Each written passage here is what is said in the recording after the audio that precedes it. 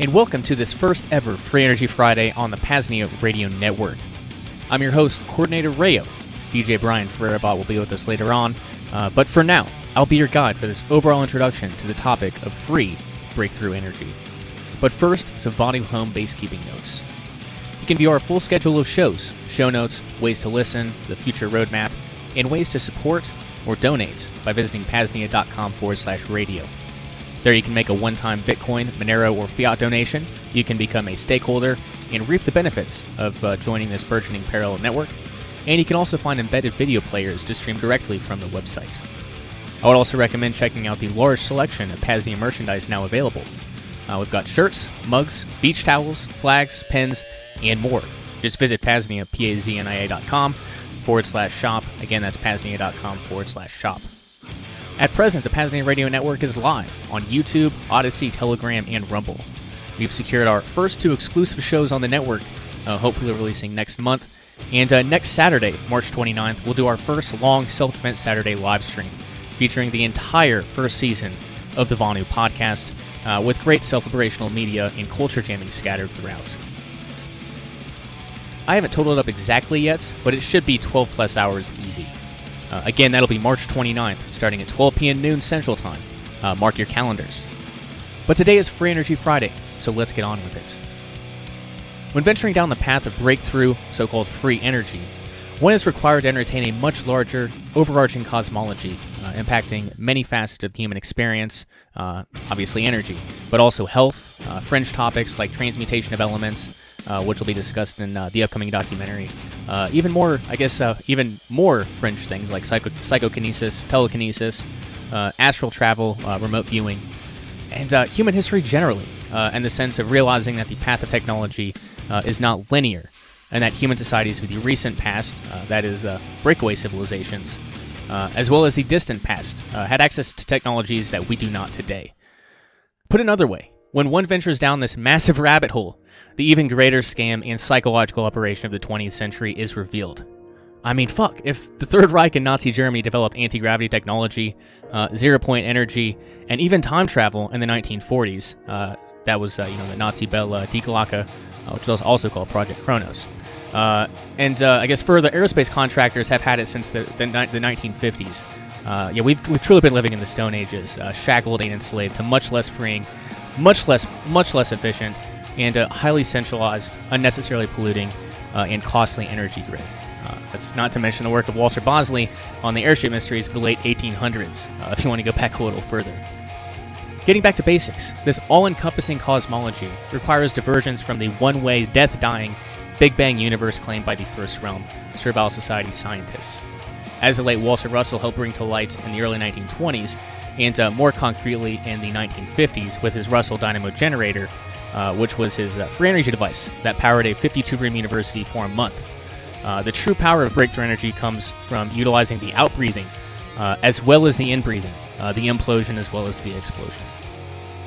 This also brings to the fore other possibilities, utilizing different technology, such as Sky Huddleston's Bork engine, Sky's coming Tesla turbine for his now available Liberator rocket heater, or even hydrogen-based solutions like Brown's gas Lord's pump, or smaller yet still liberating possibilities like cheap crystal batteries. That said, it's worth noting that just as within the realm of research and conspiracy, in this day and age, probably 50% of what you come across will be bullshit to get us off the trail of liberation that breakthrough energy truly provides. Or I guess to make it seem absurd and unworthy of investigation. Now that should be a sufficient introduction for now, with much more tonight and much more in the future. Now let's turn this conversation over to those who are much more qualified. In one of my torrenting sprees, I stumbled across a documentary titled Tesla, Free Energy, The Race to Zero Point, originally released in, I think, 1997. It's nearly 2 hours, laying out the history of breakthrough energy, many different devices, and surprisingly, even a couple minutes dedicated to Walter Russell, which he's not, I other than through Matt Presti, I've not heard him brought up very much in I guess, even alternative physics and science circles. But anyway, overall, I really enjoyed the documentary. And considering I was 5 when it was released, I'm still pissed that these things aren't, much easier available today. And it's not just because they aren't real, folks. It's not because, as the main retort towards breakthrough energy is that, if it was possible, we'd have it by now. No, no. I even get that from folks who are familiar with Stanley Meyer. Someone like Stanley Meyer who was suicided. That's one possibility. Second, they may try to go with the patent route. Either end up dead or failing to receive commercial investment or attention, or I guess just threats. Good old threats are a thing too. From the Majestic 12-esque type organization. I don't think Majestic 12 is actually around anymore. But Bill Cooper was right, I think, on that one. That there was an organization like Majestic 12 that does try to suppress these sorts of technologies. Clearly, obviously. Actually, I think they're called the Collins Elite, if I recall. After that, we'll break up for our usual Bitcoin Bugle blurb and LUA Publications advertising break. Then we'll catch my interview with Matt Presti, diving deeper into Walter Russell. Following that, we'll take a comedic, yet still valuable digression with an episode of Second Realm Speed Dating featuring Sky Huddleston, and then we'll catch my first interview with Sky on the Vonu Podcast. And as mentioned, other goodies will be scattered throughout. Please do stick around until the end if you can, and please do also drop a message in the live chat if you happen to be with me in the present. Yada yada, like, share, etc. All that stuff definitely all helps. PAZNIA.com/radio, PAZNIA.com/shop. Please enjoy the documentary, Tesla, Free Energy, The Race is 0 Point. Talk to you soon.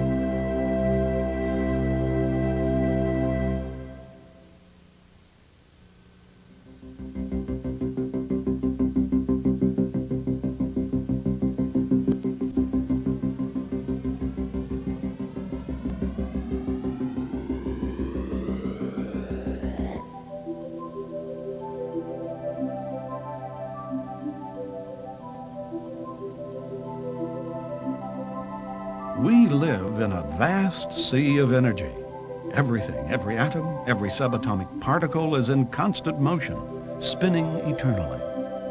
Even in the cold, dark, absolute vacuum of empty space, there exists what new physics is calling the quantum vacuum flux. It is the ether of the ancients, the life force energy of metaphysics, are the random fluctuations of this vast field of potential in which space and time are embedded. Now, theoretically and mathematically proven, the question no longer is, does this 0 point energy exist? But rather, can we tap this inexhaustible resource of free and unlimited energy and manifest new technologies which are both inexpensive and environmentally safe?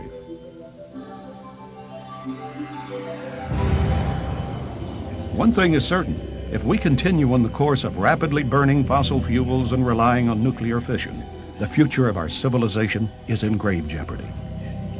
We're at a critical juncture where the ravages of industrial pollution and radioactive waste have exceeded the carrying capacity of Mother Earth.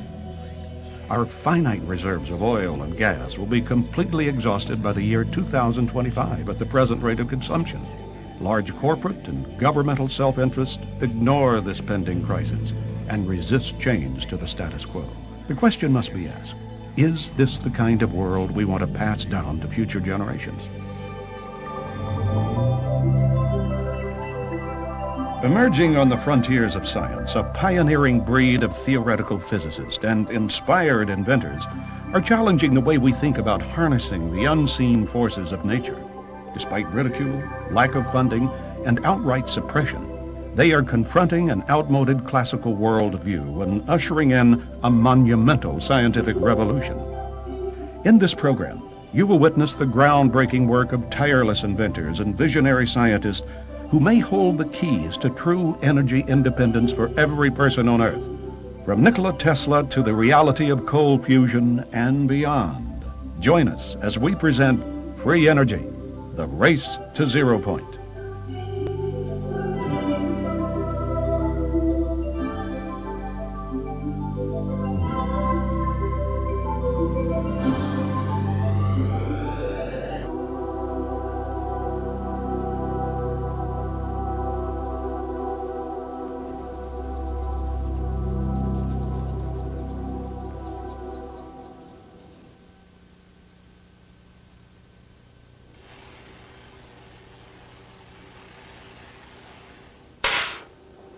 Most people would agree you can't get something for nothing. There's no such thing as a free lunch. And yet, we get our oxygen free from the air we breathe. We get sunlight free, and water, that used to be free until bottled drinking water came along. But what about energy? We've always had to pay for that, whether it's wood or coal, oil or electricity. It's always been the rule that you can never get back more energy than what you put in the first place. That's a fundamental law of nature. Physicists of the 19th century figured that out with the first law of thermodynamics, the conservation of energy. Maybe so. But science has come a long way since then. And laws? Well, there's never been one that hasn't been broken.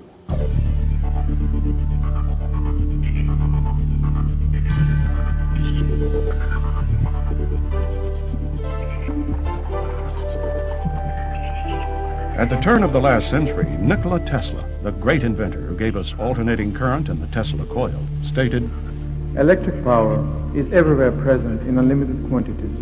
It can drive the world's machinery without the need of coal, oil, gas, or any other fuel. This new power for the driving of the world's machinery will be derived from the energy which operates the universe, the cosmic energy." With over 200 patents to his name, Tesla was well on his way to transmitting electric power without wires when he ran into trouble with J.P. Morgan and the financial interest of 1901. His ambitious Wardenclyffe project to magnify and transmit power to ships at sea and eventually to provide free electricity for the whole world was scuttled by Morgan, leaving Tesla penniless and disillusioned. The wealthy industrialist of the time knew that their vast plans to wire the world with copper from the mines they owned would be upset if they could no longer control the supply and means of delivery. Tesla's beliefs about developing technology in harmony with nature conflicted with the prevailing American attitude at the time that mankind was put on Earth to subdue and dominate nature. Little by little, Tesla was denounced as a crackpot and deleted from the historical record. At the time of his death in 1943, Tesla's truckloads of scientific papers were seized by U.S. government agencies. Who knows what ideas and remarkable devices our world could have inherited if only his genius was recognized. When J.P. Morgan prohibited Tesla from broadcasting electric power overseas with Wardenclyffe Tower, he said, "I can't put a meter on it, therefore I won't finance it." That literally changed the course of history, and for the past almost 100 years, we've been suffering under that profit motive. Of course, one could say that mankind was hardly ready to handle the awesome forces Tesla had glimpsed. The 20th century would bring world wars and technological innovations far more horrific than had ever been witnessed by Western civilization. Even before Tesla, the groundwork that would lead to free energy had been pioneered by great scientists like Michael Faraday and James Clerk Maxwell. In 1831, Faraday modeled his rotating magnet and disk generator after the Earth, whose rotation around a molten metal core keeps the planet spinning in a self-sustaining magnetic field. His work later resulted in the development of the dynamo. Also called a homopolar or unipolar generator, the Faraday generator provides the basis for much of what is being done today in the electromagnetic approach to free energy, such as with Bruce De Palma's IN machine and Paramahamsa Tiwari's space power generator. Repeated experiments have detected anomalous electrical outputs greater than that used to rotate the disk. But friction and voltage limitations have hampered efficiency and therefore widespread acceptance. James Clerk Maxwell, best known for his Maxwell's equations, is reputed to have set things straight with his theories of electrical properties in a way that eliminates zero-point energy. But Maxwell's more advanced work allowed for the existence of an ether, a substance finer than air, which since the time of Plato had been considered a scientific fact. The prevailing belief of the time was that the vacuum was a thin material fluid, the so-called material ether, which we know today is false. The ether is there, but it's not the observable material fluid.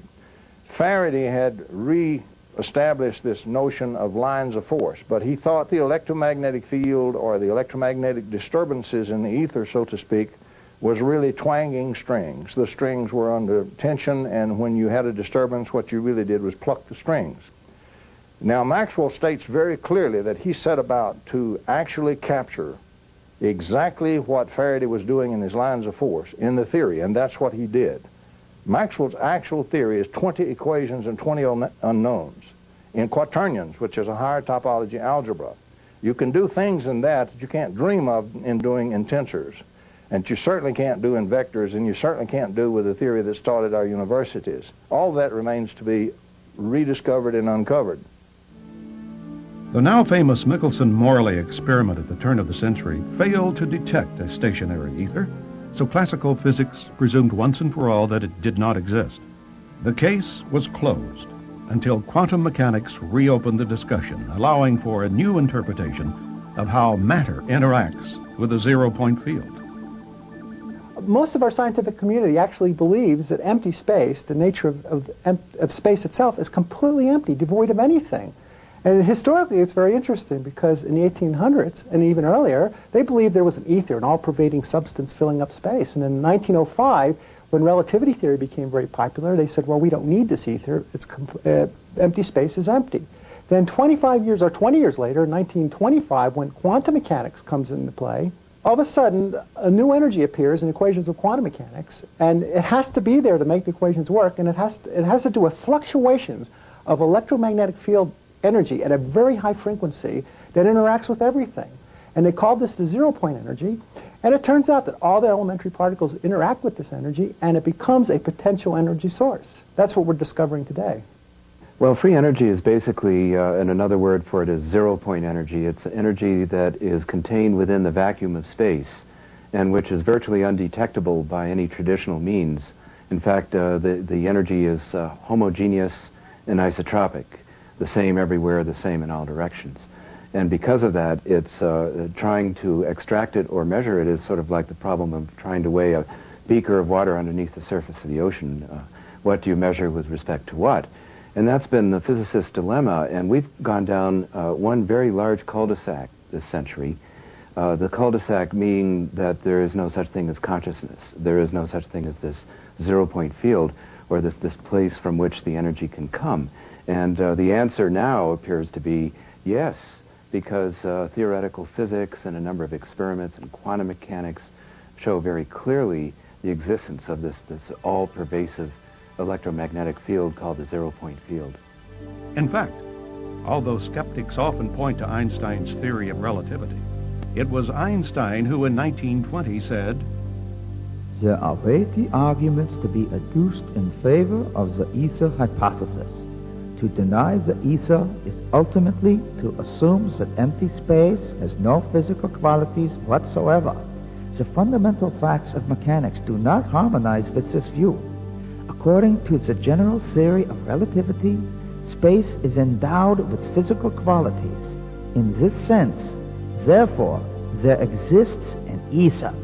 According to the general theory of relativity, space without ether is unthinkable. The term vacuum has been used in several totally different senses. Some engineers use it to mean you just pump out all the air, and that's called a vacuum, and that's vacuum technology. That's not what we're talking about. We're talking about empty space-time. We know today, for example, the Lamb shift in quantum mechanics showed that this exchange of energy between the vacuum and the charged particles is in fact real and generates real effects. And you can measure it, and he was given the Nobel Prize, Lamb was, for doing that kind of measurement and showing it in the physics literature. So we know it's real. Experimentally it's detected. The Casimir shift, for example, shows clearly that it's there, and it does generate energetic effects in your actual materials. It turns out that in the modern view, the modern quantum mechanical view, if you apply that knowledge that's been gained there, what you find is that the vacuum is fiercely active. It's a fierce energy flux and going in all directions at all times. The energy density of that, as estimated by various physicists, is extremely high.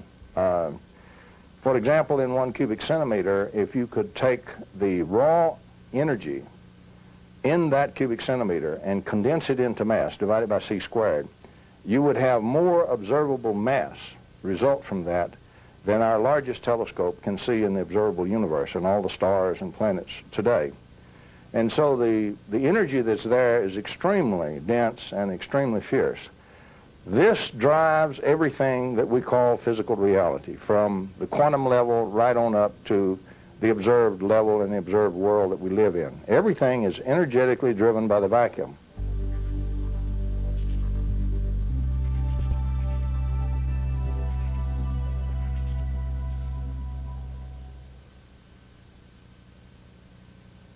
The Sea of Energy in Which the Earth Floats was a revolutionary book written by T. Henry Moray, an electrical engineer and Tesla enthusiast who in the early 20s began working on a device he claimed intercepted radiant energy from outer space. His solid-state detector, the Moray valve, was designed with a complex series of semiconductors, high-voltage capacitors, and transformers hooked up to an antenna and a ground wire. By stimulating the existing oscillations of space energy, his radiant energy device ran for days, putting out 50 kilowatts of electricity. His public demonstrations attracted newspaper coverage, and scientists from Bell Laboratories and the Department of Agriculture's Rural Electrification Administration. Although no one could find evidence of fraud, neither could anyone explain how the radiant energy device worked. During the 30s, he developed semiconductors and transistors that were far ahead of their time. Unfortunately, as all too many inventors have suffered, when he refused to sell out to powerful interests, Moray and his family were threatened, shot at, and their laboratory ransacked. Ignored by the U.S. Patent Office, Moray quietly stopped public disclosure of the device after it was destroyed by his assistant, Felix Frazier, a communist sympathizer who was frustrated when Moray declined his repeated offers to take that technology to Russia. Today, Moray's sons, John and Richard, continue to pursue their father's dream. In Europe, Victor Schauberger's vortex experiments during the 1930s resulted in an advanced understanding of how the spiraling motions inherent in all natural systems reverse the effects of entropy. By studying the properties of inwardly spiraling water, he created an implosion generator that concentrated electrical charge. Victor Schauberger is one of my heroes who talked about a possible science based on the inward motion rather than let's explode everything, break it up and study the atom by breaking it up into little pieces. Let's study the atom by looking at how it wants to move naturally in a spiraling motion. And the same with everywhere you look in nature. Schauberger's ideas became widely known before World War II when he was coerced to work for the Nazis on exotic discs that resembled flying saucers, as well as his energy generator. In 1958, he traveled to the United States, where he was told he could manufacture his devices. But he was duped into signing over all of his rights, and none of his inventions were ever developed. Returning to Austria, he died a bitter and broken man. Visionary philosopher, artist, and scientist Walter Russell's contributions to the understanding of energy are significant, even though ignored by mainstream academia. Russell's revised periodical table of the elements, based on a spiral, predicted many unknown elements and isotopes like plutonium and deuterium. His cosmological theories about the mystical nature of reality challenged physicists to think in terms of energy, light, and matter as one substance.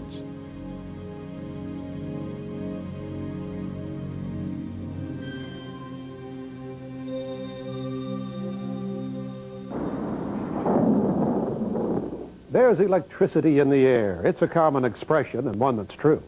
Take a comb, run it through your hair on a dry day, and you can get a static shock. Sure, it's electricity, all right, but could it also be tapped to produce sufficient energy we could all use? Benjamin Franklin is credited as being the inventor of the electrostatic motor back in the 1700s, but its power output was modest. The Wimshurst electrostatic generator is a high-voltage mechanism developed in the 1800s, which can be hand or self-started and will produce dramatic sparking while charging Leyden jars. Today, it's used in teaching about electricity, but its practical applications are considered inconsequential. A high-tech variation of the Wimshurst device is the Testatica, or Swiss ML converter. Developed by Paul Baumann of the Maternita community in Switzerland during the 70s, this free energy device is a marvel that has been in operation for more than 20 years, supplying electricity to the small, self-sufficient Christian community. Many technical experts have come away stumped by its excess output. However, because the community feels that the majority of mankind is not ready to be responsible for such unlimited energy, they're keeping the technology under wraps until such time the world is spiritually prepared. Other researchers, like Dr. Oleg Jefamenko, continue to pursue real-world applications for harnessing the electrostatic motor. His accomplishment, I feel, is the best, is that he used a specific type of electret, which is a waxy substance which holds charge, and it's like in many ways a magnet, electrical analog of a magnet. And he's achieved a 0.1 horsepower motor, which is a small device. So, and this runs continually on atmospheric electricity. Like the homopolar generator, the electrostatic motor is based on the dynamics of our Earth environment. As with wind and solar power, they offer real, sustainable alternatives that, with only modest gains in efficiency, could contribute to the replacement of our current dependence on fossil fuels. Are we clever enough to learn from the clues our planet is providing?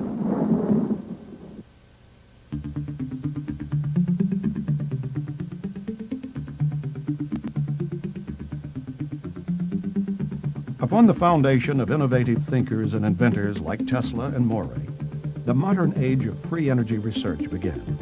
In the 1950s, as waves of flying saucer sightings occurred throughout the United States, and while an infant space program was trying to catch up with the Russians' launch of Sputnik, a man named T. Townsend Brown was busy on experiments that defied conventional understanding about electricity, gravitation, and propulsion.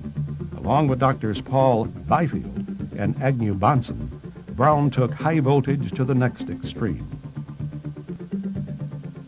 In this rare home movie, the earliest experiments in electrogravitics are recorded.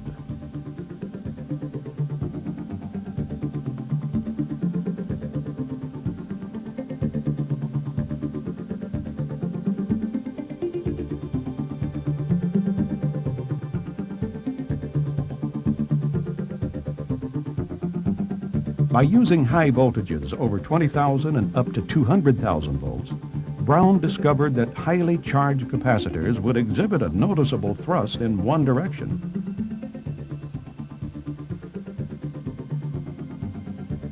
Although awarded a patent for his electrokinetic generator, no one has ever reproduced his experiment until recently.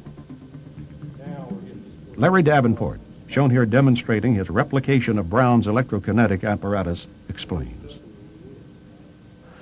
But when I first began to read Brown's stuff, I didn't quite understand the difference between the ion wind devices, which there's a lot of them out there, and some of them are very efficient as far as producing ion wind, and his particular apparatus.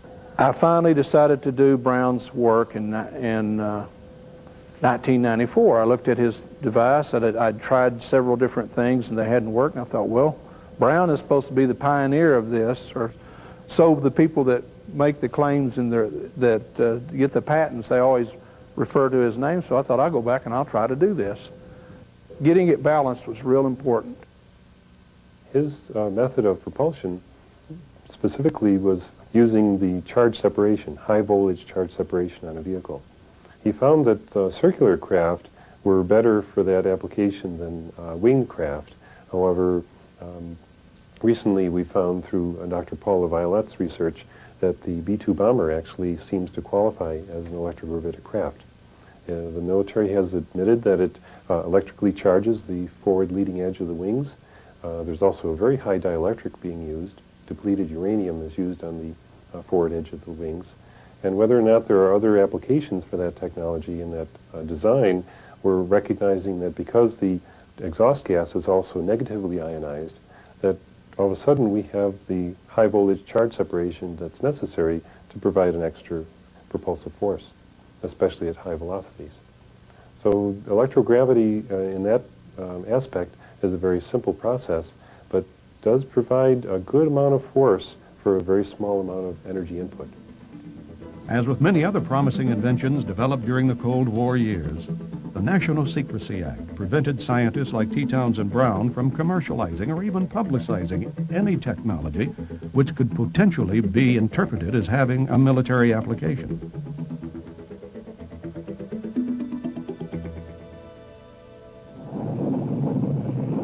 The triumph of America's space exploration program gave way to the era of limits in the late 70s. The infamous energy crisis made us all aware of our dependence on finite resources. Many inventors promised dramatic results with devices they said would solve the crisis. Claims of over-unity, where power output exceeds input, were routinely announced. But when put to the test, most of their crude prototypes performed poorly, or not at all. Measuring methods were, and still are, extremely difficult to perform accurately. The few that did achieve modest gains in output were dismissed by mainstream academia and denied patents. And without patent protection, investors have no financial incentive to lay out the millions of dollars it takes to mass produce and market these devices, no matter how promising the technology. And after all, classical Newtonian dynamics got us to the moon, and Einstein's E = mc² explained that energy could neither be created nor destroyed. Anything else which seemed otherwise was labeled perpetual motion, unworthy of scientific examination. When I started out in 1980, free energy was something that we didn't talk about. We talked about it behind closed doors. The conferences often were visited by people we didn't know, and the information was spread in various means so that all of a sudden non-conventional energy, which was a phrase we developed, was appearing in military solicitations. So it's a controversial topic that at that time actually had the connotation that there was something from nothing. Therefore, it was unscientific, and these are a bunch of lunatics who are talking, and sooner or later the scientists will educate them about what's the various laws of physics that are being violated. Well, most of the scientists equated any notion of a free energy or over-unity device as being a perpetual motion machine, and therefore utter nonsense. You see, it's a play on words. The scientists interpreted it one way, the guys trying to do it are looking at it as an open system. Now, fortunately today, we have a type of thermodynamics. Nobel Prizes have been issued for it, to Prigogine, for example, for systems not in thermodynamic equilibrium that do have. They're open systems, and the energy does flow in from outside and through them. Those kinds of systems can produce over-unity. It's all perfectly legitimate physics. Today, most scientists are unaware of the literature that the zero-point energy even exists, mainly because most scientists aren't physicists. Now, I went to school, and I became getting a PhD in electrical engineering and systems engineering, and not one professor ever heard of it. And yet, there it was in the library. So part of it is most scientists are specialists in their own area, and science today is very fragmented. Now, for those that know that the zero-point energy exists, they may argue, well, it's random in its nature, and therefore it can't be tapped as an energy source. But very recent work in thermodynamics by Ilya Prigogine, who won the Nobel Prize in 1978, shows how this energy could become self-organized if the proper systems conditions could be fulfilled. And that's what's happening in some of the experiments and some of the inventions that are tapping this energy and producing anomalous energy. Another resistance is the physics community, especially, that really know about this energy, realize if you could tap it, everything would change. The nature of physics would change. The most important foundation of all physics would then be the quantum energy that's embedded in space. And really, we don't understand it. And it's extremely mathematically difficult to do computations in it. And it turns out it's probably going to be the basis of string theory in the future. And therefore, what seems to be nothing will actually be understood as a field effect, as a tapping of energy that is already available but can't be seen. Even the radio waves, for example, the television set is a good example. If you show that to a primitive tribe, it looks like a magical box. But it's literally converting invisible energy in the air to signals and pictures. The paddle wheel in the river that's used to power a mill, grind corn, is a free energy device. So is a windmill, for example. What we mean is we are taking the energy from an external source and using it. So it's an open system, and the environment of the system is furnishing a flow of energy into the system, which the system is then collecting and using. Primary requirements: it has to be an open system. It has to have an external source of energy to furnish the energy that we're going to use. And therefore, it's no more mysterious than a windmill. And now we're coming full circle and realizing that physics and metaphysics, that some of the notions of the 19th century, such as the ether and the vortex, are now being dusted off. And those ideas are being melded with modern experiments, plus quantum mechanics and so forth, into this magnificent synthesis of what I call sacred science, of a whole new science, a whole new physics in which consciousness reigns supreme, and where we don't have to follow any particular guru or leader or anything like that, that we have everything we need in the universe. It's ours to have right now. And these are some of the basic essence principles that lie underneath the discovery of free energy.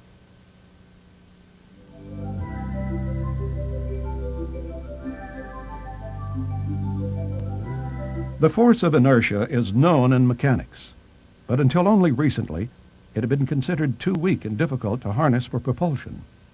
According to some theorists, like Hal Puthoff, inertia, like gravity, is what occurs when we try to accelerate an object against the zero-point fluctuations in the vacuum.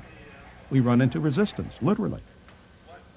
Canadian inventor Roy Thornton has developed an inertial impulse propulsion engine which overcomes that resistance using centrifugal force. It pushes against nothing and emits no exhaust, but it's been calculated to be 20 times more efficient than a jet engine.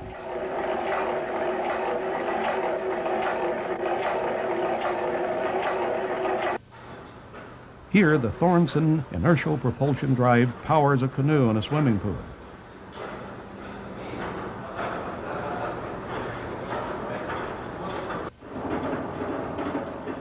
The motor, which is housed in a box, never contacts the water or air.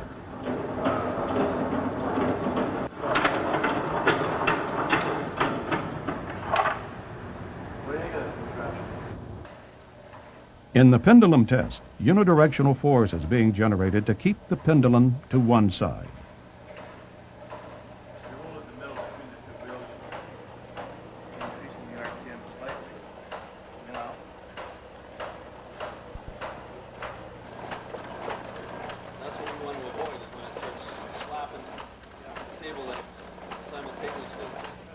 Whether or not we can demonstrate, as I have, with engineering analysis and models that will climb an incline, will pass a pendulum test, in other words, stay on one side of the pendulum consistently, and even power a canoe in a swimming pool, commercialization of that device is still a very difficult road.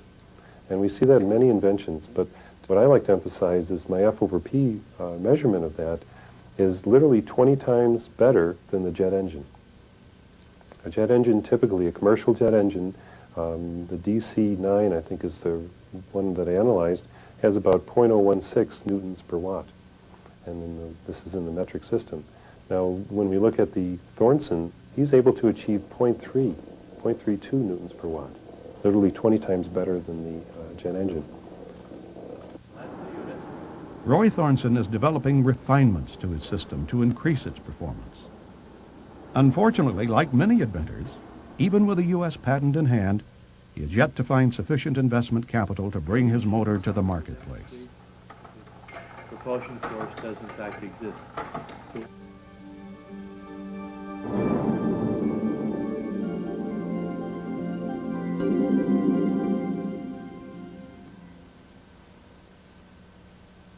We've all seen these little toy gizmos that demonstrate lightning in a bottle. It's the electric phenomenon called plasma discharge. Various inventors, working independently, are coming up with some exotic combinations of gases, metals, and processes to actually squeeze excess electrical energy out of this phenomenon of nature.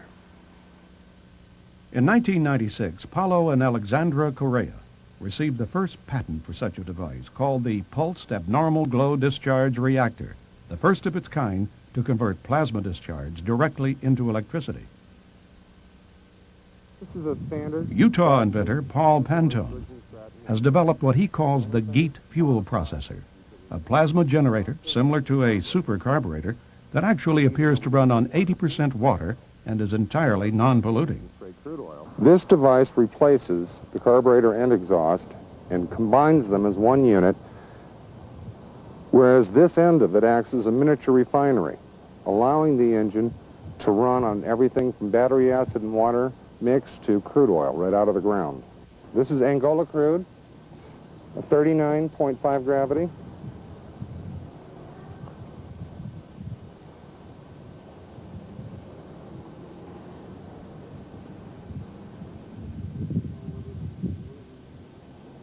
The exhaust coming down goes around and comes out here at the far end.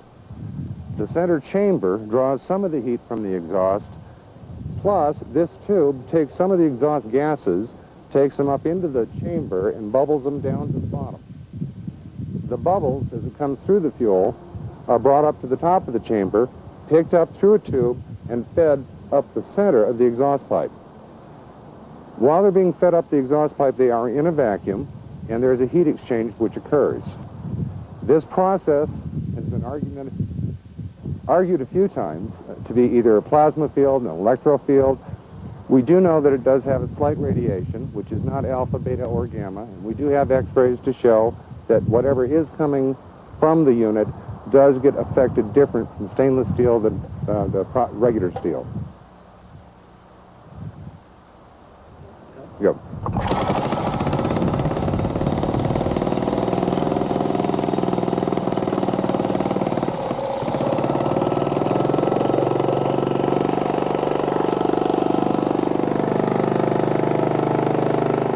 When the temperature of the exhaust is the same as the air temperature going in from the air portion up here, normally 3% more oxygen coming out of the tailpipe than there is in the air we're breathing. And no carbon at all. Carbon vanishes. I wouldn't say vanishes, I would say transmuted into some other substance, a lighter element, because we have an abundance of lighter elements here that are not explained from down here. But during the heat process, there are molecular changes. After running this engine from 1983 until now, and many times we had it running 8.5 hours a day, we have never had to change the spark plug, change the oil, or clean it. We have taken the head off 3 times to inspect the inside of it, and it's been spotless. What we have here is the Pantone GEAT device fitted to a Ford 2300cc 4-cylinder engine. As you can see, we have a see-through container here which holds the fuel. As the engine is started, air is drawn in by vacuum through the fuel and bubbles the fuel, the vapors of which are drawn off here, They travel down this hose into our reaction chamber. They go up the reaction chamber and return back out here to be taken into the engine through this tube. This is our air filter, and this tube is connected to another valve, which are controlled by this linkage, operating the air intake and the fuel intake. This is the valve that controls the return air going through this tube into the bubbler.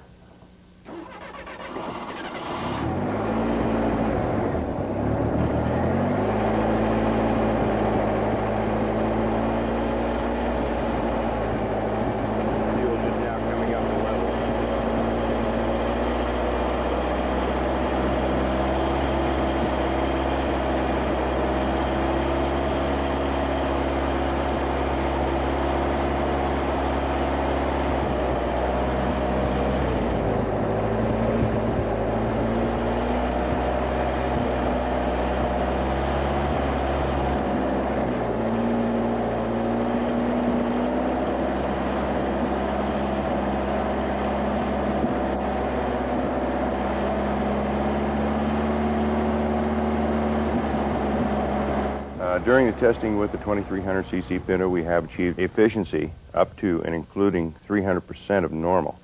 If this engine normally got 20 miles to the gallon on the highway, you'd now be looking at 60.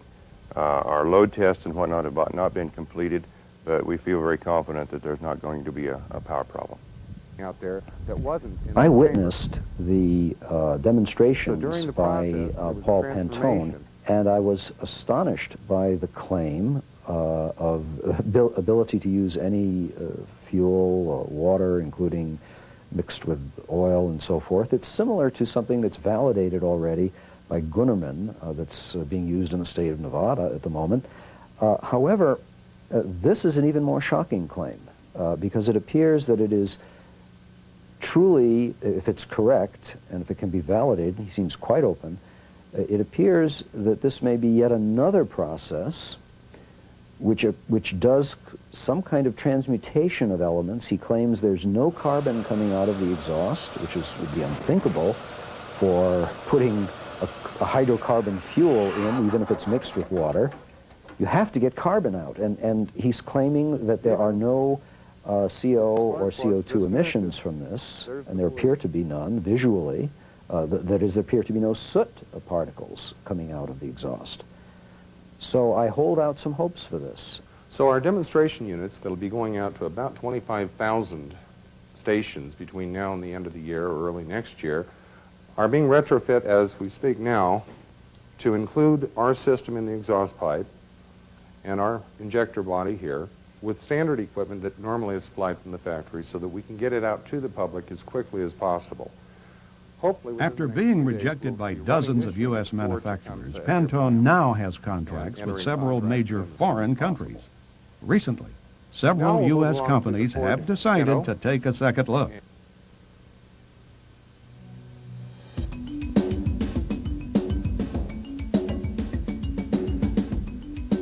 And the fusion between these components. In 1989, two physicists from the University of Utah, Dr. Stanley Pons and Dr. Martin Fleischmann, created a media frenzy with their announcement of cold fusion in a bottle. Although several independent experiments reported similar test results, the cry of fraud quickly went up at MIT and other prestigious universities. The debunking was swift and merciless. Throughout the history of science, anytime there is something that is very threatening to the established ideas, such as Galileo's revelations through the telescope and his idea, following on others, that the Earth goes around the sun, not vice versa, continental drift, all sorts of claims that ultimately became validated, the initial reaction of science is to say this is nonsense and to reject it and not even to look at the data. And I would say that the cold fusion and free energy or new energy phenomena are so threatening to the underpinnings of modern physics and chemistry and all other sciences that you get the expected intensely negative reaction. The real story about cold fusion is that it never died. Soon after the announcement in Utah on March 23rd, 1989, hundreds, thousands of people all over the world, scientists and engineers, began to try to replicate the P.A.Z. and Fleischmann experiment. And positive results kept coming in of all manner, including the energy, the excess energy, far more out than in than could be possibly explained by any chemical reaction or any previously stored energy. The unfortunate situation was that the U.S. Department of Energy masterminded a bogus panel of so-called experts, many of whom were biased from the start against the subject. They came up with the expected answer within 3 months, and they ratified it within 6 months, even as the evidence continued. Those physicists, nuclear physicists that have been working with hot fusion, the tokamaks, this type of thing, they have a monstrous amount of evidence that shows exactly what they expect to have happen with nuclear reactions in this hot gas plasma. They believe, and it's a good first guess, that the nuclear reactions that would occur in a cold fusion cell should be the same. Well, Mother Nature doesn't always accept our predispositions to belief. Therefore, Mother Nature says, this is a different environment, these are different reactions, and hey guys, start studying a little harder and find out what's going on. The problems that occur in evaluating a cold fusion device have not been so much, does it work, but does it work every time? And many scientists are of the opinion that if it doesn't work every time, then there's something wrong. Basically, the problem has been in the preparation of the metal. Now, this is particularly true in the heavy water experiments of P.A.Z. and Fleischmann. Certain materials will just absolutely close off the effect of the cells. Other things, they're finding additions will promote the effect. So there's a lot of study going on in that area. So over 200 laboratories in over 30 countries have replicated or advanced or had successes in various types of cold fusion devices.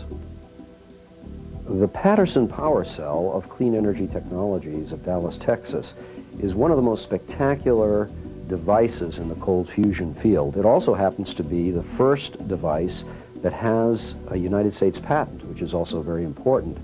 It got it almost by accident, since there are hundreds of patent applications that the Patent Office is rejecting. What this cell is it's very similar to the P.A.Z. and Fleischmann concept, except it uses tiny little metal-coated beads with either nickel, palladium nickel, or even sometimes just nickel, and ordinary water, not the heavy water, which P.A.Z. and Fleischmann started with. And it does produce, with a flowing stream of this liquid, or electrolyte, with just a little bit of lithium sulfate salt mixed in it, it produces spectacular energy. In fact, in one experiment, they turned the power off completely, and the cell continued to produce 20 watts of power, unmistakable, for at least 14 hours, and my understanding is that could go on for a number of days longer. The typical power ratios of this kind of a cell, it's very robust, totally repeatable, is anywhere from 10 to 1,000 to 1, okay, when you have even a tiny bit of input power. They've had to go over 1,000 watts with only a watt or so input electricity. Clearly, these cells can be made to self-sustain, that is, continue by themselves. Dennis Cravens is an independent scientist who has done first-hand research studying the effects of the Patterson Power Cell. The important thing is, notice over here, total excess energy is usually in the megajoules range. If you run through a chemical calculation of how much metal you have in there, about 20 milligrams, turn the crank, how many moles is that? How much? You assume about 100 kcal per mole for you chemist types of a typical energetic reaction, if you can think of one. We can't think of one, but if there was one, you maybe get 32 kcals if you burned all the metal. So we are 3 or 4 orders of magnitude more energy out of the system, integrated energy out, than if we were burning everything chemically. If you do the calculations, you'll find that you can get there. It's more likely that a few percentage of them are in the millions of electron volt region. It's been revealed recently that the Patterson cell will actually keep producing heat for at least 14 hours after it's shut off. This is a phenomenal discovery. It has not been advertised or publicized very well. But what that means is we're actually dealing with a free energy source. The inventors never used that phrase, and for obvious purposes, but the important thing is that it does need more understanding, and also it has the keys to our the type of device that we need. The interesting thing about the Patterson cell, too, is that as a byproduct, it produces hydrogen and oxygen. It's actually using water, any type of water, and electrolyzing that water, and then just exhausting the hydrogen and oxygen. Now, we could see two views of that. For example, if we're actually forced into a situation where we're in an enclosed space and not able to spend too much time outdoors, which we already spend 90% indoors anyways, the supply of oxygen is very valuable, whether or not we even use the hydrogen. But it's possible we could also store the hydrogen and therefore have hydrogen-powered vehicles and use the oxygen indoors. Another area that has emerged as a result of cold fusion, which is every bit as heretical and disastrous to the scientific enterprise as the over-unity and the greater energy out than in, is the transmutation of metals, that is heavy metals. In ordinary cold fusion experiments, they have now seen in the metal changes in elements. For example, the production of copper, the production of other isotopes, such as rhodium, the change of palladium into other things. This is confirmed, there's no doubt about it, and it's occurring with minimal energy input.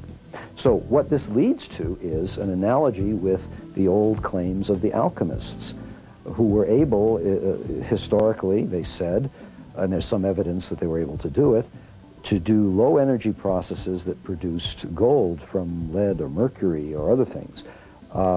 This is now being done in laboratories, and every instance I know of in the history of science where a small effect was seen initially to produce something was later scaled up. So it's quite possible that our culture will enter an age of alchemy in which low energy processes can make precious metals.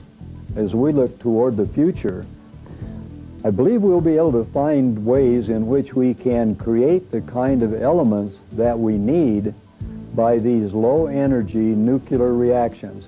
I think we'll be able to start adding to or picking apart or changing the nucleus of atoms to be able to get the kind of stable atoms that we need. But more important, I thoroughly believe that we will be able to take the radioactive materials, add a proton or add some changes to it, and make those radioactive materials non-radioactive. And that is going to be a great boon to our present, to clean up the mess that we've left behind from our atomic bombs, from our nuclear power plants, and of course from things like Chernobyl. So in the future, we have laid the groundwork with cold fusion by which we'll be able to handle a whole array of nuclear changes that heretofore have been outside of the current model of what can be done with nuclear reactions. There are many power companies throughout the United States that are now on alert, and they're sending their representatives to cold fusion conferences. We meet them all the time. They give support. They really will be the vanguard of the new energy age. I believe that any utility company that does not get into this now is doomed, because frankly, when we have generators of electricity and heat that can stay in a home or a building, why would anyone want to be plugged into the grid, the wire grid, any longer? This would make no sense. People will argue against that, but I think the grid will disappear. A remarkable process for sure, and one that offers exciting developments in the near future. But Does the task of extracting energy from our environment really require such exotic, ultra-advanced technology that potentially would still put it under the control of large profit-driven interests? The rare metal palladium still have to be prospected, mined, and purified. Or are there simpler in design, low-maintenance technologies available that could be bought off the shelf and installed by anyone for an affordable one-time fee? We're going to look in depth at several individuals and companies who have been working for years perfecting devices that they claim will do just that.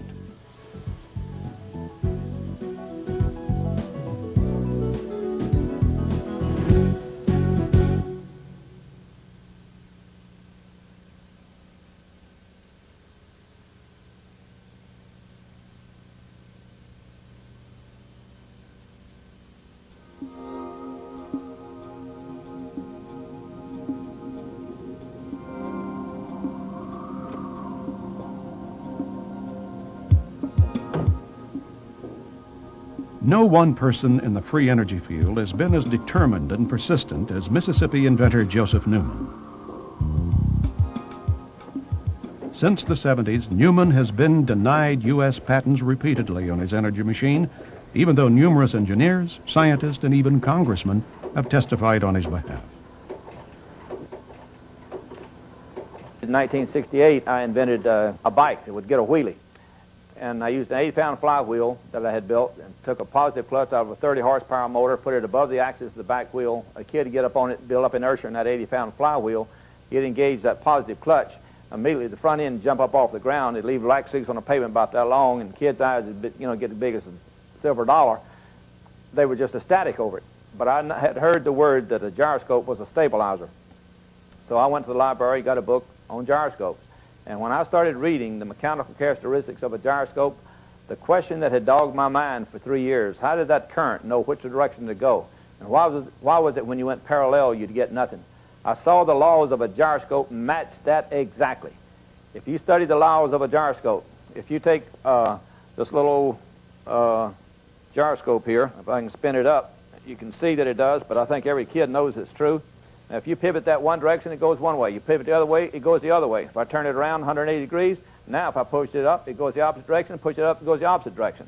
If I go parallel, it does not pivot, as long as I maintain a parallel position.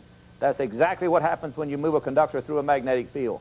You push down on it, the current goes in one direction. You push up, it goes in the opposite direction. You turn the magnet over 180 degrees, everything will reverse. You push down parallel to the lines of force with the copper wire, and you get nothing. It told me that the energy in a magnetic field was a gyroscopic particle. Now, I didn't care what the rest of the world was saying because they couldn't answer my honest question. It was obvious to me the energy in a magnetic field consists of gyroscopic particles. It is the mechanical essence of Einstein's equation of E equals mc squared. It moves forward at c and it spins at c. That's Einstein's equation of E equals mc squared. It only occurs when you get atom alignment in material. I don't care if it's conductor or iron, what it is. When the atoms align, the magnetic field will appear, come outside the boundaries of the material, and gives you a running river that you can tap into. And what I'm going to show you is an energy technology that's going to totally change your life, that the status quo power brokers have been fighting, and I'll show you the history of it. They didn't want you to have it, but you can see for yourself that this works. And the part of this for you is to see it, is to watch these meters, because these meters are going to show you that there's more power in this system than flows from this battery.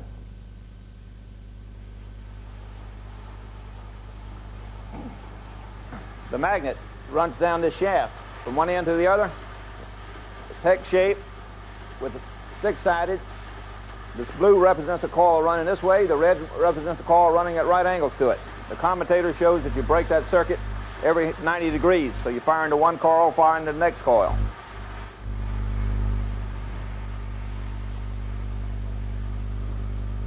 Now you notice this gets higher as it's running, because the batteries start getting charged. Now this one's going from 200 up to 400. You see that there's more current being produced by this system than those batteries are capable of delivering, because batteries will not produce RF power. So the RF power must be coming from the motor. Now RF power is true power, and the way you know this meter only works by converting the heat and the heat is converted into electricity because it runs through a resistor. It's a very accurate measuring device. So you're well over twice the current is flowing in this system than these batteries are capable of delivering. And the batteries cannot produce RF power. Now this is real power. It has to be coming from the system. It clearly shows that the energy output of the system is greater than the energy inputted into the system. And that's what I've been saying. That's what's more than 30 scientists who came to my home from around the world. Some of them came all the way from England, signed affidavits that the invention worked. The special master to the court, Mr. William Schuyler, who was a former commissioner of patents. He was an electrical engineer. The federal judge chose him, saying his credentials were superb. He looked at those affidavits and gave the men the credit they were due. He said the evidence was overwhelming, the invention worked, there was no contradictory factual evidence, and the patent office had knowingly not followed the formalities of the patent law. To us as an observer, we see everything as motionless. We see objects and they sit still, and everything in the shop sits still. And so we think that's, to us, again as to the observer, we think the natural state of our planet is non-motion. But when in reality, you get down to the basic makeup of the atoms of this material, and you see that the natural state of the universe is motion. The unnatural state, is what I have concluded, is the lack of motion to the observer, because that's when it forms into something and becomes a solid mass that will be interreacted by other masses sitting close to it that causes it to sit still and not be able to travel because of its attraction. So we come along as the observer and we say the natural state of the planets and the universe is lack of motion. Just like we believe that so strongly, just several hundred years ago, we believed that the Earth was the center of the universe and that we were everything, and they even believed that the stars, even back at Kepler times, was only like a cake full with raisins 3 miles thick, and the stars were little tiny raisins in it. And that was our bias and our prejudice based on what we saw, that everything should centralize around us. And I'm saying now we should open our eyes and our brain to see the magnitude of what lays in front of us. Space travel will become a reality. Our children growing up will have an excitement and a universe to travel into, but the values of the human race has to change with that. While Joe Newman is still fighting for recognition and just compensation, many entrepreneurs are racing to be the first into the marketplace with magnetic motors that are built with high-tech space-age materials and employ microprocessors to regulate pulsations and RPM. David Porter of Galtech Semiconductors demonstrates his recently patented permanent magnet motor called the Carousel Electric Generator. This is the latest version of the Carousel motor generator. It's a rotary version. Rotary inside. There's 18 separate sections, what we call a coil section in here. 18 make up the outer diameter. There's 6 coils here that we're using to drive the motor.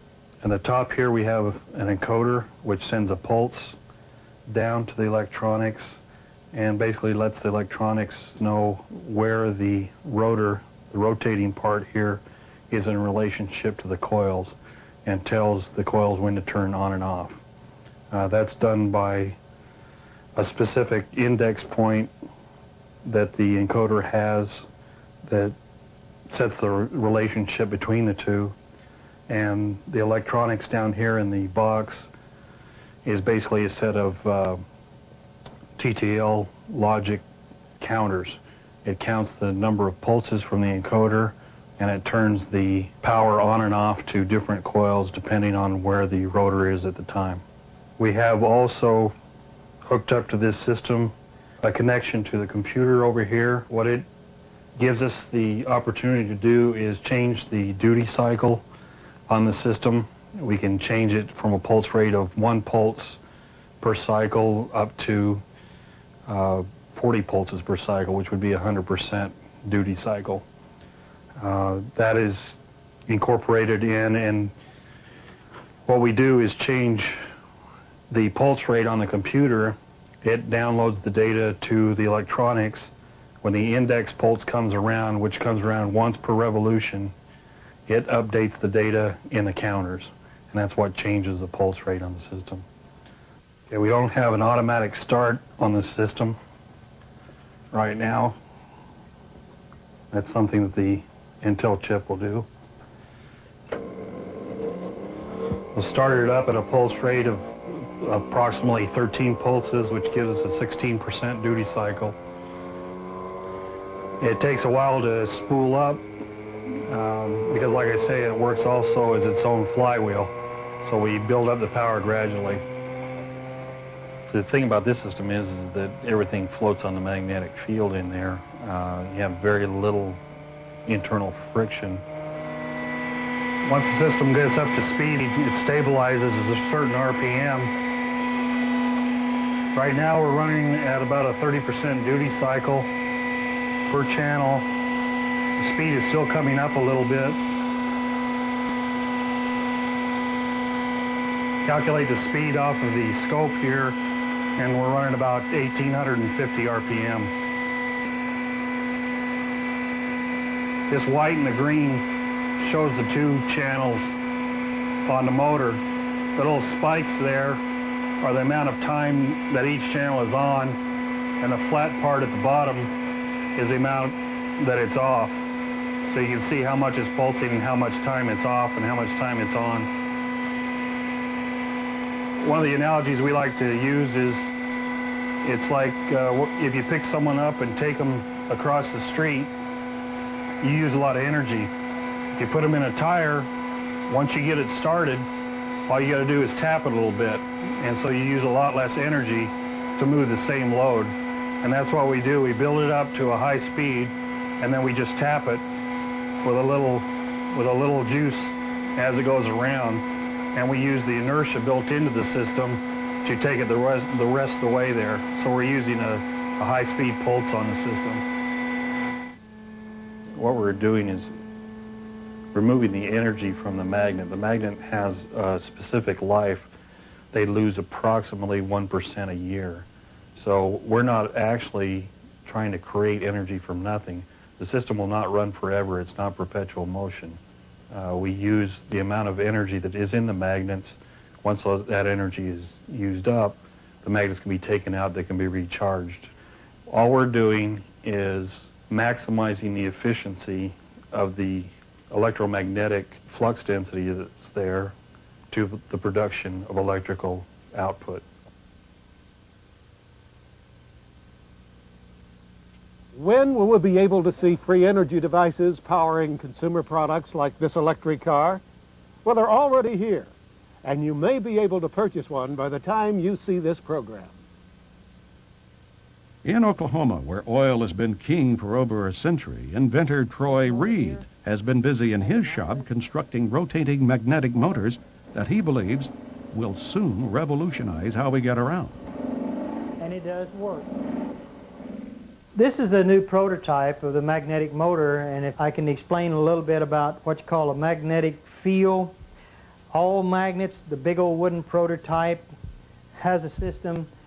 As the motor went over, it had a tension to jerk over like that. If you take this motor here and you take your finger and rotate it, it doesn't have that jerking in it. So what I've done, I got rid of the crankshaft. I've got rid of the injectors, and the system in this motor here, as you crank this motor up, and like you do the other one, the motor will start running, and what I'll do, I'll energize it on this motor here. If you can see these amp gauges over here, this will come, when we get it up to about 150 volts, we'll unplug it and we'll turn the light on. If you turn this around where you can see this side here, all the working parts is behind this system here, operates from a little computer. Takes just 5 volts. It's 150 volts. What we're going to do, turn off all the switches, make sure there ain't nothing plugged into it. There's the plug. There's your 110 volts. Motor still running. You can operate this table plumb around. Still got energy running. Nothing tied up in the back of it. Nothing on the floor. Rotate around, still running electricity. So we're looking, hoping this time next year that you'll be able to use it in your home. So that's another. And what's good about this, you're talking about electric automobiles, this right here can set it in the back of an electric automobile and generate electricity and charge batteries up in a car.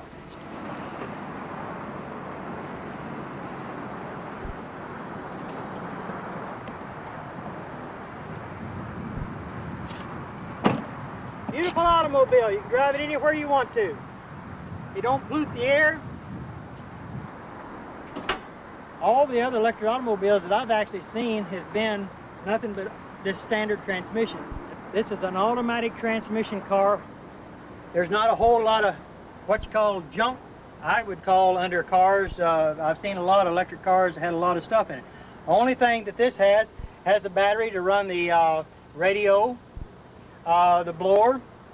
We've got 2 safety switches over here that can be mounted into an enclosed system, but we did this where you could see, where people can see this car with the technology. It's a safety switch system. This is a controller box, a Curtis control box.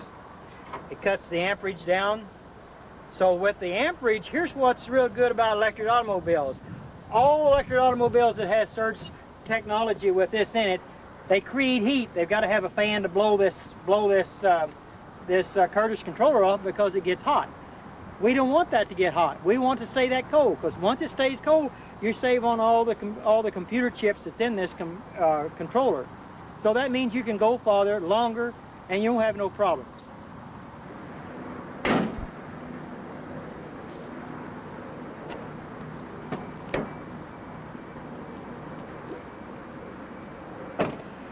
This electric automobile has got 2 gauges in front of the shifter on the automatic transmission. It's called the voltage and the amperage. That's what I was talking about earlier about amperage on automobiles. Let's see if we can't get the amperage to go down instead of going up. The voltage on this here should say somewhere around 120 volts. When we start out, there's no amperage at all. So the gauges is down below here, and we're getting ready to take and go drive the car, and you can see for yourself what it does. All you do is just take and put it in gear, and the motor sounds like a little sports car. Shifts, runs good, fantastic automobile, drives. If you'll see the amperage on the gauge, see it going down? Amperage goes way down. That's what I like about electric cars. If you floorboard the car, the most it will do would just be about maybe 100 amps. And that's what we want to do, is to keep the amperage down on an electric car. So it'll go anywhere really anybody wants to go. If you want to take a trip, you don't have to worry about going and go plug it in the house, because it's called the surge technology. It's a beautiful automobile, and I love it, and I put a lot of hard work in this car, and we're going to make it. No oil, no gas to fool with. And the technology is here. It's going to be here. It's going to go. It's going to work beautiful for the whole world, for mankind. See you around. This is your future, people.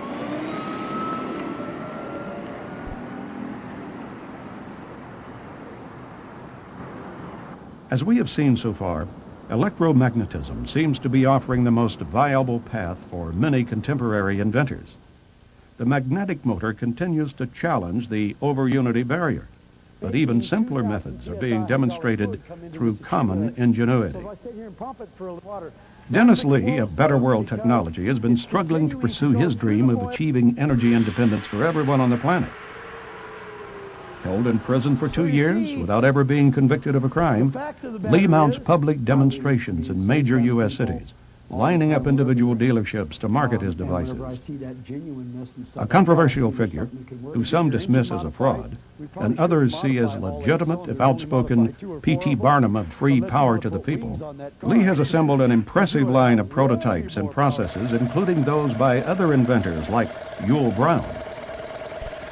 Although he claims his machines are not utilizing zero-point energy because they draw heat from the surrounding air, his numerous devices supposedly achieve super efficiency rates by recycling excess energy through closed-loop systems.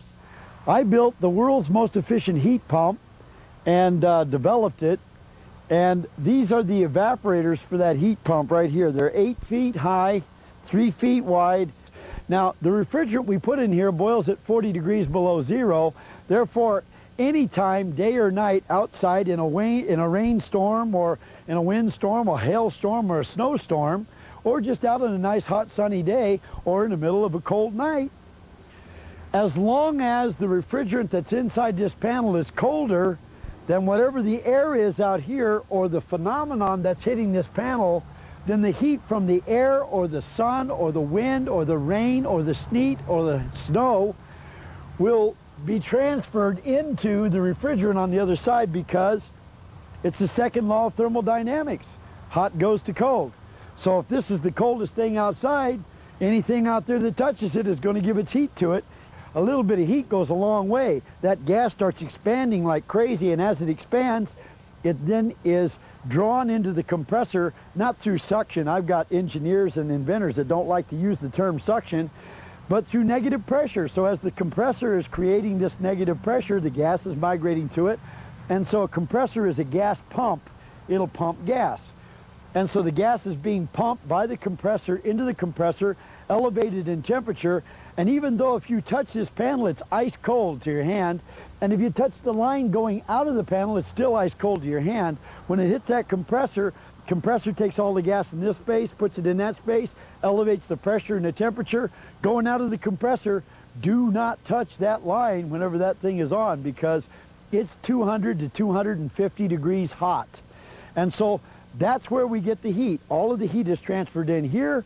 We then use a compressor to take the relatively useless energy that we've got and elevate the temperature and pressure and make it very useful energy.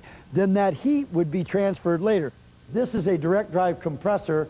This direct drive compressor takes Freon from the panels, and it runs that because this direct drive is causing the pistons to go up and down. That gives us heat into the boiler. The boiler expands the other Freon back through that into a double-acting piston that's going back and forth. We're converting with mechanical apparatuses, we're converting that into shaft rotation. That shaft rotation turns this wheel.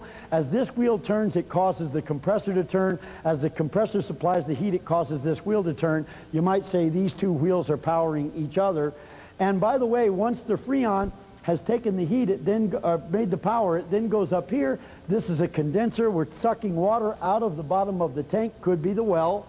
And we're running the water through this pump right here that's also driven by this same drive mechanism, running the water into this condenser. It's the world's most efficient condenser at 100 degree delta T, 6 million BTUs. And as we're then running the water through, we're making the water hotter, but the water will also be being pumped. And as I do this, I'll show you the water being pumped. And then also, we're cooling down the Freon, which is going into this canister and is being pumped right back into the boiler by a little trombone pump that's running on the same cylinder. You ready to try it? Let's go ahead and try it. Let's turn it on, guys. Okay, if you're ready, Maestro, anytime you're ready.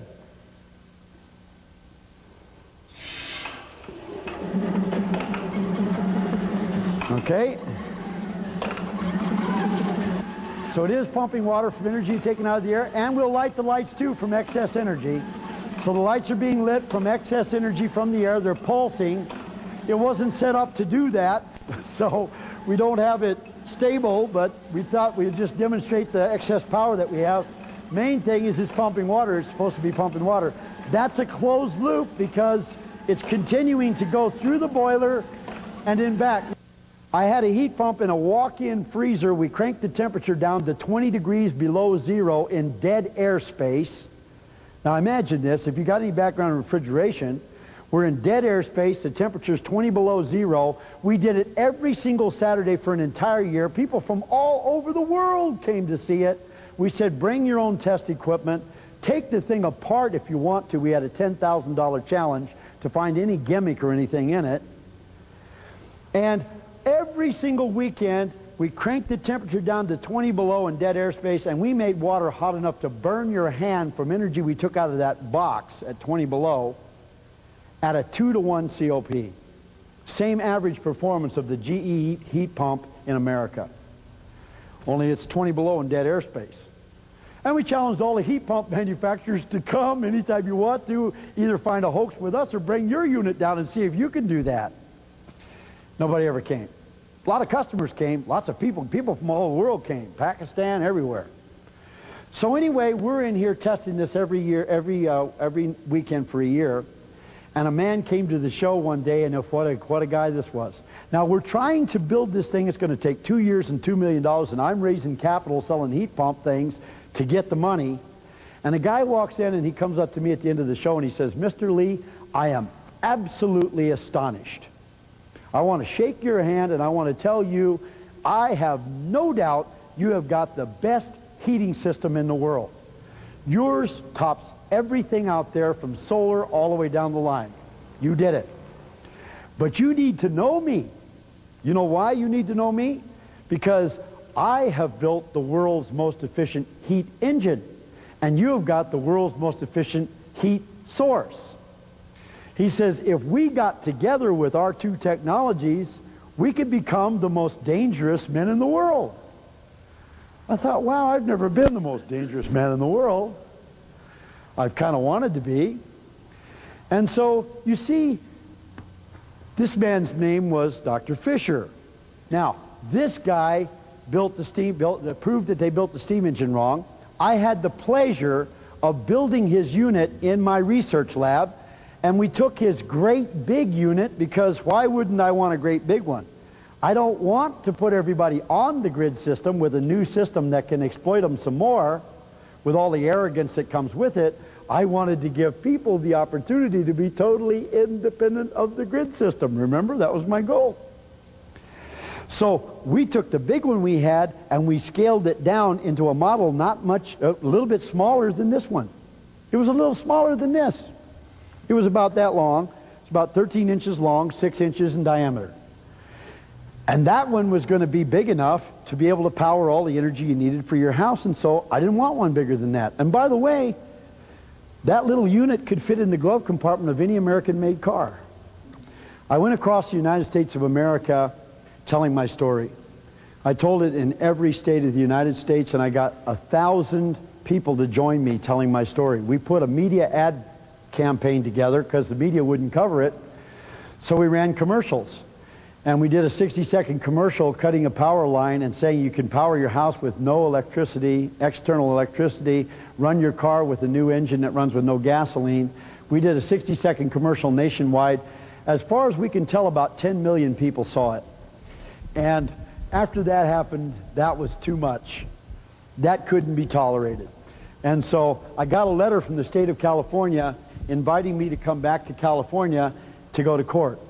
So I flew back from New Jersey to California to go to court, and when I walked into the court, the judge said, "You're probably wondering why you're here," and I said, "Yes, I am." And he said, "Well, because I've been ordered by the state of California to put you in prison." And I said, "Well, that's really interesting. You're putting me in prison, but I've never been convicted of the crime. How do I go to prison without a trial and without being convicted?" And I said, "You can't do that, can you?" And he said, "Well," he says, "I've been ordered by the state of California to put you in prison, so that's where you're going, but sounds like you got a hell of a case for appeal." That, by the way, is a quote, and I do have the transcript. I walked out of prison 2 years ago, and now we have rebuilt our whole national network of distribution of distributors. We're in every state of the United States. We're in every major county of the United States. We have people now who understand exactly how the government works, exactly how the big boys work, exactly how the energy companies work, and we've got it all figured out. And we've got far, far, far more technology than we ever had in 1987. We got a lot more money than we ever had in 1987, and we're about to rock your world.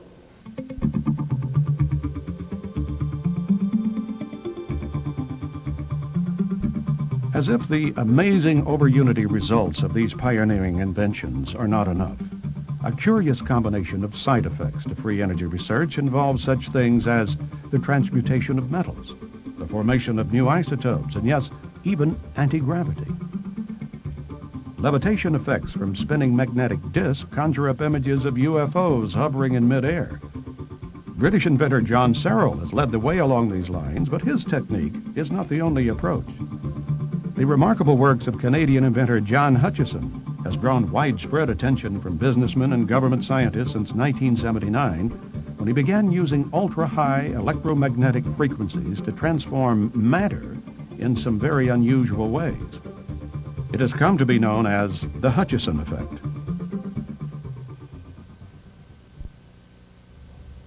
The objects you're seeing moving there is a form of levitation by translational movement, meaning that the objects become lighter and can float around. The heaviest being the barium cylinder that you see there with the two wires coming out of it. Tends to slide around on 7 pounds of its own weight. Physics of it is self-resonation of what they call ferromagnetic and piezoelectric barium titanate through a power amplifier and broad and narrow bands of electrical energy going into this crystal. So the applications of this in advanced applications using free energy or zero-point energy to power it would be in propulsion technologies.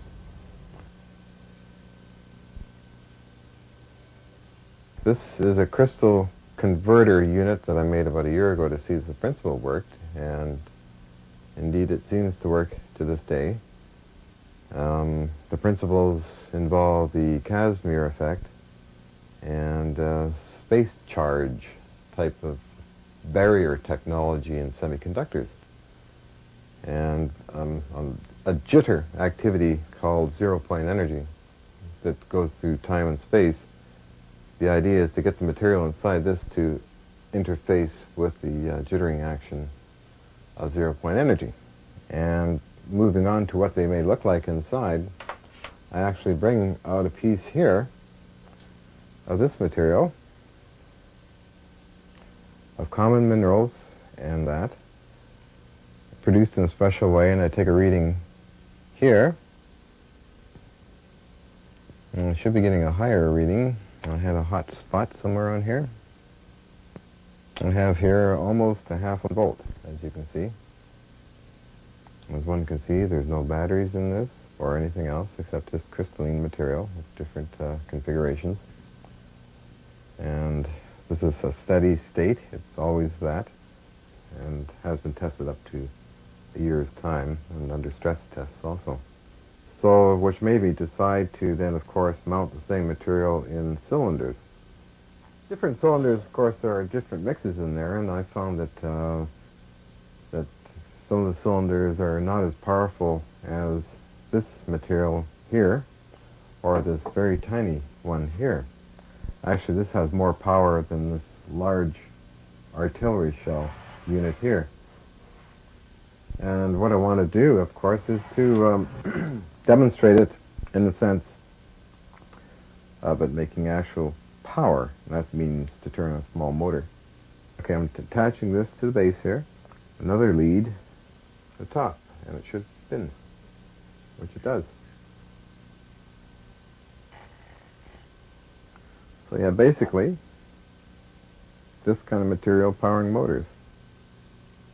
Of course, it's a very small motor at this time, but scaled up in larger amounts of material can power up to several horsepower if needed. Hutchison hopes his simple shake-and-bake method of producing these crystal energy converters will attract investors who can see the potential of permanent batteries which never need charging. Non-toxic, that will interface with zero-point energy in space and time. Hutchison's more dramatic experiments border on the paranormal and have generated more than just a passing interest from U.S. military research labs.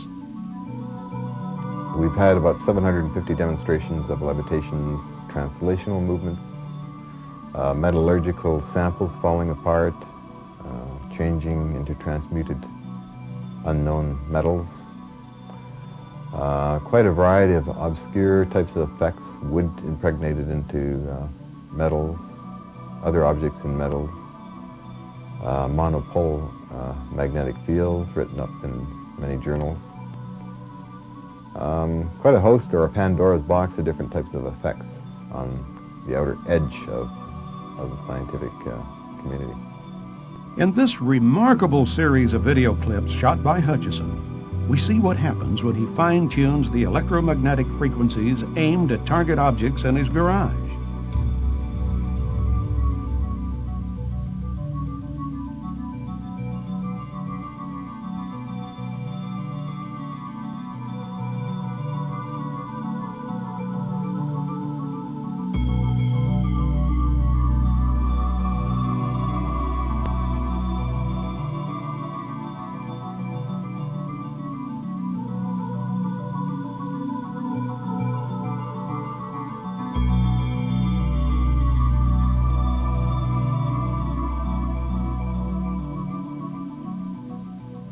On the subatomic level, I feel that there is a dimension shift activated by very conventional electrostatics, RF fields that I use, and Tesla waves that I use, that actually form a keyway that opens up another area of time and space that may activate the zero-point energy fields and interdimensional reactions, let's say, to gravitational waves and time waves, or chronons, if you wish.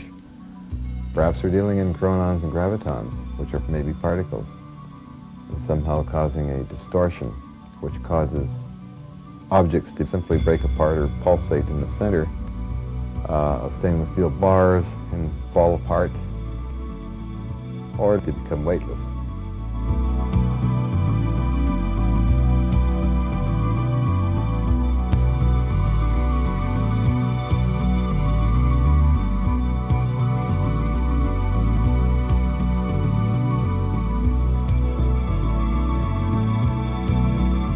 Here, ice cream in a plastic cup.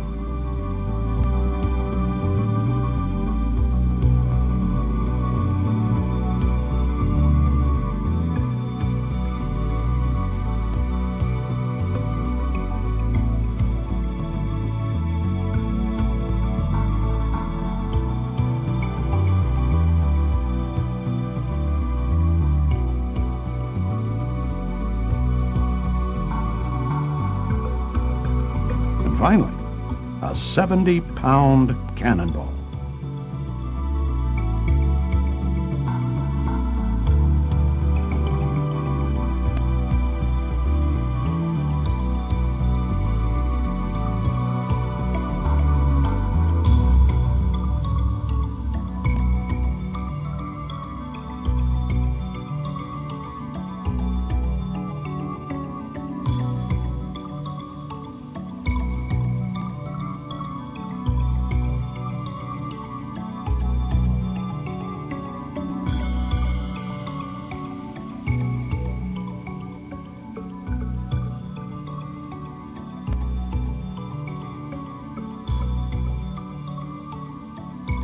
What is interesting and also frustrating about his invention is that he's using a combination of Tesla coil and Van de Graaff to produce a very disruptive and lifting experiments, which in one case, for example, actually lifts a 19-pound bushing toward the ceiling just from electromagnetic fields. Now, when we analyze that, we find that there's position versus time graph that we can plot, and also the velocity versus time. But when we actually analyze the acceleration versus time, it's an increasing straight line. So we're forced as scientists to admit that we have a third derivative effect, which, for my mind, actually lends itself to an anomalous new force, which I call hyperforce, because we have to take a derivative of that to finally get a flat, straight line, a constantly increasing acceleration. So the Hutchinson effect has been used as a benchmark for a comparison to many other high voltage propulsion devices. Electrogravity, in other words. Now that we've witnessed the awesome potential of these revolutionary new energy sources, some interesting questions begin to surface. What are the consequences to the environment, to the very fabric of space-time itself, once we begin harnessing these little understood forces on a planetary scale? Remember the promise of nuclear energy, that electricity would be too cheap to meter? Are there downsides to tapping free energy that we may not be able to predict until it may be too late? We have effects which can get down now into the very fundamental thing that drives everything, the mind stuff, the connection of the mind to the body and everything. For example, if you were to generate extreme pulses, extreme powerful pulses of this so-called scalar potential stuff with the hidden internal stuff, if you jerk that or hard enough, you jerk the normal smooth flow of time stream, and what you really do is you snap the body loose from its mind connection. You jerk the two loose from each other. That's instantaneous death at every level. Every cell dies, every germ dies, every paramecium dies, every virus dies, the whole body dies. So obviously if you're going to try to think of energy in those enormous amounts, you're going to have to be extremely careful. You can't do that just willy-nilly without risking terrible effects from it. So there are some limitations that will emerge on this technology. There is a danger, however, that you may tap too much zero-point energy, and then, of course, these things would heat up and explode, which has happened a few times with these devices of mine. So, in essence, it's an interesting technology to get involved in, but I notice that there's some precautions one needs to take. If you're having too much drawing from the electromagnetic jitter of zero-point energy, you're going to get a minor meltdown. And I had to clean this area out here once because of a minor meltdown. Would a new energy source be dangerous, for example? I would say, of course, you have to respect it. I mean, it's energy, so therefore, it's always potentially dangerous. It's double-edged. And I think it would take a healthy respect to investigate it. One should be cautious, and that's very reasonable. I've heard some good things. I've heard there could be health effects. There could be good effects as well as the potential for detrimental effects. I think it's like anything else. It's energy. It could be used for good. It could be used for bad. It's up to us.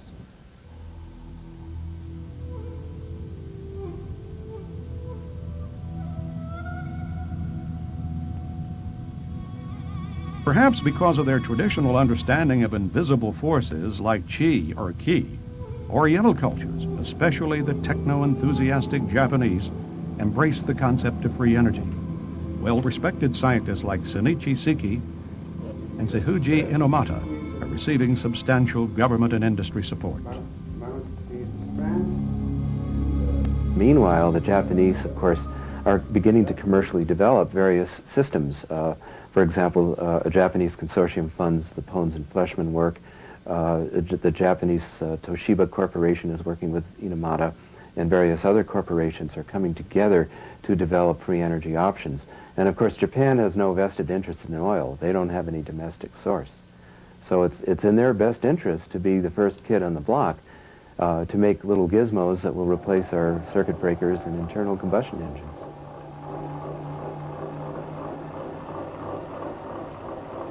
To understand this machine, you need, mind change, paradigm shift yourself. So far, physics, ordinary science, consider only material world. But we should think another world as an unseen world. And we should recognize that unseen world and material world is connected. This energy comes from the other dimension.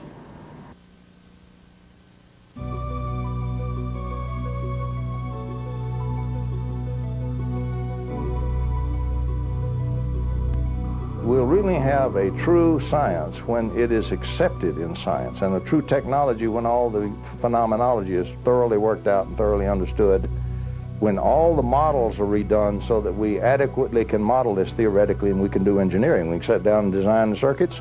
They'll work every time. We'll have components on the shelf we can buy, assemble, and they work. We're not at that stage today. We are at a stage today which is the birth of the baby. We're not at the stage where it's already a teenager running around playing. playing baseball on the baseball lot. We're at the birth of the baby, and the birth is very difficult because it's opposed by so many interests. The orthodox scientific community still very adamantly oppose it because they think that it's nonsense. They think that it's this old idea of perpetual motion in a closed system, creating energy from nothing. And that is nonsense. You can't do that.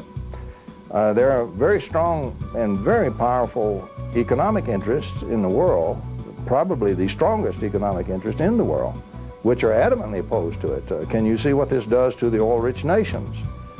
Can you see eventually, can you see what this will do to many things? Now, actually, what it'll do, you'll phase the oil. Petrochemical industry won't go away. You still need the oil for the materials that's in it and the chemicals. And so it'll be more and more petrochemical industry rather than keep burning and wasting the oil and putting all the pollutants in the biosphere. So many things will readjust.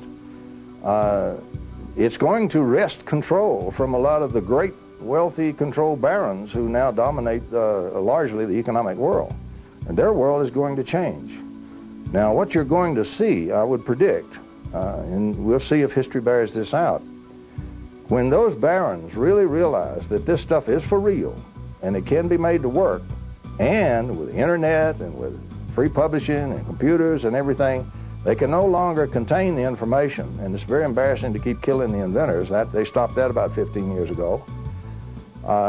At some point, you're going to see an overwhelming availability of funds become available. When the funds become available, the scientists will change over into it because they go where the money goes. They're bought and paid for, simple as that. You can't do research unless you got the funds. You cut off the research grants, professor gets without a job. He leaves the university. And so science is simply bought and paid for in this country and much of the world. When the money goes, the science will go to it. Now that will put the sharp young graduate student on it finally with some funds to do the experiments and work on their doctorates and so forth. You will have a very rapid assimilation and advancement of a totally new and extended electromagnetic science at the time.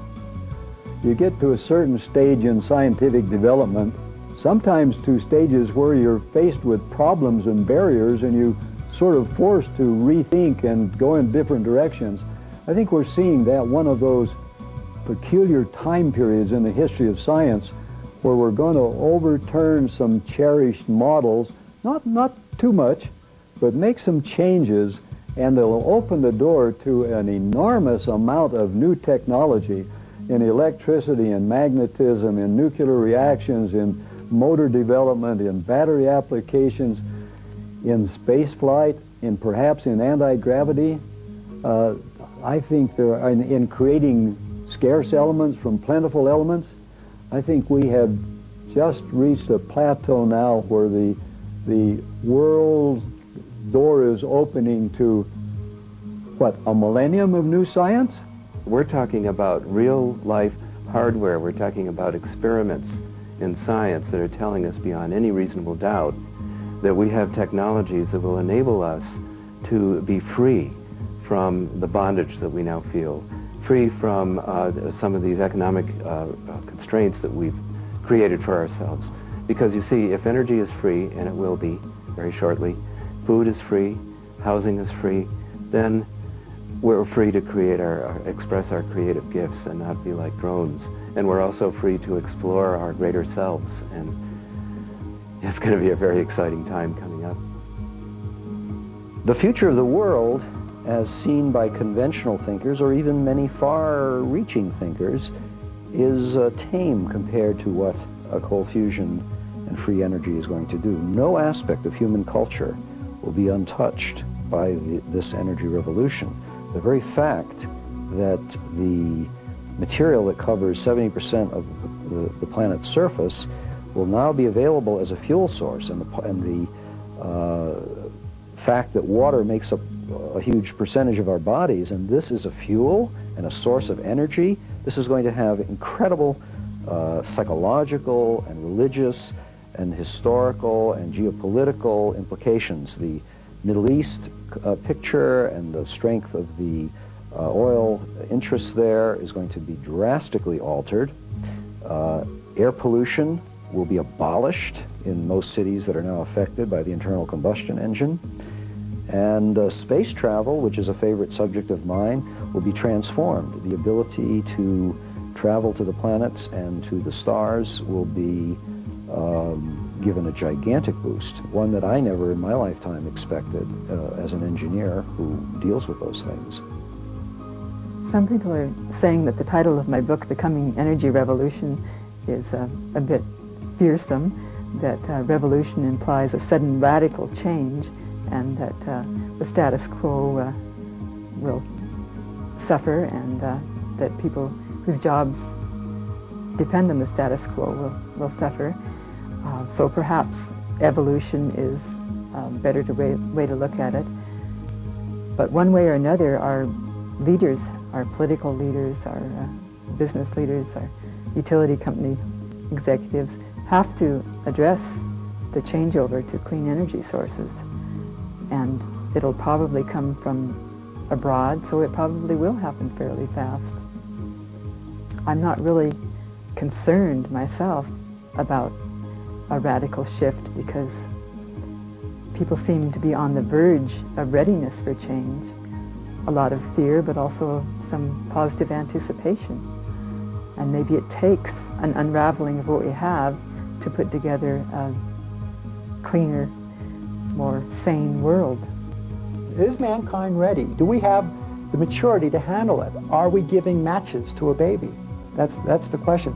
Well, the first answer is we're kind of backing ourselves against the wall. If we maintain a status quo, we're doomed anyway. It looks like we're going to get a shot by having this energy available to us. If we're not mature enough to handle it, well, I guess we're doomed either way.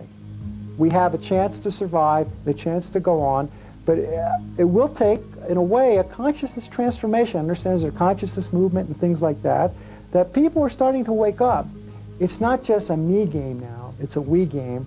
And as we learn to work together and have empathy for one another, we can transcend the old selfish consciousness, which has caused all the problems and all the wars and everything else, into a recognition that we are a planetary being.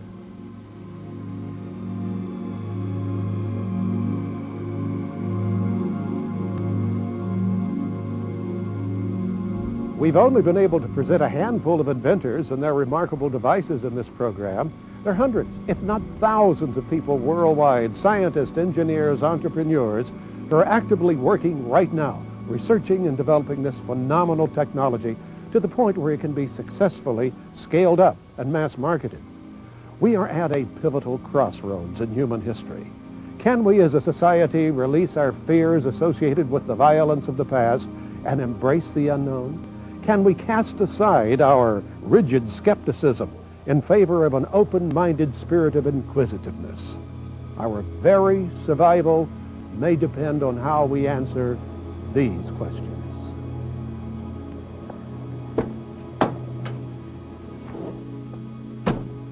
We hope we've given you enough of the necessary information with which you may base your future decisions regarding this exciting new field, one that will soon affect all of our lives and the very fate of our planet Earth as well.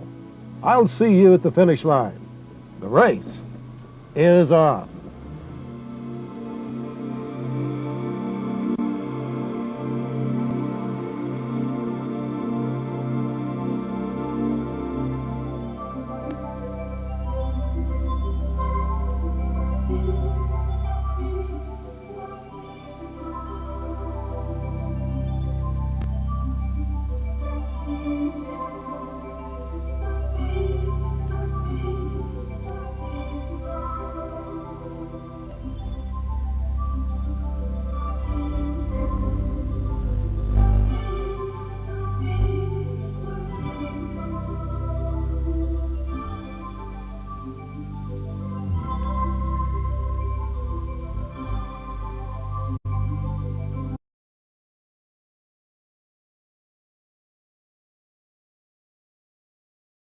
You've just heard or watched Tesla, Free Energy, The Race to 0 Point. Coming up next, more on Walter Russell from Matt Presti, the former president of Walters University of Science and Philosophy. But first, it's time for a break for our Bitcoin Bugle Blurb segment, and some messages from Liberty Under Attack Publications and PAZNIA. You're listening to the PAZNIA Radio Network. the most spectacular treasure in history. Developed over decades by cypherpunks across different continents, it was finally completed by a mysterious cypherpunk named Satoshi, whose keys were hidden somewhere in the digital realm. But he left clues for us hidden in plain sight, waiting for us to find them before the CIA discovered the treasure and its potential. Keeping this treasure out of the hands of the spooks, Michael, is your destiny. You're Bitcoin investors, aren't you? We're more like Bitcoin savers, actually. All his life, Michael Saylor searched for a thermodynamically sound asset no one believed existed. Don't you get it, Michael? The asset is a myth. I refuse to believe that. But what he thought was the final clue was only the beginning. It's hidden in plain sight. It's in Satoshi's white paper. You think Satoshi's keys are encoded in the white paper? It's a cipher. And how do you know that, exactly? We don't... Is the cipher in the room with us? Right now? But Michael Saylor isn't the only one who discovered the hidden treasure. The CIA is working around the clock to crack the code. Hell, they might have already cracked it. Now, he's in a race against time and against spooks to recover Satoshi's wallet before it's too late. We have to get our hands on those keys and distribute Satoshi's coins to podcasters through fountain boosts before the CIA gets them. The CIA gets them, and then what? Everything Whitney Webb warned us about comes true. Michael Saylor must unlock the secrets of game theory using first principles thinking and tap the Cyber Hornet brain trust of Bitcoin Twitter, group chats, and Bitcoin podcasts to save the world from being taken over by feds. Try brute force. Tether is working with Langley. We might be too late. Michael Saylor. National Treasure 3. Genesis Code. The school year is just getting started, but it's not too early to start thinking about ways to keep your kids busy next summer. You don't want your child to miss our Cypherpunk summer camp. We are now enrolling all kids ages 7 through 16.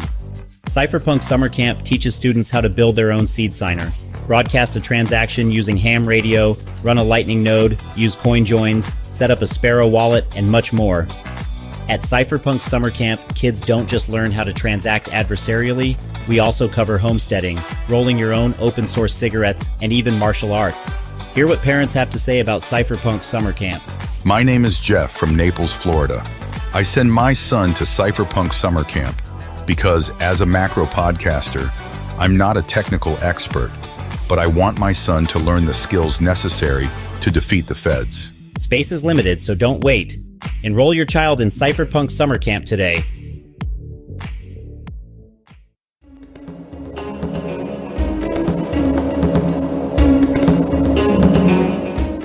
Vonu means relative physical invulnerability to coercion. Vonu is a contraction of voluntary and not vulnerable. Vonu is somewhat like freedom or security, but those words mean many different things to different people.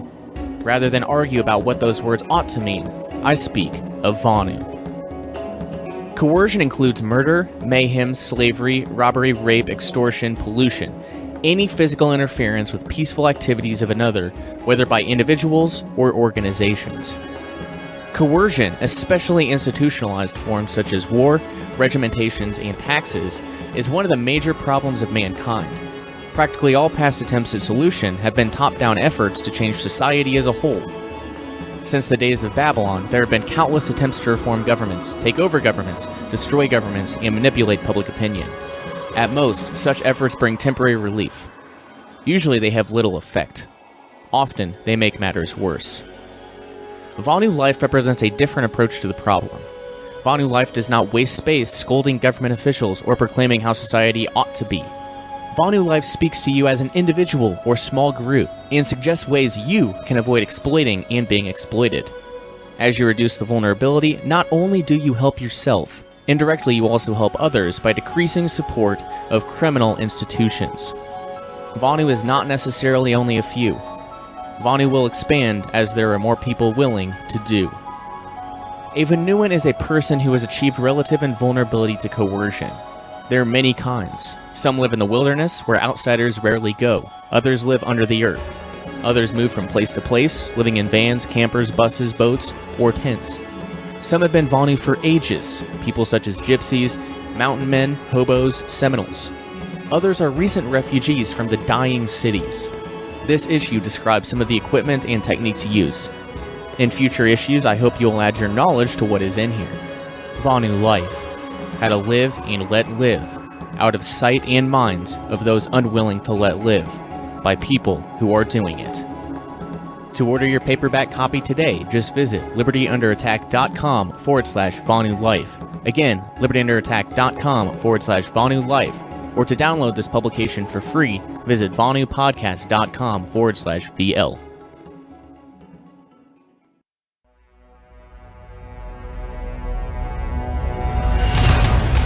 Because that's really the issue that we're dealing with these, ghost phones, ghost pads, whatever, is that there's no way that you can organize with other people and have these distributed tribes if you have a snitch in your pocket all the time. Mm-hmm. People are literally wearing wires all the time. They have a snitch in their pocket and they're trying to do clandestine things. That's never going to work.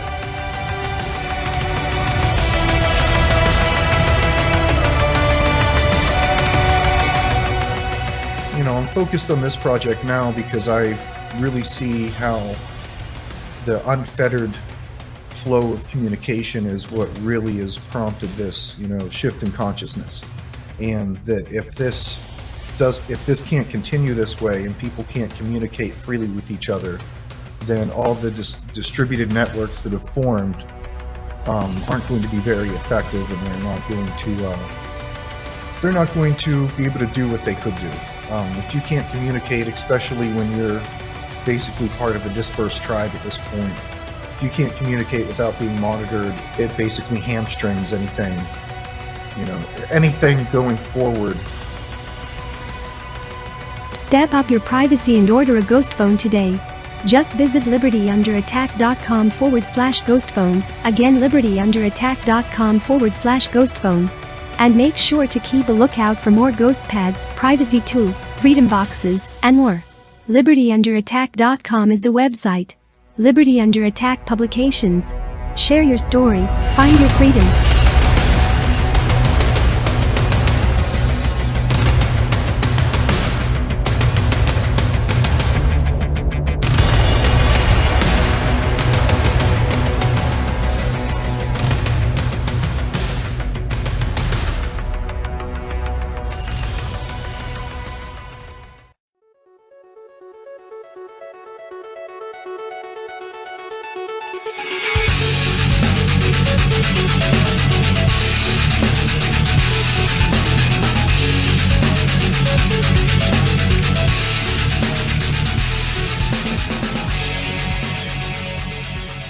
And welcome to the Vonu Podcast, the podcast making you invulnerable to the coercion of the state and the servile society. I'm your host, Shane, Rayo 2, coming to you from the Free Republic of PAZNIA, the Self-Liberator's Paradise.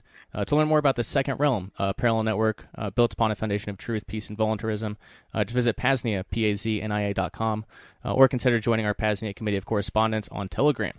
Anyway, let's get on with it. Today we venture into a subject that I've been excited to cover in depth for at least a couple of years now. That is the secret of light and the mind-blowing electric universe cosmology of the enlightened artist Walter Russell, which I hope provides a solid, real scientific foundation for breakthrough energy discussions we've had and will have on this podcast. So this is the work that Nikola Tesla said should be hidden away for 1,000 years, as humanity wouldn't be ready until then. And well scientific in nature. This relates to all areas of the human experience, spirituality, relationships, and love. I'm looking at a book by Leah Russell here called Love, which I haven't read the entire thing, but it's pretty incredible. So-called life and death, music, health and wellness, really everything. So yeah, the importance can't be overstated. The last thing I'll mention in the context of this Breakthrough Energy for the Second Realm series is that Walter actually demonstrated a breakthrough energy device called the Russell Optic Dynamo Generator, based off his framework of the universe. This device powered their large 52-room university for a month. And after demonstrating the efficacy and realizing the massive changes it would have on society and freedom, he donated it to the U.S. government, which of course never allowed the technology to be seen again. At least that's my understanding of it. And beyond that, I don't know much about what Walter prototyped. But my guest here, Matt Presti, former president of the University of Philosophy and Science, just might. So today we'll get an overall introduction to the work and science of Walter Russell, his breakthroughs with Breakthrough Energy, as well as some on Matt, and how we got into this really, really fascinating work. But before I bring in our guest, I do have Bueller, the head of our PAZNIA Department of Energy here.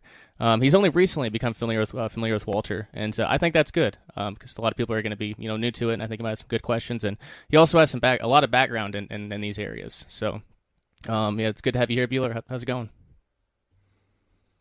Thanks. It's going well. I'm a new fan of Walter's, but I've been a big fan of the electric universe cosmology for quite some time. So I'm looking forward to getting into the science. Yeah, certainly.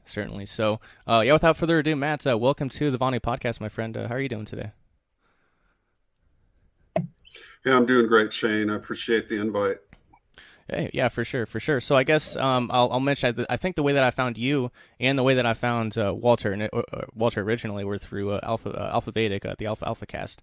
Dr. Berlando is doing a lot of fascinating work, and he incorporates a lot of the the waveform physics, and everything that he does, in the lab and also out in his gardens and things like that. So it's really, really incredible. It's good to have you here. I guess to start, could you give us kind of your introduction? Tell us a bit about you, how you found Walter's work, and I guess how you got kind of where you are to where you are now. Sure. 2008, I acquired the book, The Secret of Light, and that was a life-changing book. I swore I'd never need to read another book as long as I lived. That's what I exclaimed to my partner, Lori, at the time. Of course, I went on to buy every book they had. I had to devour this man and woman's work. It was just absolutely life-changing, incredible. I've always had a desire to want to work with energy devices that make man's life easier and can allow us to progress so we can eventually populate the stars and start exploring the universe. So ultimately, my love for the work led me to produce a video series called the Secret of Light series, which is available at my YouTube channel as it still stands, if it's still up there. Hopefully it will last for a while. Otherwise, Rumble, you can reach me there. But the Secret of Light series basically covered in video form, presenting the Russell science for people. I felt it was very important to get familiarity of his work out to the world. He was probably the most famous person you've never heard of. And I got that a lot as president of the university. I would eventually, because of that series, I got noticed by then President Michael Hudak, president of the University of Science and Philosophy, formerly the Walter Russell Foundation. And that was located at Swannanoa, a 52-room marble mansion on the top of Afton Mountain in Virginia, Shenandoah Valley, and the Blue Ridge Mountains. Just an incredible, beautiful place. All the artwork was exhibited there. 64 tons of art, sculpture, and personal effects. Those all went into storage in 1998. And again, because of the series I did and my Knowing the Creator 101 series, which is also available at my YouTube, that President Michael Hudak recommended to the board that I succeed him. And that became solidified in 2015, January 1st, when I started as Director of Operations for the USP, and eventually became president 1 year later. 2017, July, we acquired a 32,000 square foot building in historic, beautiful downtown Waynesboro, just 5 miles from Swannanoa, the mountaintop there. And so the artwork and everything, we made the huge move in October, November of 2018.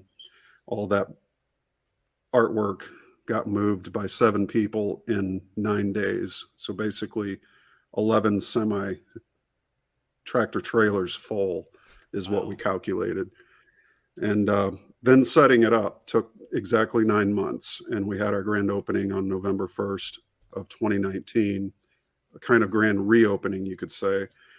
And so after that, I did a couple more years with the university. I served approximately 7 years.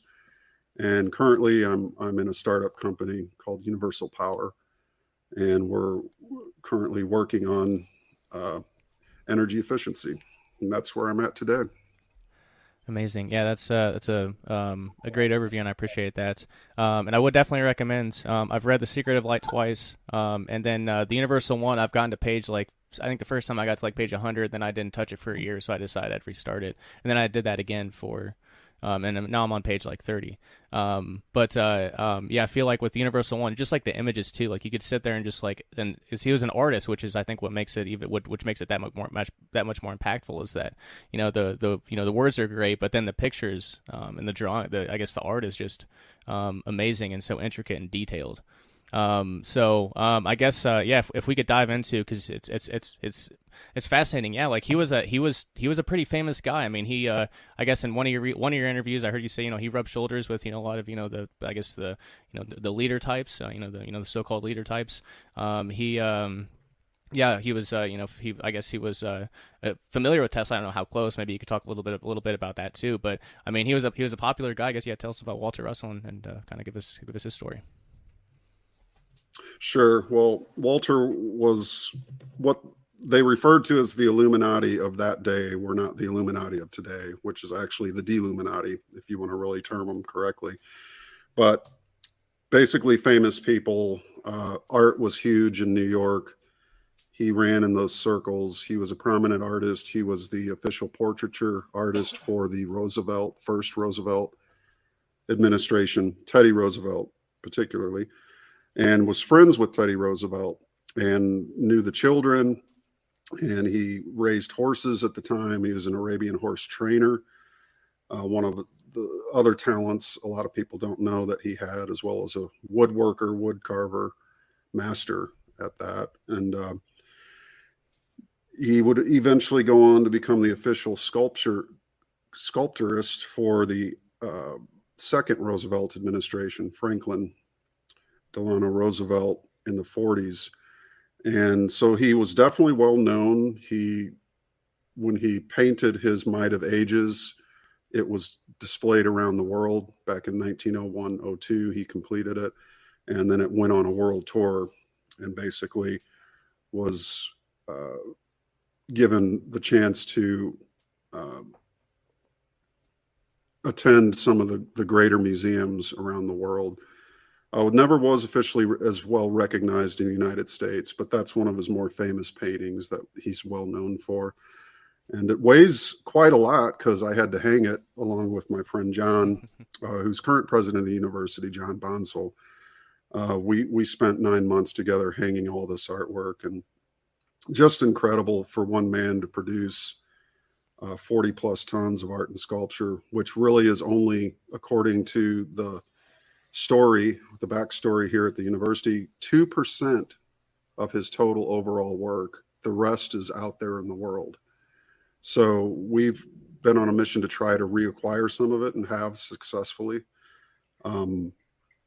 And it's just testimony to the mastery of what the human mind can do when it's focused. And he mastered all the 5 fine arts with only a 4th grade education. He was awarded 11 doctorates, one being a Doctor of Science for his work with discovering a whole 3 octaves of elements that precede hydrogen, as well as uranium and plutonium, which he named uridium, and another element that he named. So just a absolute maverick genius. And unlike a polymath, a lot of people call him a polymath. I even used to call him a polymath, but that's an incorrect term, as a polymath is an academician who is multifaceted and has multiple degrees. Doctor never went to university, so he's as pure a genius as you can name, for an example. Much like a Leonardo da Vinci, in fact, he was called the Leonardo da Vinci of the 20th century by Walter Cronkite on the eve of his passing. When Walter passed, they did a news report, and they actually referred to him as the modern day Leonardo da Vinci. He was also known as the most versatile man in America. He was convinced that if you work 2 hours a day, but not more than 2, on 5 or 6 different things, that you can master all of those things over a period of time. And it's often said he lived 5 lifetimes in one, because he was, again, a master of all the 5 fine arts. And so he never dedicated too much time to any one thing. He did multiple things in a day. It's rumored that he would only sleep about 20 hours a day for a long period of time in his life, because, as he put it, he could lay down in the light and recharge with only a few hours of sleep, and then that would keep him going the whole day. So aside from that, his divine spiritual illumination of 1921, around the time of his birthday in May, lasted 39 days. He wrote down 39,000 words, and it basically led to his science, and he was to give this science to man, which he did. In 1926, he copyrighted the book, The Universal One, as well as 4 elements that science had yet to discover, and he did not get credit for those discoveries. We do have letters here in the archives that he wrote to the Nobel Prize Commission asking for posthumous recognition, but they never did grant him even so much as a reply letter. One day we hope to see that corrected, and that due tribute should be paid to this man. And it's often the case, you hear this story with a lot of different kinds of genius, that they were basically persecuted, much like Tesla was. You know, they ended up taking all of his work and notes and locking it away, and he died broke and penniless. That should not happen in this world for great geniuses like this. But the problem is that you're on this genius level, you meet with mediocrity. Mediocrity does not view life the same way. Often it wants to destroy it, persecute it. And unfortunately, that's that seems to be the order of things currently. But hopefully what I try to do with my work is get people interested in the Russell Home Study course, which is a 12-month course.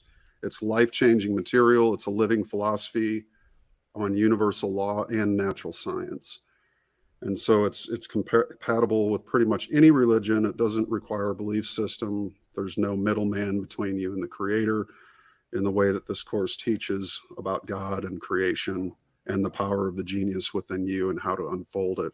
So really, Walter's work and Leo's work was just so inspirational to me that it led me to, by divine synchronicity, to get involved with this university and be able to share the incredible work of these 2 really incredible people. Yeah. So I guess a couple things I want to bring up specifically, because I guess I've had a feeling, but I got to make it out. I got to plan a trip out there at some point. But so there's actually a museum with a lot of his artwork and that sort of stuff. And where is that? That's in Waynesboro, Virginia, 518 West Main Street.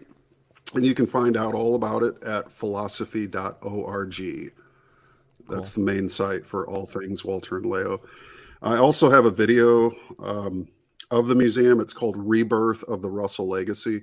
So just type that into a search engine and you can watch a half-hour video on the actual setup and move and the grand opening footage in there and the people involved with it. Yeah, and I should have had a picture of it pulled up already, but you can find pictures of the university, and it's it's exquisite. It's incredible. It's really incredible, and I guess just a couple things I want to hone in on, or at least one thing you mentioned, the 4th grade education. I think that I guess that's something along there's a quote attributed to him, like, anything beyond a fourth grade education, you just basically have to unlearn a lot of nonsense, and that's very badly paraphrased. But you mentioned he only had a fourth grade education, which is crazy. And I guess did he have any background in science or physics or anything before he went to this I guess went to this meditative state and this that 40-day whatever it was? Did he have any background on this stuff before? No, he didn't. He did not. Zero, in fact. So he had to learn all about the science of the day. He got many books on the subject. To real quick address your quote before that, he had said, quote, "One of the two greatest things that ever happened to me was losing my fortune," which he likened that to the banking collapse of 1908. He lost some $700,000, but he knew that he could earn it back, and he did.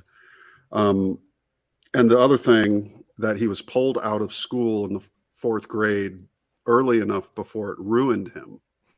And that's his quote. But okay, thank you for that. Regarding to the second question, he had no special interest to learn anything about science, but he was gifted in this 39-day illumination hundreds of charts and drawings that he drew out, including the spiral wave of the elements, which he showed 3 octaves, fully toned octaves of elements prior to hydrogen, which are unknown to science. In fact, he gave lectures around the world in the late 20s after the release of his Universal One, and he told researchers in California how they could discover heavy water. He predicted that they would also discover uranium and iridium, which is uranium and plutonium, actually. And ultimately, all these discoveries would never be credited to him. So he did what he was charged with. He delivered a new science to man, and he felt that, unfortunately, man wasn't really ready for it, because the first thing they did was weaponize the uranium and the plutonium into what is now known as the atomic bomb. So he would later go on with his second wife, Lau Russell, to write the book Atomic Suicide. And it's written, the title of it, in blood that's dripping, in order to drive the point across to man, the danger of using radioactive elements in his energy production or any kind of weaponry. So unfortunately, he felt that maybe some responsibility for giving the location of the elements to mankind, which he said were at a certain depth in the ground, and ultimately felt like he wanted to try to rectify that with later work. But basically, when he released the Universal One, it was Nikola Tesla, one of the few who responded to the 1,000 books that went out. 300 went to major universities and 700 to prominent scientists around the world. Einstein was a recipient, and Nikola Tesla, who wrote to him and said, "You should lock this in a sepulcher for 1,000 years because mankind has not unfolded enough to even begin to understand it."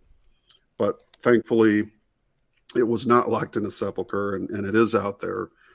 A brilliant mind of a man, definitely not a scientist, but his science has already made possible new discoveries and things of that nature, which people most likely, in at least from the academic side, will never give the man credit for. But I've heard many things from many people, especially in the sciences, who say that, in their own labs, the labs of some major companies, there's charts of Walters hanging on the wall. Wow. So whether they give the man credit or not, they're using his science to further their own researches. And so one way or another, the man will receive credit. It might take a while, but eventually, and hopefully with some of the work I'm doing, we're going to make that a very real probability at some point down the road. Amazing. Yeah. So I suppose because one thing, and I was showing a picture of the periodic table to the viewers. Viewers, find it on Odyssey or Fascist Tube, whatever you guys prefer. The video podcast is out there for all of these.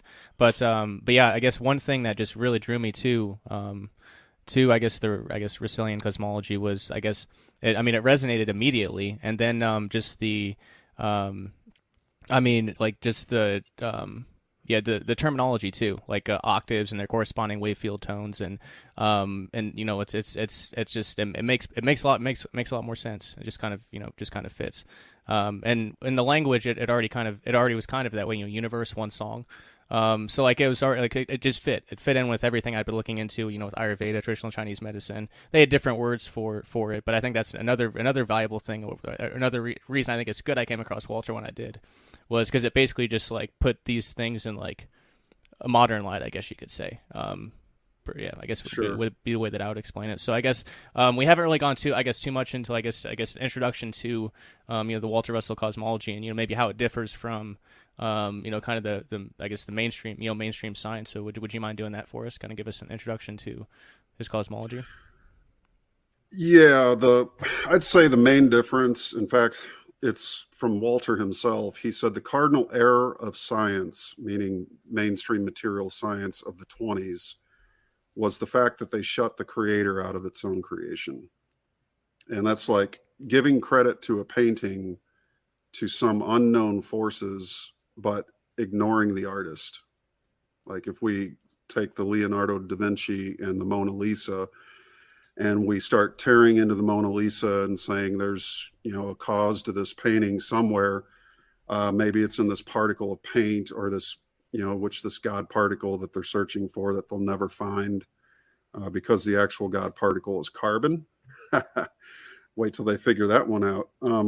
But ultimately, they tear into creation, and all the while they ignore that there's a creator to it, and it's to their own detriment. And so what Walter's science did firmly was put the creator into its own creation, centered it, put it firmly as the center of the entire cosmology that is the Russell cosmology. So there's full acknowledgement for the creative mind, because Dr. Russell knew that as it takes a human mind to make things that we call man-made, and there's 100 billion examples of man-made objects that I can put on as exhibits for evidence. And as it takes a human mind to make things man-made, it also must take a cosmic mind to create nature, because that's one thing mankind cannot create. But if creation takes a mind, and if the proof of that concept is in everything man-made, then why not is it also safe to transfer that same working, viable, hermetic axiom of as above, so below, as within, so without, and put it upon nature? And nature is exactly what we see, and what it truly is a reflection of the thinking of the creator. And that's why it has the inspiration it does. That's why it's called the greatest teacher, the only teacher, and everything that we need to survive comes from nature itself, and we are nature. And so it's important that, I think, in Russell's mind, that his very term of his own science, calling it natural science, was basically a way of respecting that cosmic mind from which we all come and all return to. And ultimately, that's probably the main difference, because most of material science shuts the creator out, says it doesn't exist. It's filled with atheists, with quantum physicists holding the chairs of the universities. When back in the early 19th or early 20th century and 19th centuries, the chairs of science departments were held by natural scientists. So everything became very much a material-based, entropic heat, death, dying universe, where Walter Russell's science is a two-way motion universe that breathes in and out, not just exhales like the Big Bang cosmology teaches. Okay, that's a really great explanation. Yeah, wow. Bueller, you got anything? No, I'm just taking it all in right now. Awesome, good to hear. Pleasure to meet you, Bueller, by the way. Yeah, same here. Nice to meet you. Are you in Illinois as well? Yeah, we live in the same He's location. behind the wall back there. Oh, cool. Yeah. Oh, right on. Yeah, he was Gotcha. the PAZNIA consulate, as we would call it. But, you mentioned earlier Alpha Vedic. I'm actually going to be on their podcast again next week. Oh, that's amazing. That's good to hear. I'm glad. Great guys. Yeah, for Mike sure. and Dr. Barry, good folks. Yeah, Yeah, most definitely, and he is one of the, mentioning Bear, I mentioned him earlier on. He's someone who came across the Walter Russell science a long time ago, and he's been, he probably treats a lot of people that he might have treated a lot of people that might have been in Walter's circles back in those days. Is kind of I guess the feeling that I get, like he's that type of doctor. So he came across Walter's cosmology or science, and obviously he uses it in his practice. So it's amazing there. But yeah, good to hear you're gonna be back on there. Just I suppose in the context of Walter's science too, to go, I guess, to cover another, because this is something else that is just it's a death-based society. The Servile Society is a death-based society, unfortunately. So like obviously like life and death is such a misunderstood concept now. There's a lot of fear surrounding it because people don't, everyone's confused as shit. They're so busy, busy trying to survive that there's no time to, look into these sorts of questions. And the fear of death is a pretty major one. But the way that in this Walter's science, and it's presented a lot differently. It's not life and death. It's what is unfolding and refolding. So I guess, could you talk a little bit about that? Sure. Well, life and death are the sequences of pretty much all bodies in motion. We live in a temporal universe, and it's illusory in the sense that, the real reality behind it, and you have to explain this in really the Trinity concept, but the creator is one and creation is two, and together that's three. So when the creator divides into sequences of polarized form and matter, we call those male and female. And those male and female, in order to reproduce an offspring, must do as the creator and unite.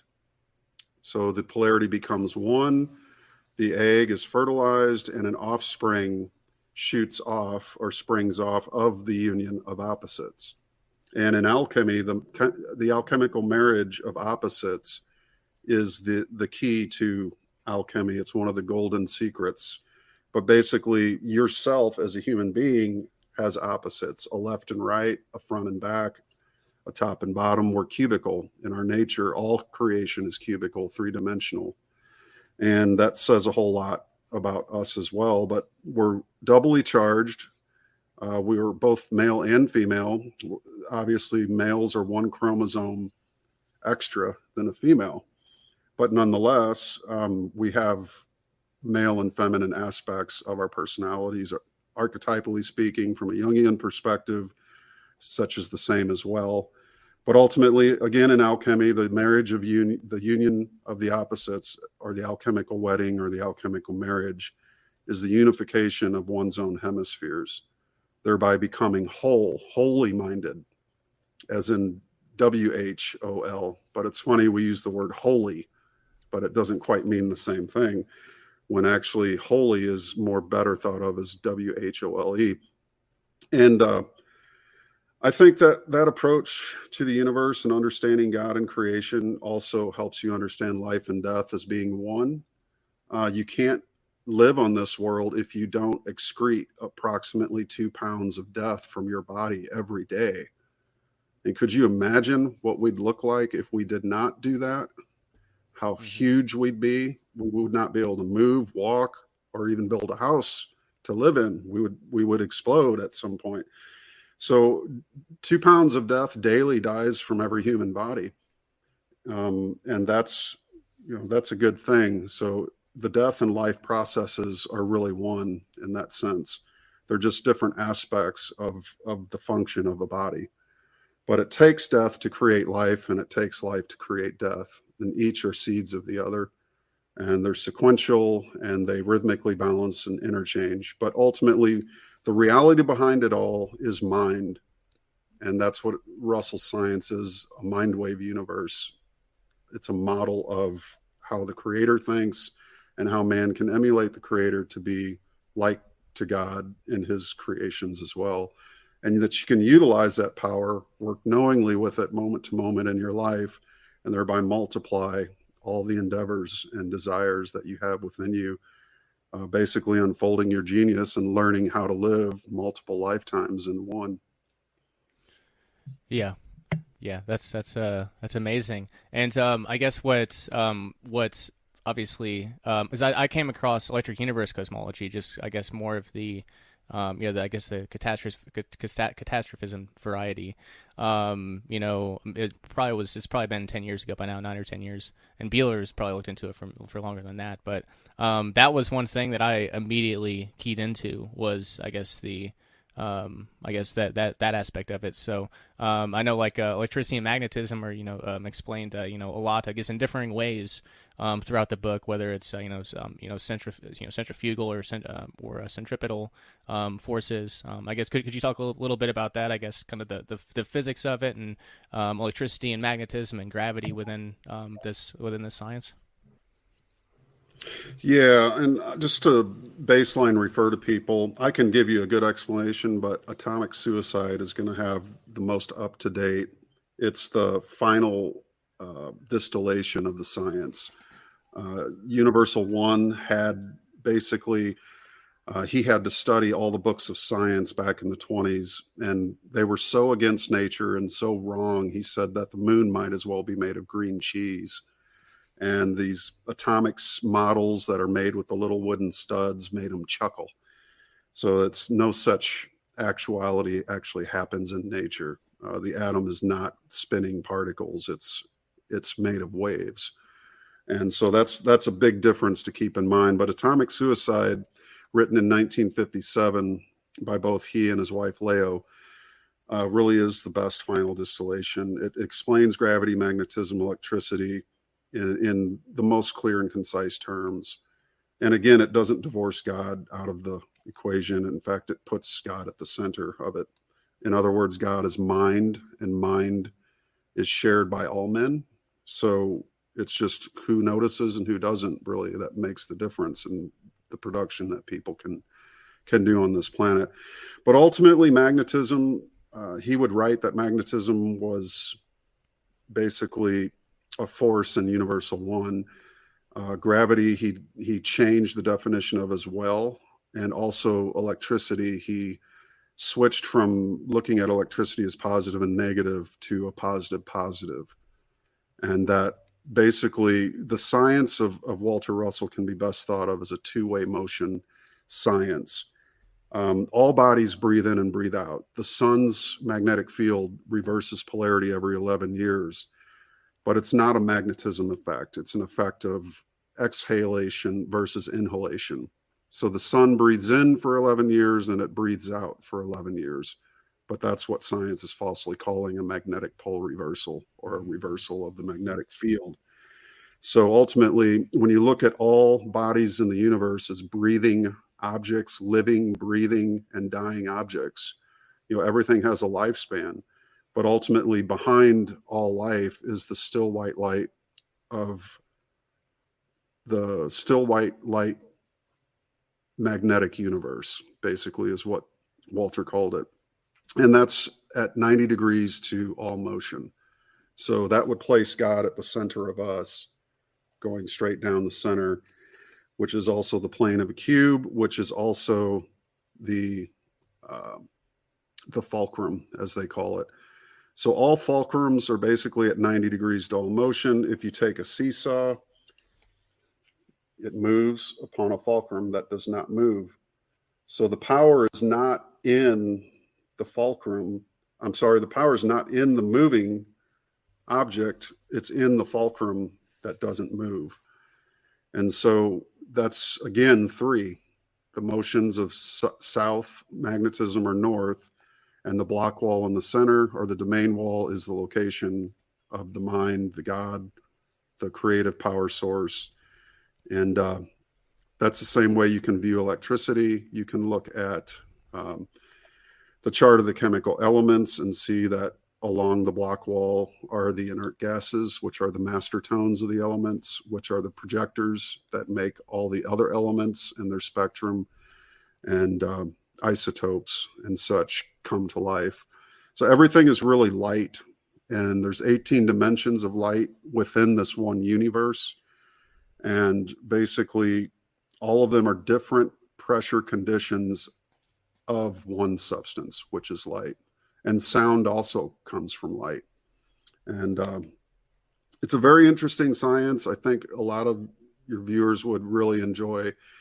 For the science, A New Concept of the Universe is a great book. If you're more on the scientific end of life or in your current studies, that's a great book to start with. You could also try The Secret of Light and Atomic Suicide, and of course the Home Study Course. And then the Universal One is always, that's a classic. Some people consider that his magnum opus. Beautifully written book, but just to keep in mind that first introduction of the science back in 1927 changed over time, over the 40 years of his maturation to the version that is eventually to be found in Atomic Suicide. But quite a wonderful read, and more on the philosophy side of things. If you want to get into that, you can certainly check out the work of Rayo, her book Love, her book God Will Work With You But Not For You, and then the Divine Iliad, Volume 1 and 2, which is the actual 39 days written out and explained with commentary. It's just such an extremely inspiring curriculum, and you can own all of it actually for literally less than $1,500, and you don't have to go in debt for 30 years with university and then be taught leftist ideology that makes you hate yourself and not even know what gender you are. Yeah. So just for you guys, I gotta share this. I was authorized to give you all, to your listeners, 20% off if people go to philosophy.org and want to order the books. Oh, wow. Enter in all caps Vonu 20, VONU 20, and you will save 20% on your order. And orders over a certain amount are free shipping. So I recommend, if your listeners are interested, to take advantage of that. Yeah, I would certainly recommend. Yeah, awesome. Yeah, certainly recommend that. I can personally attest to The Secret of Light. The Universal One it's a beautiful read, but like it's one where I can only do like a chapter at a time, and then it takes I feel like I have to step away from it for a time to like digest, and maybe even go back to that same chapter. But like The Secret of Light is more like just like reading a book. I guess is the way that I view it, and it's obviously mind blowing and all that, but for my young modern millennial mind, I don't like even saying that, but I guess it is the truth. But it worked better for me. So yeah, for whatever you're looking for, go get it and check it out. And I guess to get more into the breakthrough energy part of this, which is crazy. Like again, it's crazy to think about this. Is just this artist turned scientist turned engineer, and not just like a typical engineer, but someone who, with this understanding of the universe as he had it, was able to actually engineer something that was pretty miraculous. That people probably wouldn't believe was a possibility then. Definitely, not today. Definitely then too. But could you talk a little bit about Walter's optic dynamo generator? And I guess any information you can give on that, because I'm definitely curious. Sure. Well, you covered it really well in the beginning. You said everything right. He had a couple versions of it, and one version is upstairs in the science room on display.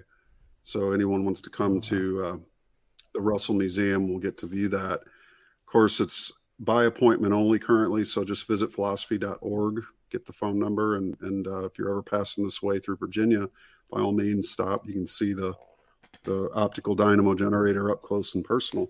Wow. But basically what he did was create a generator that optically sends electricity through an implosive motion to basically two coils, and these coils would multiply and step up that electricity until it met in the middle between the two, and heat would be created, and he would heat a pipe with water that would then instantly turn it into steam and would turn a steam turbine. And that is what he used to run Swannanoa on a demonstrable scale for approximately a month. He did actually give a version of this to NORAD from what we can determine through the archives that we've studied. And I think it was dismantled and was never, to my knowledge. Now, they could have obviously, there's, these secret programs and whatnot. But from what I understand, this was dismantled, or they never could get it to work. So that's just what best evidence we have from, the archives, that we've been able to determine what actually happened with that. But ultimately, his optical dynamo generator was meant to be a device that would free mankind from his enslavement to fossil fuels and things of that nature, which have a limited supply and are very costly to mine, as well as collect and then distribute and transport. And obviously there's just, the need for new upgrades in the way that man produces electricity. But in order to achieve those upgrades, man must first renew his mind, because if you do not renew the mind, then nothing new can come from any kind of output. So in other words, unlearning what you have learned is really one of the harder parts of learning something new, because especially if so-called laws aren't laws after all. So you have to, in an academic sense, it's very difficult for academicians to unlearn things that they've earned diplomas for. But folks like Dr. Russell, I would say he just had many more degrees of vision. And if there's 360 degrees of vision, let's say, that a human being can attain, that it's possible for humanity to attain, just because you have 1 degree from a university doesn't make you understand the processes of nature and the universe. But Walter, through his illumination and through his divine experiences and his understanding, had many more than just 1. In fact, he could probably see the whole 360 degrees of mind. And so he tried to give that to man, and man just really wasn't ready for it. So that's the order of the day for most genius in the world. They have to face the mediocrities of the world, and they're often persecuted, incredibly so, for their knowledge that they have. And such is the case with example after example: Charles Goodyear, Nikola Tesla, Victor Schauberger. There's just so many who aren't welcome at the table, and especially by academia, because academia has its own curriculum. It's been in service for many years, and it's not something they're going to quickly move away from. So they say the world changes by many funerals. That's a saying, unfortunately, that rings true. But nonetheless, mankind is meant to progress. He was created to progress. And so by the renewing of his mind and coming across new knowledge and new information is the way we're going to see that change. Yeah, and for the video viewers, I've been showing some at philosophy.org. There's a page on the Russell Optic Dynamo Generator. I was showing some pictures of it. Some pictures of it, and I thought I'd read this for the benefit of the audio listeners. Quote, "This new power and light generator employs a multiplication principle of nature, which has not yet entered within the realm of human consciousness. It is the principle of growth in nature, which multiplies of 1 kernel of corn into thousands, or multiplies the cold of space into hot stars and novas of incredibly high temperature. Power multiplication is the most conspicuous characteristic of nature. It is amazing to me that it has never yet been discovered." So that's just, I guess, 1 paragraph on it, but definitely go check it out. And I heard you mention hydrogen, and we're really, I don't know how much that plays into it here, but that was something on my outline. We're really into looking into Brown's gas sort of solutions for energy, but what got me into the realm of hydrogen or Brown's gas or whatever was the health angle of it. So we've got one of George Wiseman's aquacures here. We drink the water every day, and I breathe on it for 5 or 6 hours every night when I'm sleeping. Obviously there's the molecular hydrogen, which is what mainstream science looks at for that. But there's the Brown's gas component of it, which Bueller could explain that better than I could. And I'm curious, I've heard you talk about hydrogen and carbon before, specifically within the Walter Russell science. But yeah, I'd be curious to hear anything you have on hydrogen. For within this context, I'd definitely be curious.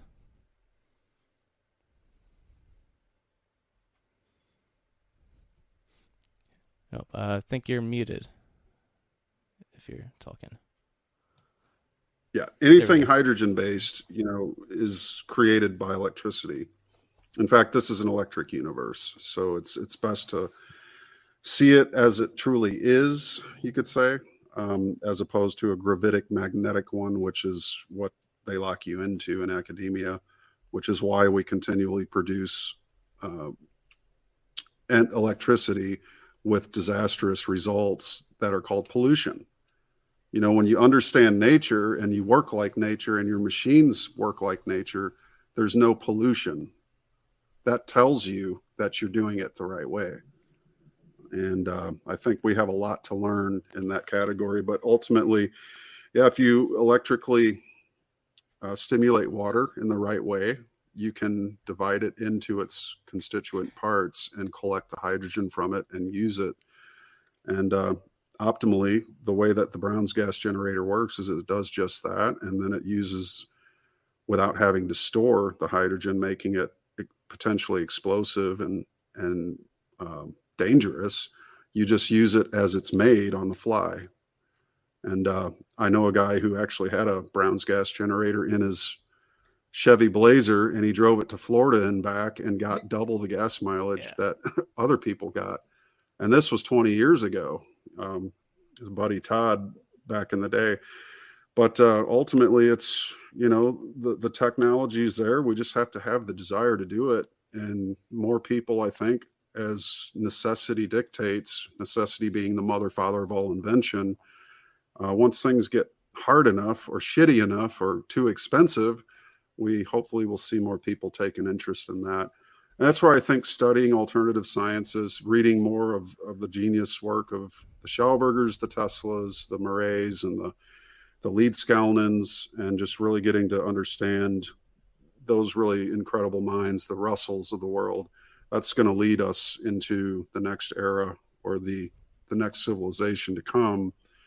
And I'd like to see that hopefully what Walter said was just as important as a new science is also a new philosophy that's a living one, so that we know how to handle the scientific advancements. Because if you don't have the character to handle an advance in science, you'll simply use it to destroy your fellow man or for your own greed or for some other nefarious purpose. So growing the character of man is essential to also handling new discoveries and new scientific applications that will free himself from the chains of laborious loads of work that he could otherwise spend making art, as opposed to mining elements that he could also make free, cheaper, more affordable energy and non-polluting sources of electricity production.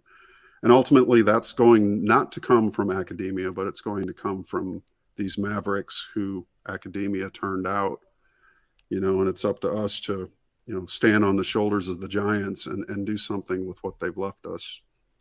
Mm-hmm.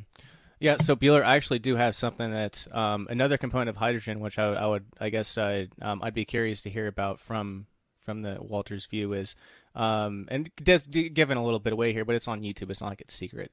But you can apparently use like a Brown's gas torch to turn aluminum oxide into sapphire or rubies. So like there's some magical shit with hydrogen. I'm not quite sure what I'm not quite sure what it is, but like it's just one of those things that now that I know about it, like it's never gonna leave my thought. For all of these reasons, it's like you breathe it for health, you drink it for health, use it to cut through metals. You can use it to turn normal raw materials into they are lab created mineral or whatever, but like it, and then you can use it and double the gas mileage in your car. But Bueller, take it away, my friend. Yeah, from what I understand about Brown's gas is it's a little bit more than just hydrogen and oxygen mix. A lot of people think of it as HHO, as a simple like oxy-hydrogen mix, but there's a lot more to it than that, especially when it's produced in the electrolysis manner. It's produced in a very electron-rich environment, and those electrons are carried by the hydrogen and the oxygen, and even some of the water vapor also accepts extra electrons as well and becomes like a plasma state. But some of these hydrogen ions that take on an extra electron, they become like hydride and it's a very electron. It's probably the most electron dense element in the universe, and it readily donates those electrons to serve as like an antioxidant and an antacid as well. And I think something to do with like the Brown's gas torch, it seems to reach. They claim it has like a 5 to 10,000 degree potential like flame or whatever, but I guess when measured, it's only like 130 degrees Celsius or something, and you can pass your hand through it, but yet you can also melt tungsten with it. And I think some of that effect is not necessarily from the BTUs of the combustion raising the temperature, but something about the electron rich environment causes the metallic bonds to somehow like kind of dissociate, and maybe lowers the melting point of the metal is probably what it's doing, my guess. Interesting.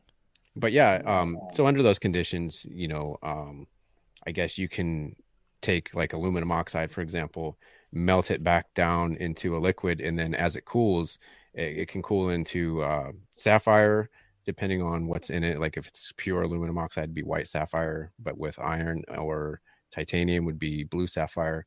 And with chromium, like 1% chromium or a few percent chromium, it would cool into a ruby. So I think that's pretty interesting how some of these things occur under what we think is just a combustive flame, but there is definitely something to do with the extra electrons that are carried on those ions as well. Yeah, it's highly interesting. With regard to the sapphire, have you actually seen that process? I've seen it on YouTube. I have yet to recreate it myself, but I'm looking forward to doing so. I'm actually going to build an electrolyzer that's going to be dedicated to a torch to do just that. So I'll let you know when I find out. Please do. That would be very cool to witness. Yeah, and it's so to bring up Dr. Berlando again, because there was an interview I don't remember what interview it was that he was doing, but someone was like, if someone's out there making gold and in the U.S. it's him, and because I've heard mentioned in podcasts before, using waveform mechanics, is what I guess the terminology that he uses. But yeah, it's same thing that happens in the electrolyzer. There's this sludge that forms, and if you had gold electrodes, you would literally create gold through this process. Like it's crazy. It's crazy to think about. And I think I don't know. I'd be curious to get your thoughts on that, Matt, if you have anything else to add. Well, yeah, I mean, if you look at the Russell science, he clearly tells us, this is an electric universe, and the elements are there's basically one element, and that's light. And light goes through a lifetime from life to death. It begins to our senses at hydrogen, but actually starts 3 octaves further ahead than that. But this life cycle of light matures at carbon, so your hole in the element is larger at birth, and it begins to close as it approaches the center of the wave field, which is carbon, the God particle, which is a fully closed hole. It's called the fusion state of light in Russell science. And then beyond that, the hole begins to open up until it becomes bigger and bigger, and matter unwinds itself faster and faster. And that's basically one cycle of an electric wave. When you look at Walter's work, you can also look at it as one cycle of an electric wave. But electricity itself is what creates the pressure conditions, which is what creates the frequency and the vibratory rate. So gold has a certain vibratory rate, silver has a certain vibratory rate, as does copper. And if you can create a device that can create the conditions of pressure which are equal to that of gold, then by rights, you should be able to transmute any substance into that gold. But there is the key, is how to use that application, how to apply that. And that's stuff that I think you could have teams of people working on for centuries to try to figure out. But basically understanding the mechanics of it, the actual underlying process of this electric universe is that different elements appear to us because of their pressure conditions, making them vibrate in such a way that they have these different appearances. But again, if one can see the process and create a device that can mimic that process, then out of nothing can one create something which resembles any element. And I think it's a matter of time that before that gets, pretty much discovered. But ultimately, Russell himself at Westinghouse lab in 1929 or 30, he read my mind. He demonstrated. Yeah, that's what I was going to have you mention. Go for it. He demonstrated transmutation of water into 60-some% nitrogen and other elements within the medium he was using. And they did not believe the results. The scientists questioned his results over and over. And he finally performed this experiment with different types of tubes that he had to create. And ultimately, he just gave up after 17 attempts to convince these people that they were actually witnessing transmutation. And so he just said, that's it, I'm done. I'm not going to waste my time. You guys keep telling me it's faulty equipment. It's not. I've done this 17 times in a row. How much more do you need to see it? I've got better things to do. So he gave up on them because they couldn't believe what their own eyes had witnessed. And again, that's mediocrity. When mediocrity is confronted by genius, it's not generally nice. But so such is the case that genius has to, it's crucified, they say. Mm-hmm. Yeah, amazing. Well, that's all. I'm glad to hear that that fits into. I guess it fits into the Walter Russell cosmology, because there's one thing I was gonna breeze past it, but I think it might actually be important to bring up here. But I found mentioning Walter's optic dynamo generator. There's a guy on YouTube. It goes by Vinny St. Vincent, and he's and obviously I can't verify this myself. And when I came across this 2 years ago, I definitely didn't know how to verify whether he was actually doing what he was saying he was doing. So there's that aspect of it too. But I came across so there was Berlando and Alpha Vedic, but then there's a different channel that I came across where is a flat Earth channel, and they were the ones doing a lot of research into Russell's, into his actual inventions and things like that, and making this stuff demonstrable. So I think it's at least worth addressing, because those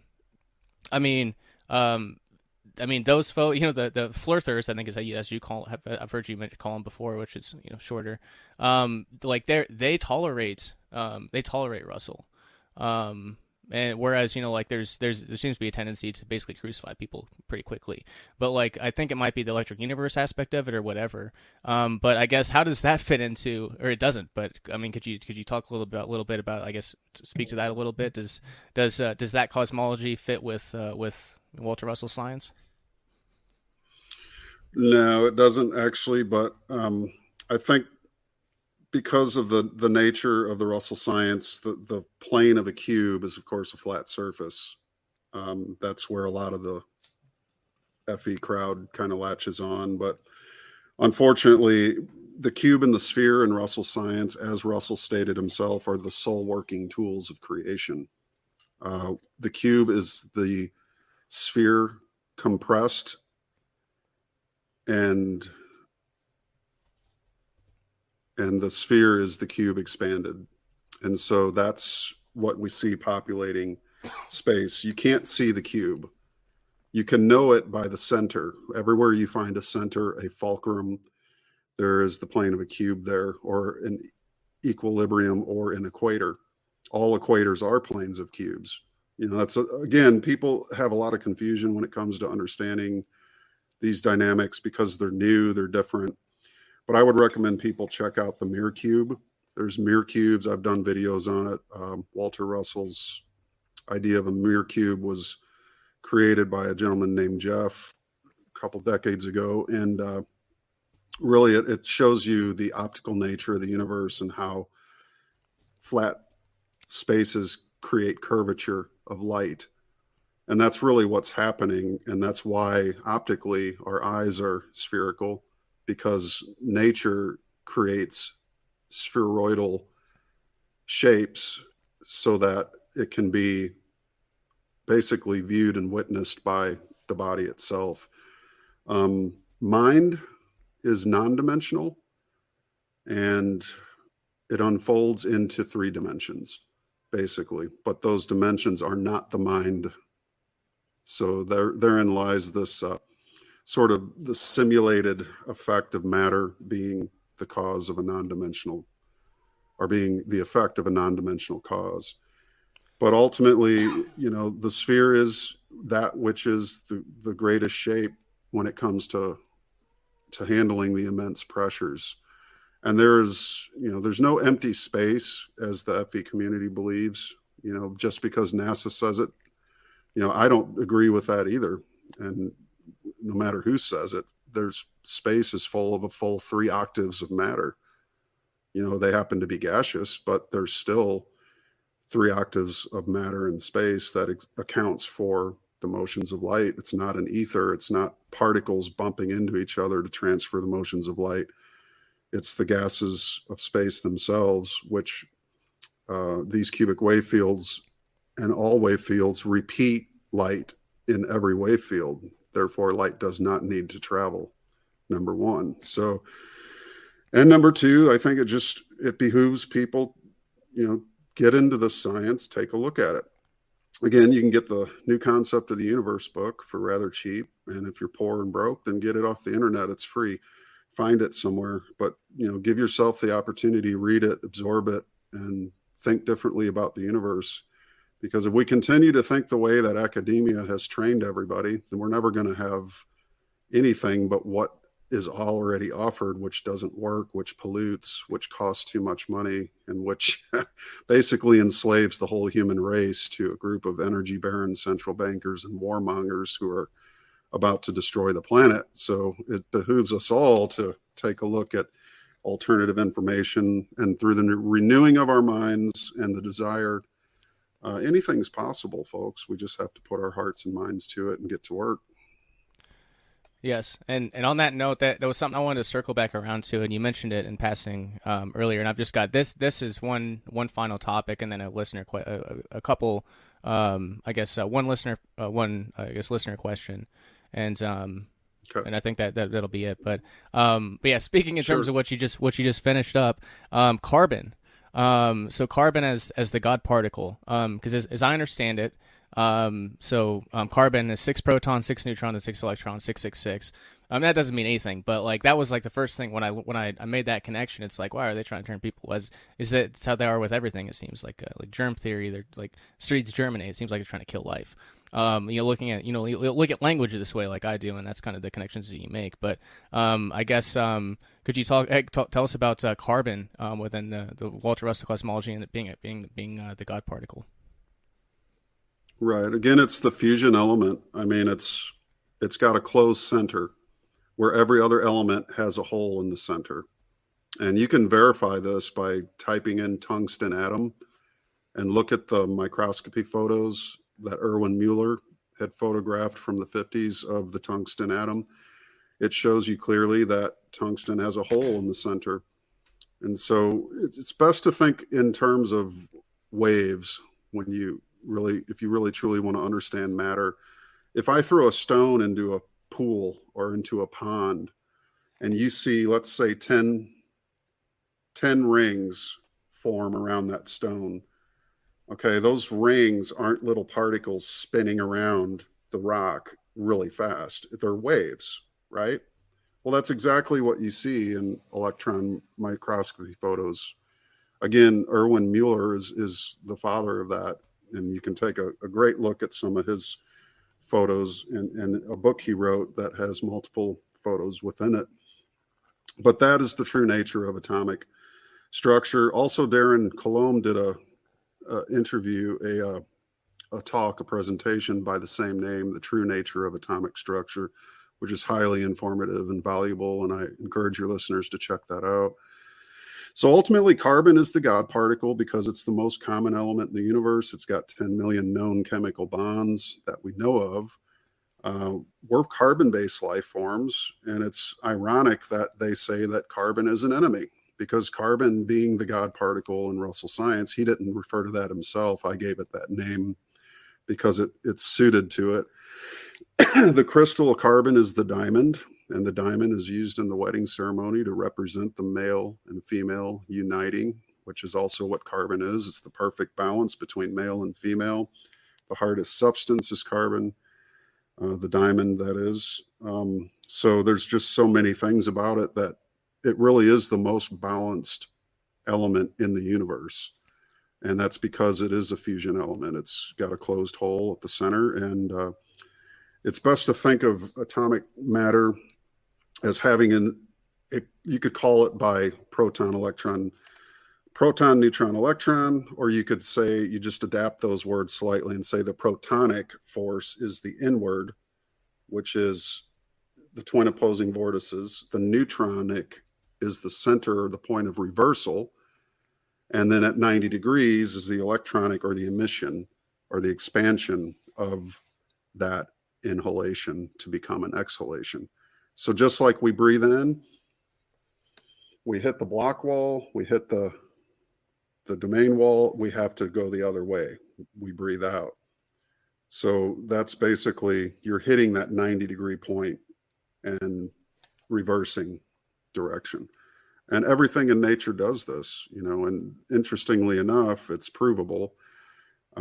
So often we don't recognize the fulcrum in anything. And a good exercise for that is to learn to look at what is not moving. You open a door, what doesn't move? Well, the door jamb. Look at what the hinges are screwed into. That's not moving. So where's the power? Is it in the door, or is it in the jamb? Where's the power of a seesaw? In the ends of the seesaw, or in the fulcrum of the seesaw? And who is it, Archimedes, that said, give me a lever long enough and I can move the whole universe? Because he knows that the power isn't in the lever, it's in the fulcrum upon which the lever moves. And the more we notice what doesn't move, the more we'll begin to realize that that is also the location of the creator and the source of all power in the universe, the source of all motive power that makes bodies move. Yeah. And it's unlimited. You can draw as much as you can possibly imagine out of it. You just have to work to get it out, to pump it out and put it into motion, as Dr. Russell would say. Yeah. One thing I really like about this cosmology is that it's very intuitive in nature. Like when I first hear it, it kind of resonates as true.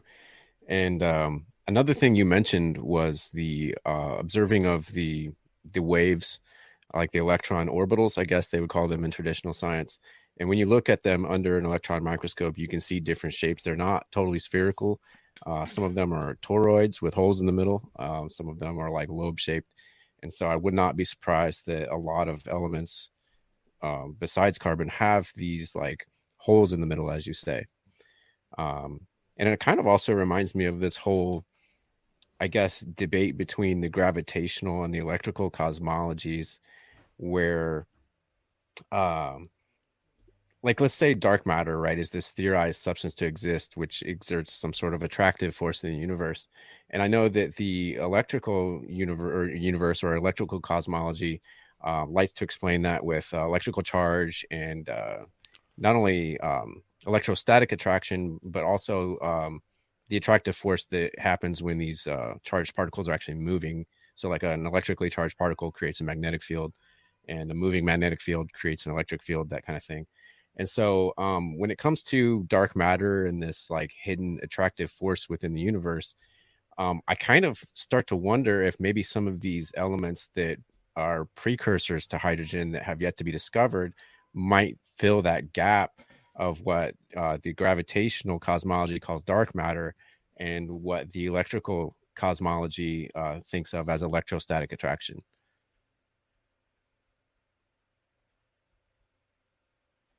Dark matter has no existence.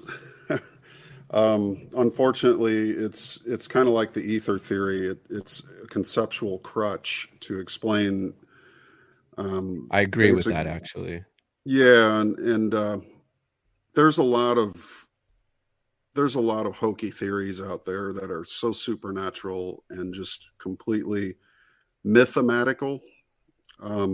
Mathematics has invented a lot of myths that unfortunately become these pursuits of endless academic circular masturbation, mental masturbations, and then they molest us with their masturbations. So it's like, you know, in order to really truly understand nature, one has to first understand the mind behind it, because again, this is what Russell calls the cardinal error of science, is removing a creator from its own creation. It'd be like removing the poet from the poem, or the painter from the painting, the composer from the symphony. You know, all of these things that exist take a mind to create it, but yet we divorce that truism and then say that all of creation was just an accident from a giant explosion that has no purpose, that is going to blink out in a big rip and everything dies. The whole universe, you, me, everything. And it's just a really dismal, almost psychotic way to look at creation. And it is counterintuitive to me. It is. It really, truly is. And when you look at gravity, for instance, you know, Isaac Newton sees an apple fall, but he didn't explain how the apple got up in the air in the first place. You know, the rotting apple decomposed and the gases rose against the so-called inward pulling force of gravity in the opposite direction. And then the tree grows up in the opposite direction to this force of gravity. How did Isaac Newton explain that? He didn't. He never told us how the apple got up in the air in order to fall. You know, so obviously gravity goes in more than one direction, right? It goes in two, obviously. So again, when you have a Russell come along and he points this out, they get all defensive, you know, and say, but our sacred laws these are our cows, leave them alone. Well, he's not trying to slaughter the cows. He's trying to just tell you that the moon is in fact not made of green cheese, that you might want to just take a look at this from another angle, you know. And ultimately, the heat, death, dying universe of a Big Bang, the whole Big Bang cosmology has unfortunately thrown science into its own conundrum, making it incompatible with the actual physical laws of nature.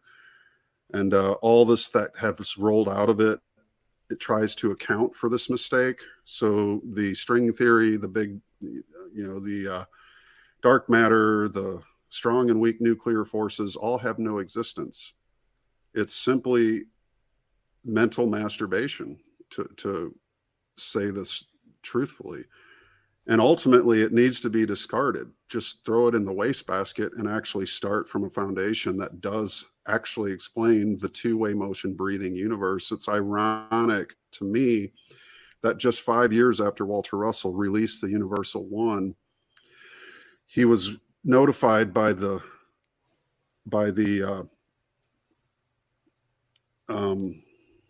Vatican, by the Pope, that if he was to continue to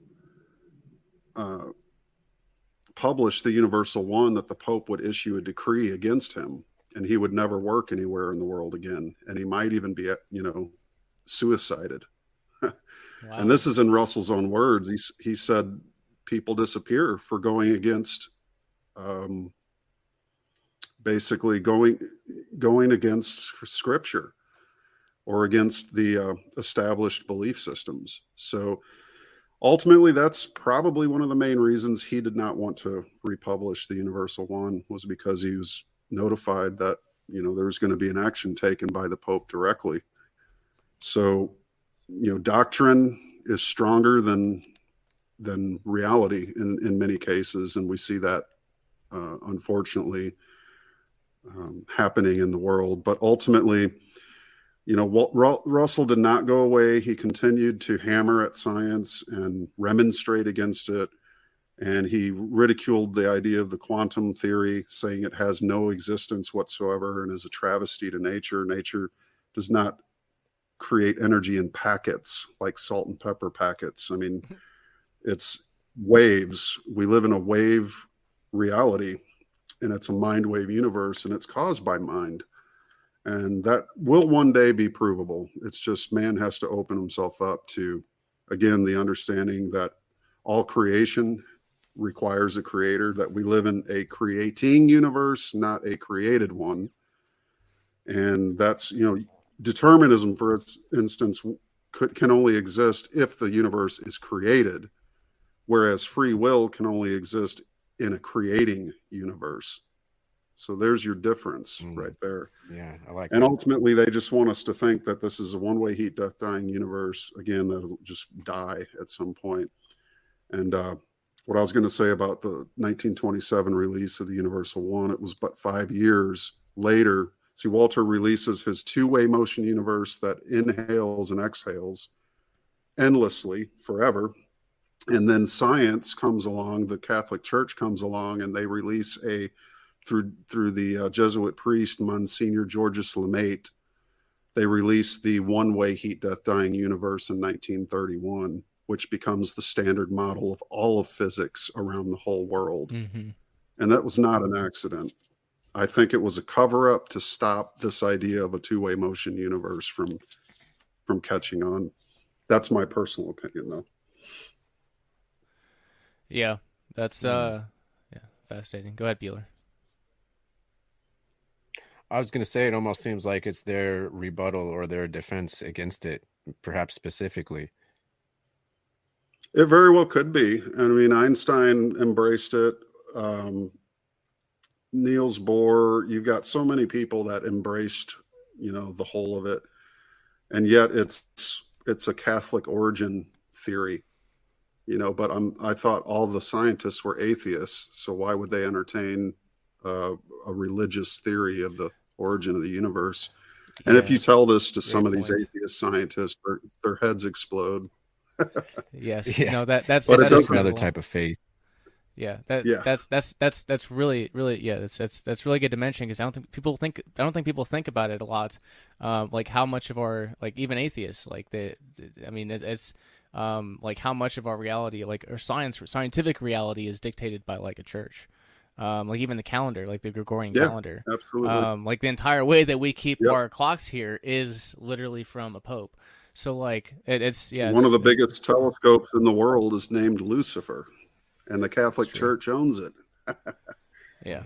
Go figure that. Yeah. Don't they have phalluses in their courtyard too, like they do in Washington D.C.? But anyway, there you go. Yeah.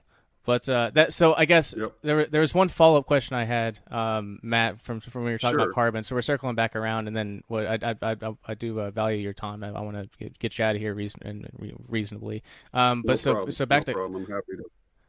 Right on. So back to carbon. And this is not a paid promotion for Alpha Vedic or anything like that. It's like I talk about them all the time. It's just it's whatever. But so they had the one of their products. I used to order a lot more, but now it's like I keep one of their products in stock, and it's carbon C60. Their C60 oil, C60 black seed oil. I've used it several times. Yep. So I guess I should have looked into it more by now, especially considering it's like I know it works like verifiably 1,000 times.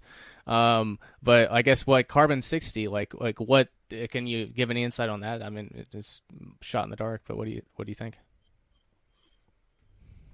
Well, it originally started as a treatment for horses, but it's got a lot of benefits. I don't want to say with 100% certainty what exactly it does, though it does for me when I used it.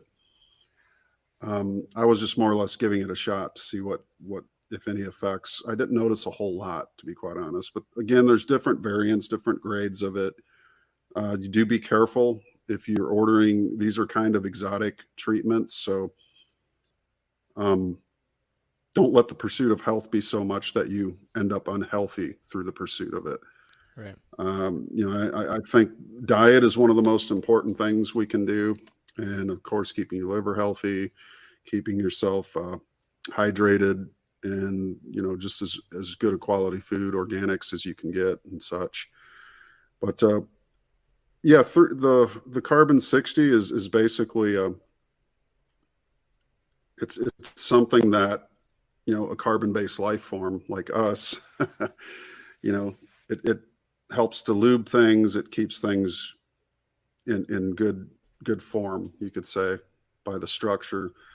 There's a particular water in the world. I'm going to have to draw back on this because it's been quite a many seasons since I've looked into it. But a particular water in the world that is, it runs through a carbon kind of process, and it's really, really life-charging water. But ultimately, Hunza water? What is that? Is it the Hunza water? Yeah, I think so. That sounds about right. And this tribe or this locale where the people drink it live to be quite old, right? So it's, but ultimately, I think it's just, if you look at it as the most balanced particle in all of nature, or the most balanced element, let's call it. It'd be the most balancing then too, wouldn't it? It would be, yeah, in that term.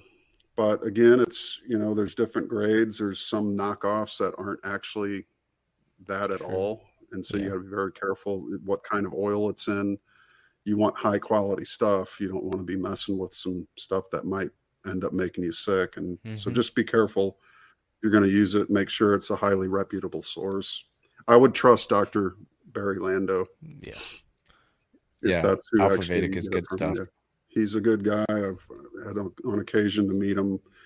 Not in person yet. Hopefully one day. We're going to have a conference here in the future at some point, and I'm definitely going to see if he'd like to attend at the Russell Museum. We have a giant meeting room there, and be a great place to host a conference at some point in the future. Oh yeah, Bear would be a great fit there. Yeah, I hope to see that in the future for sure. So I guess last he's a good guy, very knowledgeable. For sure. So I'm working one listener question here, and it's a simple one. It's not a deep philosophical one, but I'm curious too. Within the past, since 2020, the question is basically, I'm curious what you've seen as a trend for sales or interest in the Russell science over the past few years. Has it sped up any? What do you think?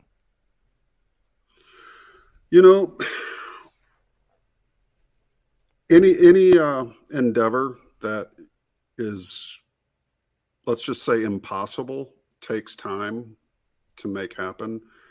But ultimately, when you witness something that was once seemingly impossible become possible, then really the whole world's at your fingertips. And that's not just for science, but for anybody. Anybody that thought they couldn't do something and are now able to do it. Remember the value of that lesson, because it tells you a lot about humanity. It tells each of us a lot about ourselves.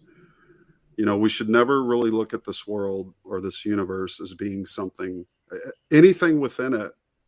Don't look at it as being impossible. As Audrey Hepburn said, impossible really means I'm possible. So that's what you're really saying. I'm possible. And if you put your heart and mind to it, and you reach out and you talk knowingly in your heart with God about it, and God being mind, universal mind itself, learn to have a relationship with that power, because that is what makes all things possible. And anything you can imagine in the world can become a real thing if you do the work to get there. All things in nature work. If baby birds didn't learn to fly, they wouldn't survive. If nature didn't do the things it does, it wouldn't be nature. It wouldn't be there. And the same with man. This is not the end of humanity. It's just the beginning. We have to learn to trust in ourselves. And, when we work knowingly with that creative force, that divine mind within us, all things become possible, and nothing any longer is impossible. So my advice to the person who wrote the question and all the listeners, get yourself some of these books. They're life-changing. The Secret of Light is one of my all-time favorite. It's like masterful poetry mixed with philosophy, mixed with science. Musicians tend to gravitate toward the Russell science and philosophy more than others I've seen. Being a musician myself, when I read it, it just clicked. There's a certain divine meter within the words and the wording of these books. And don't forget to enter Vonu 20, all caps, and you'll get 20% off until the end of March. So if you're a listener out there, you do a great service to help support the Russell legacy and the preservation and protection of the Russell message, which is really going to be a life-changing thing when enough people get to understanding it and employing it in their own lives. And all things are possible if you work knowingly with the creative mind power within you. Call it God, call it divinity, call it the light, love, call it truth. It's within each one of us, and it can be ours for the asking. Oh yeah. Amen. Yeah. Cheers to that, brother. Cheers to that. So, I guess just last question here. I guess last Sure. question. You do other things too. You released a documentary recently. You're a musician. Do you want to tell our audience about some of the other work that you do before I let you go? Sure. Yeah, I've been documentary filmmaker for a while. They've gotten better. I'm self-taught, so you'll notice my early stuff is kind of crappy, but it gets better over time. The Secret of Light series is 3 hours and 33 minutes using video, supporting videos to present the Russell cosmology. Is this your episode 333, by the way? It is not. No. I don't think so. Okay. No.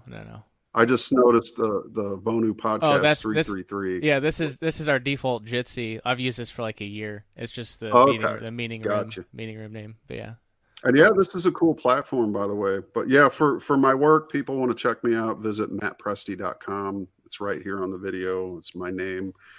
I've got a pretty large YouTube channel, 7,000 subscribers, but I'm encouraging people to get over to Rumble because I don't know how much longer my channel is going to last. In fact, I restarted my podcast, which is called TEC, T-E-C. It stands for the Exploration of Consciousness. And I've got a good 4 episodes going now. I'm going to do some more down the road. I'm just looking to basically give people some inspiration to help them to change their lives. You know, I can never take credit for anybody's progress. It's always all progress, all self-improvement comes from the individual, not from the outside, but from the inside. And I just want to encourage people and inspire them to be the best versions of themselves that they can be. And so that's what my work is dedicated to. And all my work can be found at mattpresti.com. And if you scroll to the bottom, you'll find all my social media channels. I'm typically most frequently on Telegram, though I do have a Getter. I have a True Social, but I just don't, Telegram's pretty much my go-to. I post daily on that just about, and just try to keep the inspiration alive and keep myself in a patriotic approach, to seeing our country, seeing us reclaim our country and our world from these tyrants, and keeping freedom and the light of freedom burning bright for future generations. So I really appreciate the both of you, Bueller, Shane, Rayo. Thanks so much. And thank you for that lovely bottle of whiskey. It was an absolute pleasure. I'm going to try that in the future. I'm currently on travel, but I've put it away in a very safe place. And just want to say I really appreciate that again. And I hope everybody checks out Witness Distillery in Vandalia, Illinois. It's a pretty tasty looking place. Right on, man. That's all fantastic. And I'll have to try and get out to. I didn't realize there was an actual museum or whatever the proper terminology is. But I gotta get out there. And just visit philosophy.org/store, and just remember Vonu 20, all caps, VONU 20, and your listeners will save 20%. And philosophy.org it's the archive for the whole internet on all things Dr. Walter and Leo Russell. Amazing. Well, Matt, it's been an honor. It's been a pleasure, and I really appreciate you coming on and filling us in on all things Walter Russell. At least a short hour and a half introductory episode. I really appreciate it. We'll have to get you back on in the future. Maybe as some more of these projects become more concrete, we might have some more questions for you. Because in addition to the Brown's gas, you might see behind me there's a magnetic motor too, which will be fun to do some testing with. But lots of projects in the works. But Matt, it's been an honor and pleasure, and we'll have to get you back on. Yeah, that sounds great. I'd love to join you guys again, and I'm going to actually bring my wife, and we're going to come visit Witness at some point in the future. So I'll definitely keep you in touch with that when that happens, and looking forward, buddy. Thanks so much for the invite. Amazing. Well, Bueller works there at the distillery too now, so we can. Yeah, cool. It's all yeah. Anyway, yeah, that's amazing to hear. Deal. It'll be good to meet you, and yeah. Anyway, I guess guys, that's it for this episode of the Vonu Podcast. VonuPodcast.com for all things Vonu, PAZNIA PAZNIA.com for all things the Free Republic, and until next time, always remember, Vonu is yours for the making, and the Second Realm is yours for the building. Cheers.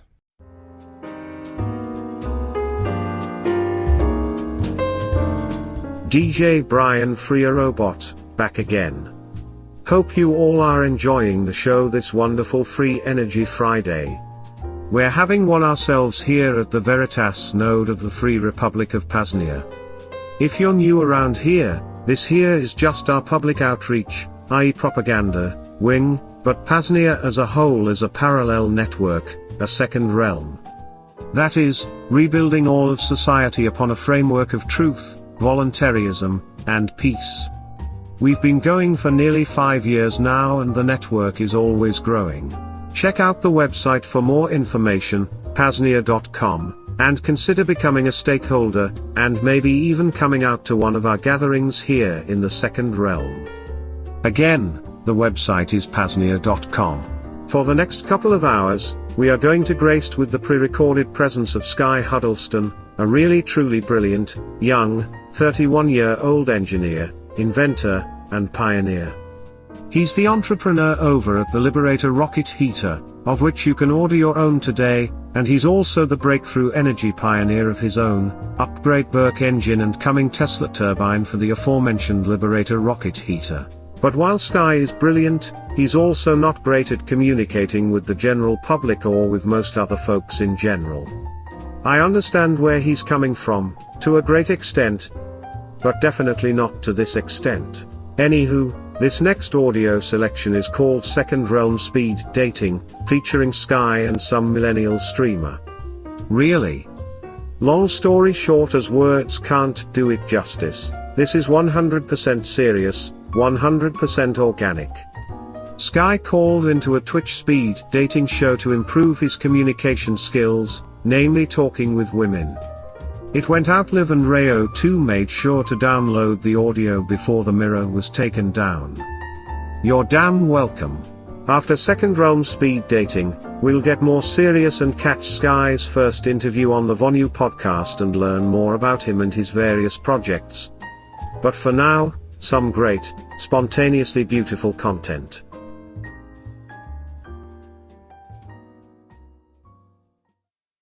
This is Richard Greaser. Have you listened to your 40 Hours of Bitcoin podcast this week? If not, keep on listening. You are listening to the PAZNIA Radio Network. Hi. Hello. Yes, formalities out of the way. My first name's Sky Huddleston, my first name's Sky, last name Huddleston. I'm a mechanical engineer. I own RocketMassHeater.com. Now that we have the formalities out of the way, let us commence. Yes.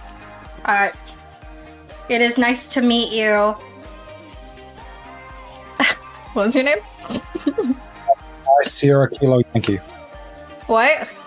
Sierra Kilo Yankee. Sky, S-K-Y, as in, not my first choice, I assure you. Sky? Yes, of course. Nice to meet you, Sky. Yes. Yes. Did you enjoy your introduction with me? Did I enjoy the introduction? I suppose so, but regardless, how should I put this? I'm not necessarily here to practice dating. I have no interest in the female half of the species. I'm here, however, to practice my mannerisms and speaking so that I may become better adept at conversing with other hominid morphologies.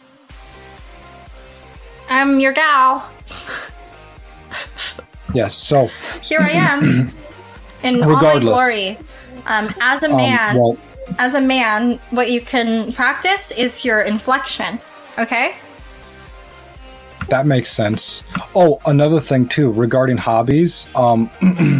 I'm very much into Cyclopean masonry and antediluvian civilizations of yore, such as the large megalithic structures of the Andes found throughout Pumapunku, Sacsayhuaman, Tiwanaku, Pisac, Cusco, Gobekli Tepe, and so forth. What? These are the various antediluvian structural sites that were constructed by late Pleistocene era civilizations. These enigmatic structures serve purposes that are beyond our current understanding because they derive from a different tech tree.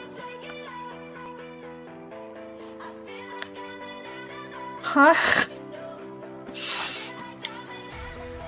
Can I teach you? Well, let's take, for example, the Giza Plateau. So the Great Pyramids of Giza, something that we're all intimately familiar with. Dr. Joseph Davidovitz subjected the casing stones of the Giza Pyramids to X-ray scattering spectroscopy analysis, and what he discovered were microbubbles and fibrous carbon inclusions and a high natron concentration that effectively proved that they were made using a synthetic geopolymer tincture. So much information was derived from this X-ray scattering spectroscopy analysis that he was able to ascertain and reverse engineer the actual solution of natron salts to determine the exact ratio of geopolymer admixture to reproduce his own megalithic structures, which he then proceeded to do. I can't. I can't. You're making me cry. It's okay. I do that to a lot of people. Is it okay? It's so boring listening to that. Boring? Oh, no, it's quite fascinating. I hate this. Oh, what if I told you? Look, I'm crying. Look, you made me cry. What if I told you that within these structures could lie the secret to the genesis of humanity?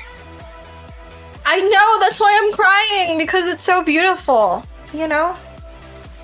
Well, Hesiod the Great, Hesiod the Shepherd or Hesiod the Great, who was primary writers of the pre-Hellenic Greeks, describes 5 ages of man.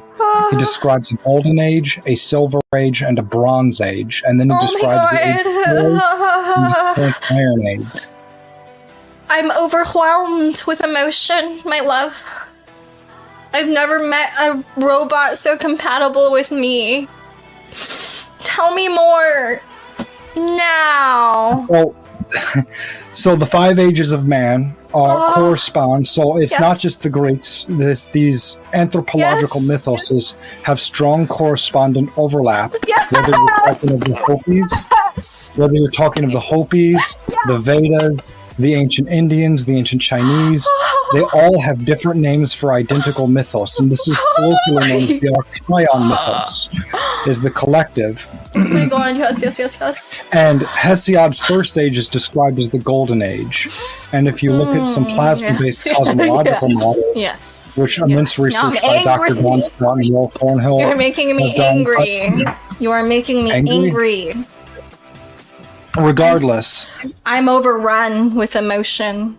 Tell me more. Well, so tens of thousands of years ago, Hesiod describes what the first age of man, which was the Golden Age. And in this age, the titans of creation had breathed life into the modern hominid species, right, into man. Now, this is described as a time when people aged backwards, quite literally, is what Hesiod describes. And furthermore, oh my gosh, where should I put this? Mortals never died, and when they did die, they became what were known as daemons, which is the root word for demons, but completely different in their actual practice. And these daemons would continue to roam the earth, spreading their wisdom among all of life, right? It's described as when Gaia, which is the earth, right, Gaia existed as a single universal life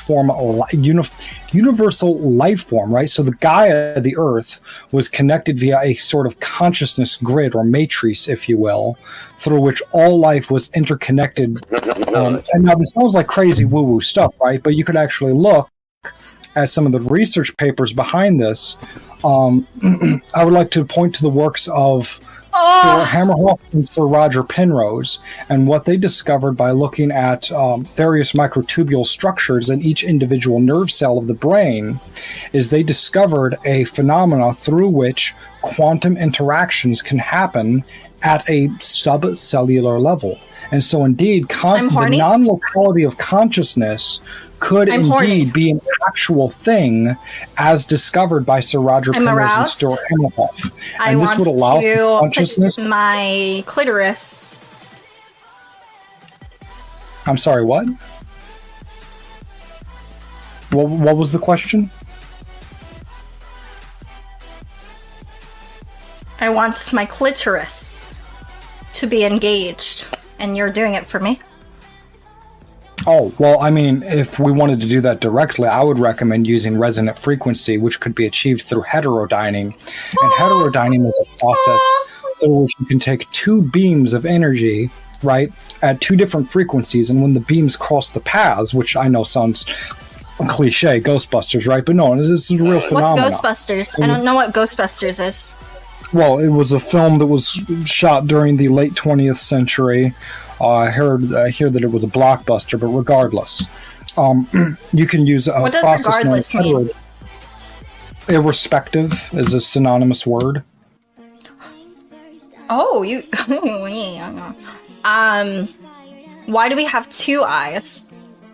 Why do we have two eyes? Binocular vision. It allows you to achieve depth perception and redundancy in case you lose one eye for whatever reason. Another cool survival trick, if you ever practice string theory, is that you can actually cover one eye during the day and expose it during the night, and you can keep your night vision so that whenever the sun sets, your one eye is very well adept towards seeing in the dark. So if ever you are lost in an environment where you have to retain night vision, just go ahead and cover one eye perpetually during the day. String theory? Explain string theory now. Well, string theory is a bunch of hocus pocus. So string theory, I'm going to turn this phone off. String theory was largely perpetuated and created to try to solve some of the gaps in conventional quantum modeling. It was also created to try to harmonize general relativity and special relativity with the various quantum mechanical phenomena that was emerging and measured in the experiments, which is completely untenable because quantum mechanics and relativity are mutually incompatible. What are NFTs? For a whole host. Well, I don't know anything about coding. I don't know anything about software. I'm a mechanical engineer, and I just practice anthropology and astronomy as a hobby. Okay. So I know nothing. I know nothing of computer technology specifically. Got you. Look at this fucking idiot. Look at him. He's pathetic. Yes, doesn't know what I know. NFTs are. I don't know everything. I'm a loser. Oh, boo. Boo. Yes. Boo. You know nothing. Banish me for being the fool that I am. Bad. How dare I discuss Cyclopean masonry and not know how NFTs work? Describe smart contracts. I don't know anything about smart contracts. I know that they're a thing and that the blockchain facilitates their existence. I've heard from some of my peers who are subject matter experts in the crypto world that smart contracts effectively decentralize contract enforcement by getting HAL 9000 to be the enforcer rather than the traditional court system, which I'm all for that because it provides for the market a greater degree of flexibility and options, which can facilitate a higher degree of trade and commerce and et cetera. So I'm all for smart contracts, even though I don't understand their mechanism. Yes. Yes. Who's your favorite streamer? Destiny. I don't do streaming. Genuinely, I don't even own a TV. and I only use the internet to facilitate commerce, to email back and forth with people, and I use Discord to sharpen my conversation skills. But as far as entertainment goes, I'm currently reading an old metallurgy book from the 1930s. That's what I do for entertainment, is read old books. Are you married? How old are you? How old do you think I am? You don't look old, like 28. Pretty close. I'm 27. Yeah. And no, I am not married, nor do I intend to change that status anytime soon. Are you interested in romance? No. At all? I'm not interested in sexual proclivities. I have eschewed all of the carnal cravings of the flesh, and in favor, I choose to concentrate all of my creative forces towards the genesis of a new species that will be infinitely superior to the contemporary hominid by every measure. I'm sorry, what? Wait, you're good. You're really good. Good at what?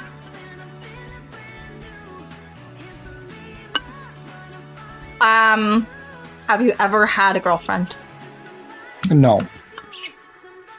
And you don't want one? I've never had the desire.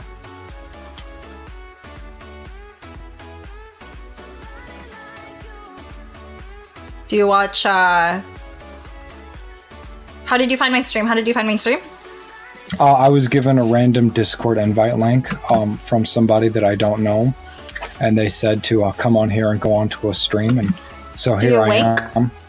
Do you wink it? Do I what? Wink it. Do it. Link it? Oh, I Wink. don't know. Splode. I'm not sure. I'm not even. Do I masturbate? No, I do not. I have eschewed all carnal cravings of the flesh in favor of concentrated my creative forces towards the endeavor and emergence of a new species. That's good. You have ultra productivity. Some would say that, but I always find myself to be... I hold myself to a standard that most people would consider impossible. I hold myself to the standards of the men of renown and consistently fall short of that because I am not a neo-Nephilim hominid. What the fuck? I know he's trolling. You're trolling. Oh no, I'm not trolling. I'm being 100% genuine.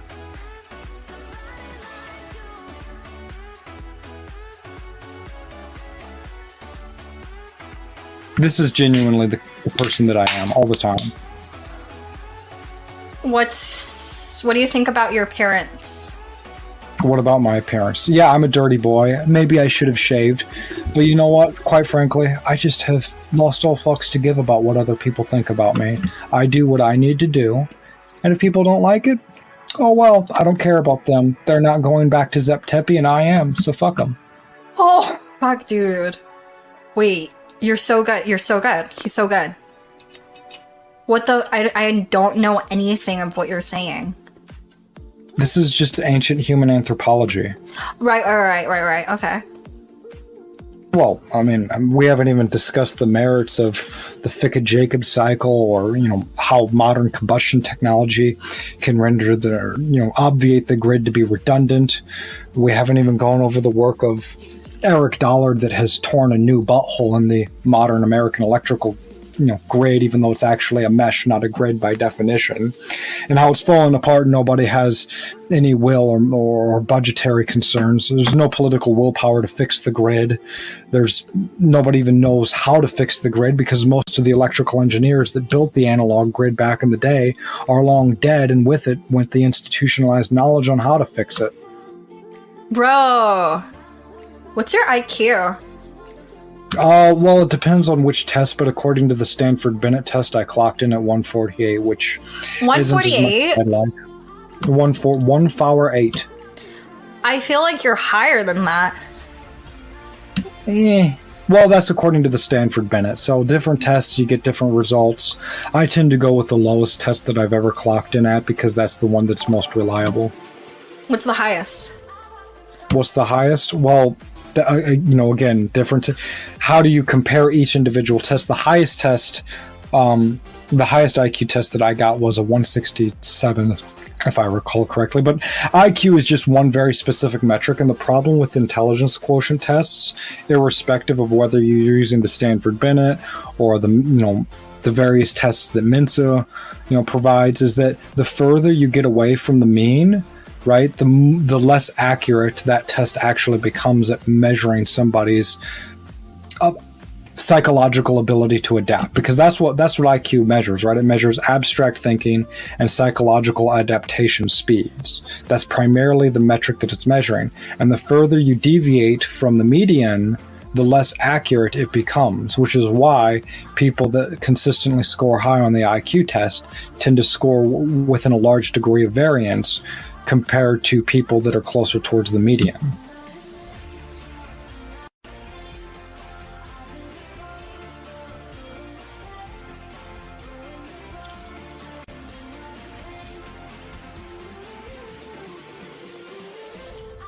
So to actually put a number on this would actually be exceptionally difficult.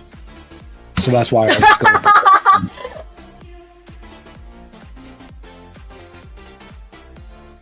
I love this guy, dude.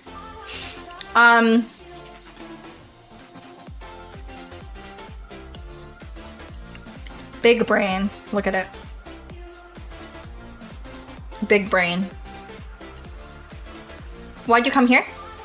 Why? Oh, well, I figured it might be an interesting experience, and thus far it has been. Well, relatively interesting, all things considered. This isn't a character? No, this is me, how I am all the time. I mean, you don't have to believe it now. I really don't care, but... Do you have, like, anything mental going on with you? Do I have anything mental? No, yeah. No. I'm. Like, do you have, like, as far as I'm aware, psychologically stable, and as well as any human can be, I suppose. I know when I went into the armed forces, when I joined the Army, the recruiter insisted on me hiring a licensed private psychologist to underwrite me for sanity, which he promptly did, and then I went into the armed forces and did my stint there for a time, and after being discharged, I started a business, and here I am now with a wood stove and pellet stove manufacturing company. It's rocketmassheater.com's the website, but that's just a stepping stone towards something greater, because after I exit this company, retire from this current company, I'm going to more seriously focus on my pulse detonation engines, which will be used for shaft horsepower, trucking, logistics, point-to-point model, drone flight and package parcel delivery. The low EGTs allow for the exceptional applications for stealth drone technology, along with the hydrosonic cavitation pump, which permits the use of any combustible fluid in the design without adjustment. So it's a fairly interesting system, all things considered. We can get into the details if you like, but we don't have to if you consider it boring.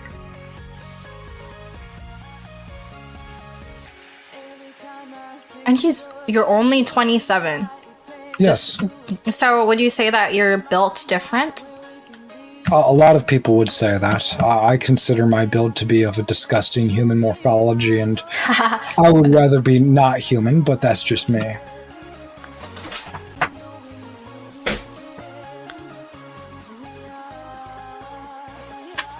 Are you happy? Am I happy? Yes. Yes, I would say so. All things considered, I would say that I am satisfied with the current trajectory of my life. Yes. What's the end goal? The end goal? So which one? The most interesting one. Well, the most interesting end goal is to literally rediscover the antediluvian secrets of the Archaeon and become gods. I don't get it. Are you familiar with the concept of economics? I'm sure you are. Most people are. Economics, yes. Yes, of course, right? The economics serves to maximize the efficiency and the allocation of scarce resources. It economizes scarce resources. That's what economics do. It economizes things, right? But what if we lived in a civilization with universal understanding in such a way, so knowledge is the how, understanding is the why. And if we had universal understanding of the omniverse, we would be able to achieve a post-resource scarce civilization through which the concept of economics and money and monetary systems themselves become obsolete entirely, and people are left only to their own imaginations to forge a new destiny, image, and purpose for their existence. He said the magic word. I'm sorry, I interrupted. Go on. No, it's fine. That's I know about the ultimately- Omniverse from like Ben 10. Well, no. And then Omni you meaning transform into omni meaning like all. the Omni, then you all. turn into the alien. I don't know what a Ben 10 is. I'm using the phrase 10. omni here. I don't know what a Ben 10 is. It's okay. Omni is Thank you. What's up? Omni is Latin for all. Omni is Latin for all. So I'm using the word omni first, meaning Omni-liberal. Right? Well, liberal Like just means destiny. plenty. He said the key words. He loves DGG. What's DGG? Destiny. You love it? Yes or no? I don't know what destiny in what context. Liberal. Omni. The Well, Omni. liberal just means plenty.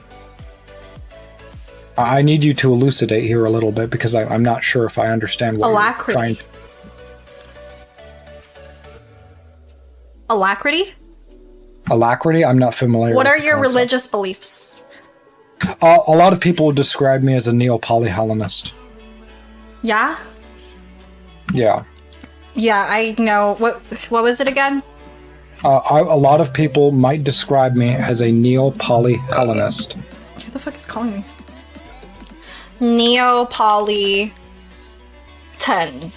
Pizza. Neapolitan. Neo-polyhellenist, yes. Oh, yeah. You asked me earlier where I got the link from. I just got the message. Malibu gave me the link. Oh, Malibu Mafia. Yes. Yeah, the WSB. Malibu Mafia gave. So I'm sorry. I didn't know the answer off the top of my head, but you asked it. Neopoly. Neopoly. Neopoly. Neo is Latin for new. Poly is Latin for many. So a new mini Hellenist, and Hellenist refers to the Hellenic Greek era and their various mythological, anthropological. Hellenism. Oh no! Sorry, I misheard you. I thought you said Neapolitan ice cream, but of course I know what this is. Yeah. You know, I really enjoy that how Hellenism represents the totality of Hellenic culture, understood as a body of humanistic and classical ideals associated with ancient Greece. I understand. Well, I would also extend, so my 12 I wouldn't call them Olympian. religious beliefs, but my anthropological speculations into the Pleistocene era happenings extends to beyond just Greece. It's just that the Hellenic Greeks had some of the more detailed mythological oral stories and traditions, but there is strong correspondence with the Vedas, with the Hopis, and the Incans, the Aztecs, Quetzalcoatl. You look at virtually every antediluvian mythos, even the Nordic myths, right? Yeah. Once you start piecing things together, you actually see you see a pattern where a multiplicity of ancient cultures are describing the same phenomena, but they name them different things, right? So, Thor, right? A Saturn, all of these different gods, right? Well, a lot of them are actually the same gods, but being described under a different cultural lens.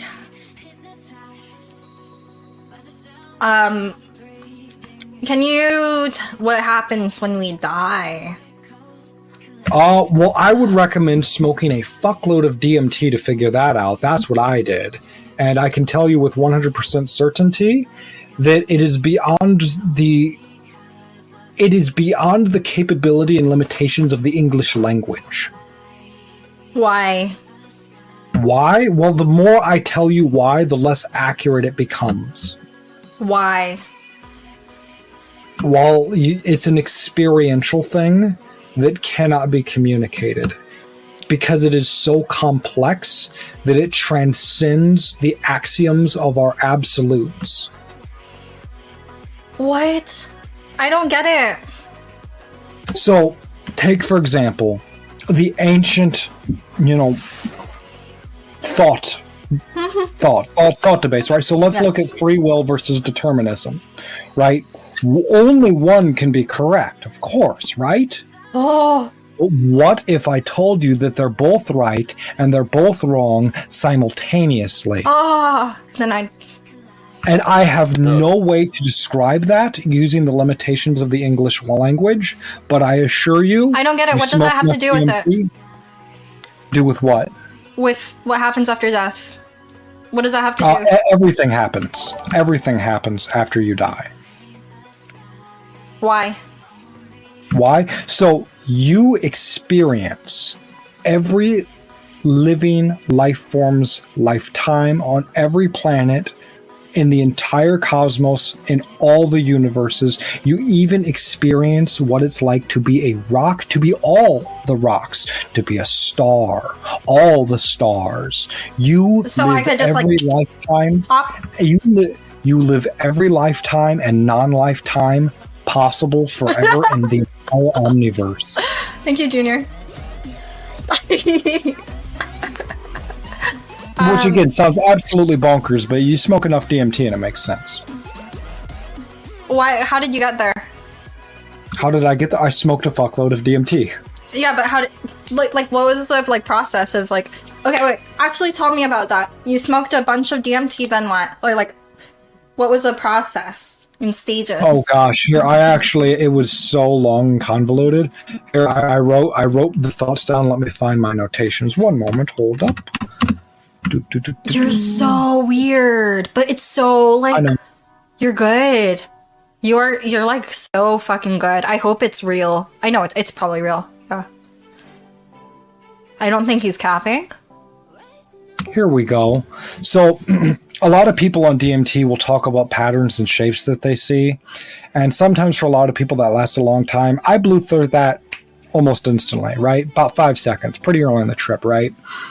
But then what appeared before me were, humanoid silhouettes, which performed a sort of soul surgery on my very consciousness. No anesthesia, surgery on the mind. And I can tell you that it was like a person fighting for their life, having a heart attack, being resuscitated over and over and over again. Except instead of your heart, it's your soul. And now imagine what is soul? What is soul? Your consciousness. My soul is my consciousness. Yes, your mind, your consciousness, your soul, your spirit, whatever euphemism you would like to use to describe the nature of consciousness. Okay. And now imagine going through this struggling fight for thousands of years at a time, constantly. And you would switch back and forth between a material and immaterial realm. And the immaterial realm is more real than reality itself.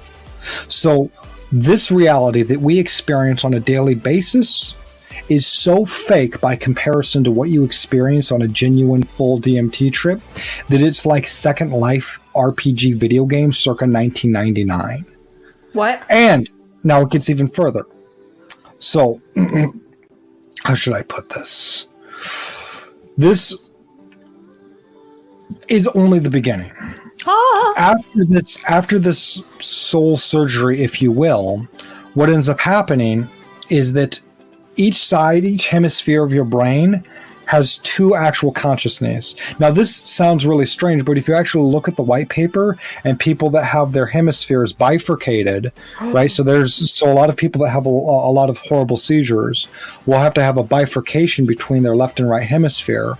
And when the bifurcation occurs to where each hemisphere can no longer communicate with each other, what ends up happening is each side of the human body takes on a slightly different personality. For example, if you cover one eye and not the other, and there you ask the person in question what their favorite color is, and to point it with their fingers, each hand will point to a different color. And what this shows is that there may in fact be, and there's a lot of other evidence to this as well, but what this shows is that there may in fact be two different consciousnesses within our minds, right? So two different identities, two egos within the mind.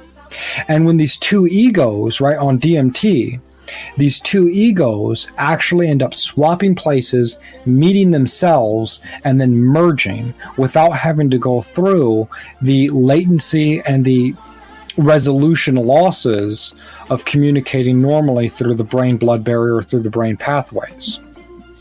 And so after that, right, after the merging of the two egos of the mind, comes the void of chaos. Now this is as you want to talk about cosmic horror, the void of chaos is by far the most traumatizing experience you can have, but in a good way, because what comes after is great.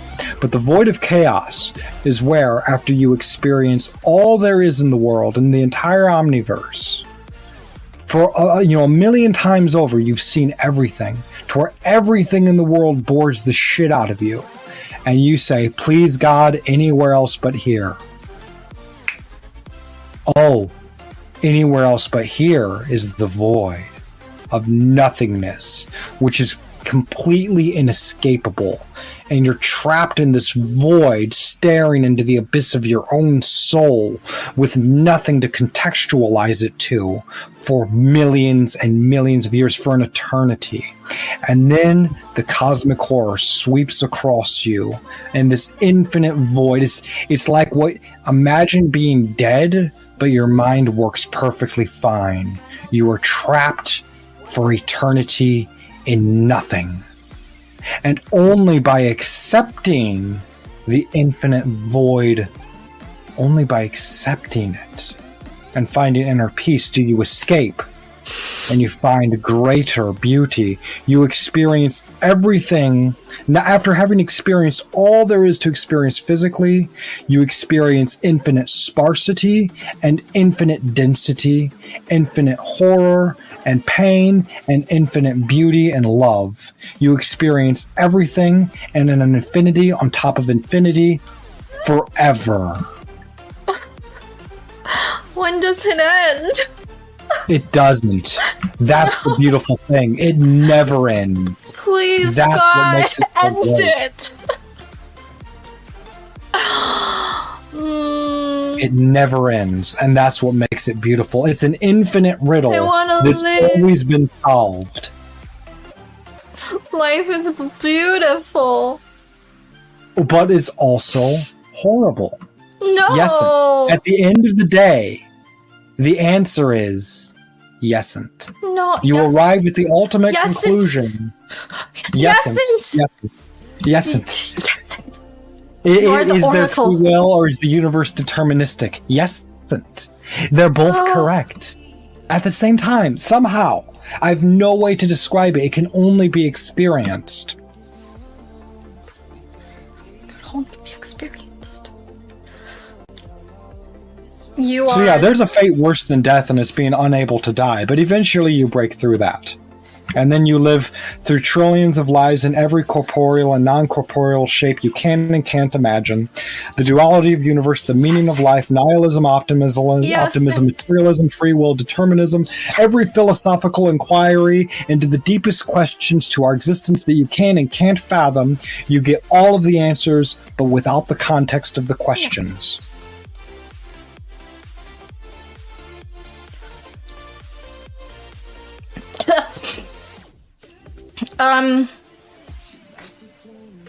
What's your favorite thing about my body?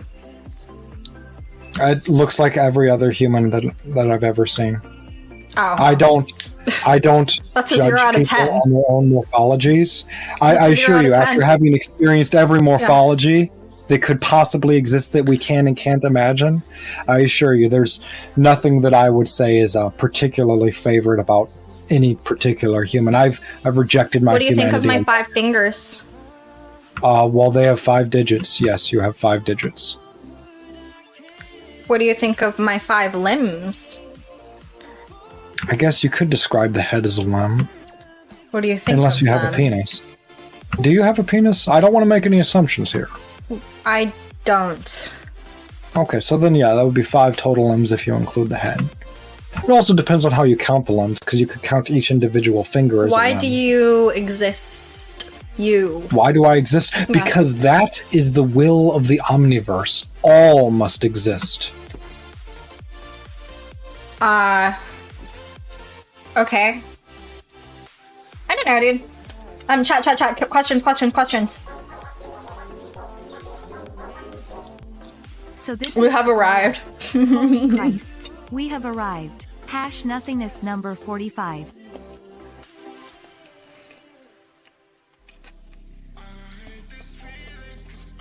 How many holes does a girl have? Waist down? I have no idea. I mean, people ask that a question a lot, and I think it's a trick question, so I'm just going to say I don't know. Yeah.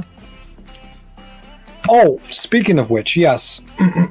One of the things that a lot of people may particularly find fascinating is that I've alluded to the genesis of a new species, because speciation, bifurcation, trifurcation, and so forth is part of the universal will through which we, well, at least I will execute, because it is the universal will. And I will try to facilitate this through the development of ectogenesis technology. Ectogenesis technology will allow for the decentralization of the genesis of life and reproduction and what's the word I'm looking for? There's creation and procreation. And through ectogenesis technology, everybody will have access to procreative and creative tools to create new morphologies. And this will allow for humanity to infinitely speciate outwardly as it spreads into the void of space. The cosmic dragon, so to speak. This will also create a lot of... I'm sorry, what? Like Halo? Well, I've never... Halo's the video game, right? Mm-hmm. Okay, I've never played a Halo game before, so I wouldn't know. You have to remember, I've spent my entire life rejecting modernity and reading dusty old books from Nether Ages. Yeah. Do you have anything you want to shout out? Did I want to what? Do you have anything you want to shout out? Shut out? What do you mean by shut out? Shout out. Oh, shout out. Yeah. RocketMassHeater.com. That's my website. You want to buy a wood stove? You want to, heat How do your you house spell that? Romeo, Oscar, Charlie, Kilo, Echo, Tango, Mike, Alpha, India, Lima. No, wait, that's my email address. Sorry. Romeo, Oscar, Charlie, Kilo, Echo, Tango, Mike, Alpha, Sierra, Romeo. What? Sierra? I'm giving you this phonetically. Anyways, RocketMassHeater.com. Mass heater. Okay. RocketMassHeater.com. It's Liberator Rocket Heaters is my company's name. Wait, what the fuck? I'm gonna go in and make sure it's not sauce.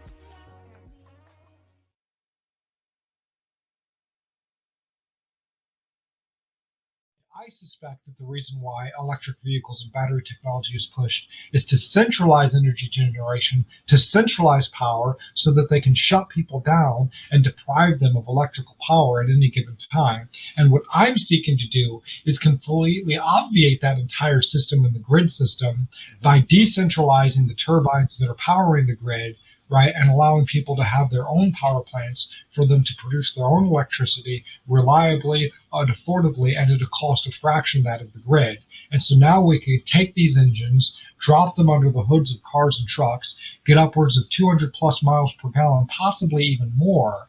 And then what we can do is couple these to switch reluctance motor generators, and then we have onboard electric regenerative braking and electric power assisted takeoff.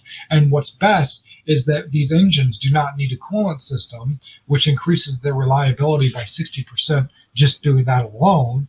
And so now we can have the front grille of the vehicle be a cover plate that's hiding or protecting a power wall. So you flip it down, and now you have dozens of various electrical sockets to plug things into, including buildings. And so now everywhere you go, you have upwards of a 1/2 to 1 megawatt generator, which having utility class megawatt power at your fingertips anytime you like now allows people to run cyclotrons and neutron refinement systems, right? Neutron absorbers. Now people can run, commercial class scientific experiments in their basement. They can produce their own medical isotopes.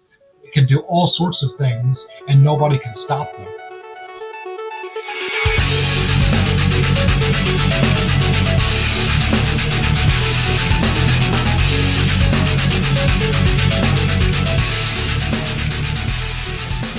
And welcome to the Vonu Podcast, the podcast making you invulnerable to the coercion of the state and the servile society. I'm your host, Shane, coming to you from the Free Republic of PAZNIA, the self-liberator's paradise. For more information, just visit PAZNIA, PAZNIA.com. Again, that website is PAZNIA.com if you'd like to learn all about the Second Realm network that we're building. So on the 200th episode of this podcast, one of the panel members was a fellow PAZNIan, John Gear. Therein, John provided a little information into some stuff that he'd been working on, and a project he's his boss, Sky Huddleston. Well, today I'm pleased to welcome Sky onto the Vonu Podcast. Sky is the proprietor over at RocketMassHeater.com, where he offers a Liberator rocket heater, very aptly named for this podcast. I like it. He's working on an improved Bork engine, and as I found out for lack of a better way to put it, a guest appearance on a Twitch speed dating stream a few months back.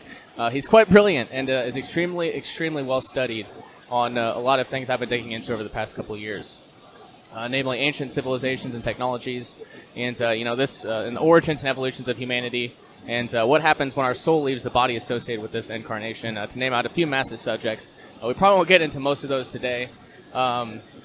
But I think we'll probably stick to kind of the decentralized independent energy that is indeed coming.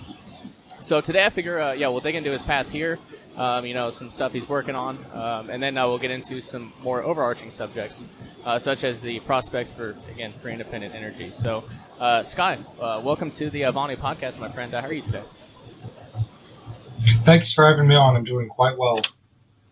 Awesome to hear. So I guess for those who may not be familiar with you or your background, I guess could you start with a little bit of background on who you are and what you do? So what my company does, and the reason why I founded it ultimately, was to decentralize energy production and generation systems. I've always grown up under my father, right? And we always, like to be prepared. We like to be able to weather a storm, so to speak. And so one of the things that we were looking at doing was buying a wood stove. And anytime we make a major purchase, we do a little bit of investigation, research, find out what the best deal is, things of that nature. And we stumbled upon this technology called rocket stoves that was developed by Dr. Larry Winiarski and Ianto Evans back in the 1980s. And nobody had ever actually made any efforts to seriously commercialize the technology. There was nothing on the market available. It was even tangentially related to rocket stove technology. So my father and I, we bought a welder, we made one, and we seen how it worked, and it worked out really, really good. So we made small ones when I was about 16 years old. We made small versions for camping, outdoor cooking, and things of that nature. And it sold fairly well for a couple of years. And then we decided to build a bigger one for indoor use, residential use, and that worked really good. And so I decided to go ahead and drop out of my first semester of college and just do that as a business, as an alternative to going to college for mechanical engineering. I said, to heck with it. I could do this on my own merits. I don't need a college degree. And thus far, I think it's worked out better overall than going to college, but regardless. So yeah, that was the objective of that project, was to commercialize rocket stove technology, get it tested to UL standards, get it EPA approved. And we actually just got our test reports back a few months ago. Mm-hmm. And we have the third cleanest burning wood stove on the market ever built, and is barely right behind a catalytic stove and an electric fed pellet stove, which our heater is solid state, non-catalytic, and has no moving parts. And it is just barely behind it, so it's within the margin of error. So we have one of the cleanest burning heaters ever made. And in fact, our combustion efficiency is 99.5%, which is 1.5% higher than the Methalox burning Raptor engine used by SpaceX. So I'm very happy with these performance results as far as the heaters are concerned. Yeah, that's definitely incredible. And we'll be building a new house here this year. at PAZNIA, and we definitely do plan on making a Liberator rocket heater. A core part of the basement there. We're already planning it into the design. I looked at the website, and yeah, it looks absolutely incredible. And so yeah, I guess. And how old are you, Sky? If you don't mind me asking. I'm 27. Wow. Okay. So yeah, you're younger than me. So I guess I mentioned before, I guess in the introduction that I'd heard you on that Twitch stream, and you covered a lot of really deep topics. Ancient civilizations and technologies. You kind of gave your path to the Liberator rocket stove. Could you, I guess, tell us a little bit about what got you interested in some of those more overarching subjects? So I had a plethora of mentors throughout, my early career, and I'm not going to name this particular person, but he is a very, very intelligent person, and I'm very lucky to have him as a personal friend and acquaintance. And he really opened my eyes to a lot of the objective truths and the metrological data regarding a lot of the ancient antediluvian masonry structures and their patterns. How should I put this? They have identical methodologies of construction throughout the world that we don't even see today, that would be exceptionally difficult to reproduce even with modern technology. Take, for example, the large H blocks at Pumapunku, which is within the Tiwanaku archaeological site. And these stones, a lot of these stones have very precise rectilinear grooves cut in them that are perfectly parallel, square, and perpendicular to the faces of the blocks themselves, and have approximately 6 millimeter holes drilled equidistantly spaced at the bottoms of these recessed grooves. And making a 6 millimeter hole approximately a foot deep inside solid stone and having no deviation, walk, or wobble in stone is something that would be exceptionally difficult to do even today. Right. Yeah, that's. There's a lot more to these ancient structures. There's a lot more to these ancient structures than just that. They're perfectly fitted, right, and not just rectilinear. A lot of these structures are polygonal in shape, so it's almost as though they were sculpted or put into a clay or plastic-like consistency, and then stacked atop each other, right? And then they're so fitted. It's hard to describe without photographs, right? But imagine taking clay blocks and turning them into various random polygonal shapes and then stacking them in such a way that they form perfect joinery across the entire mating faces. And these stones are, 3 to 4 feet thick, right? And equally large side to side and wide and tall. So these are very, very heavy rocks, many dozens of tons each in many cases. And they are perfectly fitted, which again, we can't even do that with today's technology, and not in bluestone granite. What a lot of these structures are made out of is limestone and bluestone granite. Another case would be the casing stones of the pyramids, specifically the Giza Plateau. Dr. Joseph Davidovitz, who is a world-renowned French material scientist and researcher, he subjected the casing stones to X-ray scattering spectroscopy, and he found carbon fibrous inclusions and entrained air bubbles in the limestone, which does not exist in natural limestone. And he was able to use electron microscopy to ascertain that these stones contain a high concentration of natron salts, far higher than what we would ever see in natural limestone. And through this information, he was able to back engineer the reagglomeration, this geopolymer formula that was used to build the casing stones of the pyramids. And he was actually able to slip, cast, and pour his own 12-ton megalithic block structures that are, again, perfectly fitted without any mortar and perfectly conjoined along the seams. So it just makes sense. If you pour in a reagglomerated limestone, right, and then it recures into a solid limestone, you can pour blocks on top of blocks and achieve the perfect fitment that we see in a lot of these structures. Now, the geopolymer theory doesn't explain all of the structures, such as the bluestone granite at Sacsayhuaman and Ollantaytambo. However, it does explain the Giza Plateau's perfect fitment, and they're specifically regarding to the outer casing stones.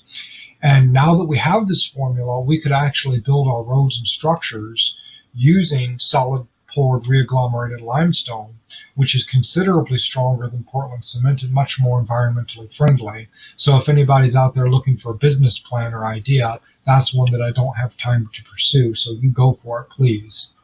Yeah, that's amazing, and yeah, I mean, looking into ancient civilizations and kind of what you're talking about, the technology. I kind of had this conception growing up, and obviously this programmed servile society. I think you'd call it modernity, but it's a programmed servile society, belief that there's this linear progression of humanity, and you look at things like that, which you've laid out, and the pyramids and their their astronomological alignments and all of that we can't replicate today. A lot of people don't have that knowledge. Most people don't have that knowledge today. So yeah, I guess would you agree with that it's not necessarily a linear progression of humanity, that there were more advanced civilizations that had decentralized energy, and as you're saying, these other construction techniques that we can't even really replicate at this point. Oh yeah, absolutely, right. So one of the interesting things about so I don't know if you guys are familiar with the whole metric versus SAE or mile system debate. So after the French Revolution, they decided to eschew the imperial system of units of measure, right, or so-called imperial at the time, and instead the French created the metric system. Well, there's actually a problem with the metric system, and that it is predicated upon a non-empirical unit, i.e. the meter, and the meter is a very irrational decision, right? So it used to be, right, that there was a bar of platinum, and this was the meter, and this bar of platinum, which was cut at a certain length, that was the meter, and then they changed it to basing the meter off of the Earth's diameter divided by a specific number, and I forget what that number was, and now it's the speed of light divided by an almost irrational number, right? But here's the interesting thing, right? How should I put this? So the mile system, right, which is what the US uses, the mile system is actually predicated upon, right, the US system is predicated upon the English system, which is predicated upon the Roman units of measurements, which are predicated upon the Greek units of measurements, which are predicated upon the Babylonian and Sumerian units of measurements. And do you know where the Sumerians in their own texts state that they received their units of measurements? Where? From, quote, the old ones, whatever that means. Now here's where this gets interesting. The sun is exactly 864,000 miles in diameter, which is precisely the 10 times the number of seconds in a day, right? And then the Earth's rotational velocity is exactly 66,600 miles per hour, and the moon's radius is 1,080 miles, and 108 times 10 is considered to be the most sacred number in the Vedas, and the pyramid encodes the exact dimensions of the Earth, including its diameter and its rotational velocity and its distal relationship to the moon. And the Parthenon is precisely 1 arcsecond in width at its latitude in Athens. So they had, whoever created this unit of measurement system was able to determine the diameter of the sun. Yeah, that is that's incredible. That's definitely incredible. Yeah, mind blowing. Don't really know where to go from that one. But yeah, I mean it's crazy to think about. It's definitely crazy to think about. So I guess since we're kind of on this subject, what would I heard you mention again that Twitch stream that like there's different ancient technological trees. Could you speak a little bit more to the various, I guess, technologies that you've come across that you've found that from ancient civilizations that you've taken an interest in, whether just, hypothetically or theoretically or whatever? Well, all that we really have hard in terms of hard evidence for is the masonry structures. And one of the interesting things is that they were able to develop these masonry technologies that vastly deviate from our own technology. And when we ask ourselves, well, how could they have done this, right? Well, a lot of people say, well, were you saying that they were more advanced than current civilization, right? Well, yes and no. So our civilization, our contemporary civilization's technology is predicated upon chemistry, which evolved from alchemy, and the petrochemical industry very specifically. That's where most of our technological prowess is predicated upon, is the petrochemical industry. So, right, being able to melt and smelt metals using coal and carbon and oils, right, being able to produce plastics and semiconductors and draw out thin wires. All of this is predicated upon petrochemical industry, right? That goes way back into the 19th century. But what if instead you had a civilization that had discovered electricity before chemistry, right? What different things, how would they approach solutions, technology, and development differently, right? We can look at the transition from vacuum tubes to transistors, right? And so when vacuum tubes were eschewed for transistors, we never actually solved exactly how vacuum tubes work. They're still an enigma scientifically, right? So what if we can't even know where vacuum tubes would have taken us if we'd continued down that path? And so this is the thing that I'd like to emphasize here, is that when a technology is discovered and developed, right, it becomes institutionalized, and a lot of industry inertia gets built up behind it. And so that just becomes a lot of the de facto solutions to problems, technologically and otherwise, that people have. And so the incentive to investigate another potential solution predicated upon a wholly different technology is completely obviated, because the solution to any civilization or people in front of them is obvious. They just grab the drill to create the hole, right? Now, who would ever think, right, which the drill, of course, is produced, using sintered metals and, heat treated with eddy carbide inclusions, right? But why would we ever investigate another alternative solution when we can pick up a drill, right, from Home Depot for $60, when there might be a better solution predicated upon a completely different technology, but it would require a discovery of a completely different technology? Who would ever investigate that when they could just buy the drill? Right. Yeah. Good points. Good points for sure. And I guess that leads us into this area. I'm not sure if have you come across any, any previous civilizations that had, so-called, decentralized free energy. And I guess we'll go ahead and get into that now. What are some of your prospects for that realm in the coming years? Is independent energy coming? Infinite energy, I don't. Independent I'm energy, very reserved. But yeah, decentralization of energy generation, that's very solid, right? So the internal combustion engine hasn't really made any advancements since the 1890s, not really, right? Other than controlling mass airflow and a little bit more sophisticated methodologies of control. But Honda was very, very proud about their overhead cam engine, which marginally increases volumetric efficiency, when they debuted that in their sedans in the 90s.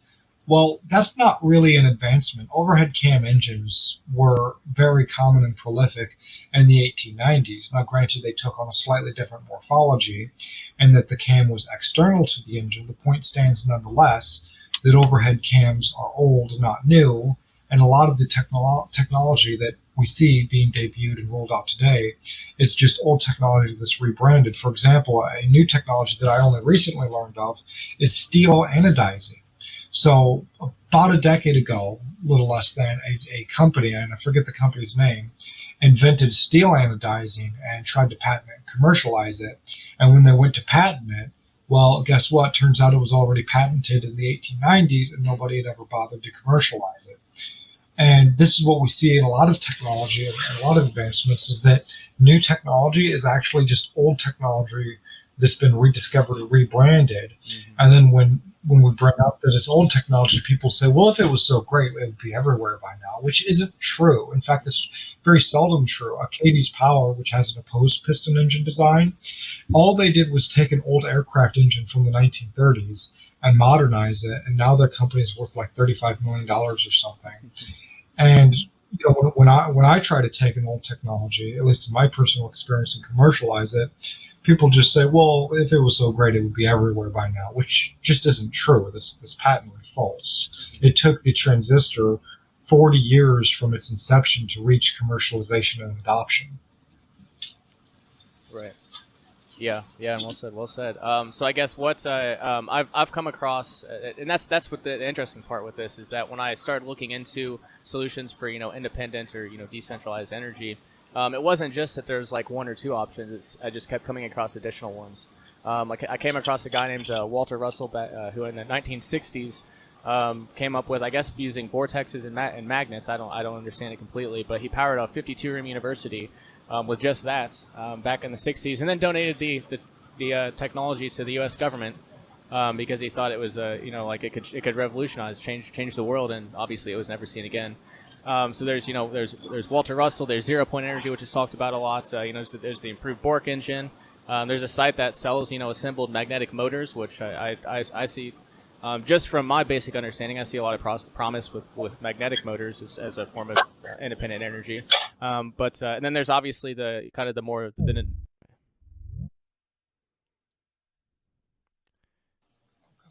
Are we back? Okay, yeah, there was a technical glitch for some reason. I'm sorry. Oh, no problem at all. We got it back going. So that's all that matters. So yeah, I was mentioning some of the various free energy, or I guess independent energy solutions I've come across, and I was just going to mention the last one being the ones that Nikola Tesla's credited with a lot of these sorts of innovations. So from what you've looked into as far as promising prospects in this realm, are there any technologies that that you're really interested in? Well, I mean, the ones that are most promising for me, given my specific specialization of knowledge and what is within my wheelhouse and what I can speak to with confidence, is in pulse detonation technology. So in the 1950s and 60s, Chapman-Jugat and Fickett-Jacobs, right? Fickett and Jacobs worked out the Fickett-Jacobs cycle based off of the Chapman-Jugat mathematical theorems and algorithms. And what they discovered is that pure isochoric heat addition is inherently more efficient, all other factors being equal, than partial isobaric, isochoric, or isobaric heat addition. And so what this means is that the Otto cycle thermodynamically is actually more efficient than the diesel cycle. But the only reason why our diesel engines get more miles per gallon than the Otto cycle engines is because they can run much higher compression ratios than conventional Otto cycle engines, so they become more efficient overall, even though their thermal efficiency is much lower than the Otto cycle engines. And they also burn heavy liquids, which is largely why they're isobaric, is because their flame forms propagate very slowly.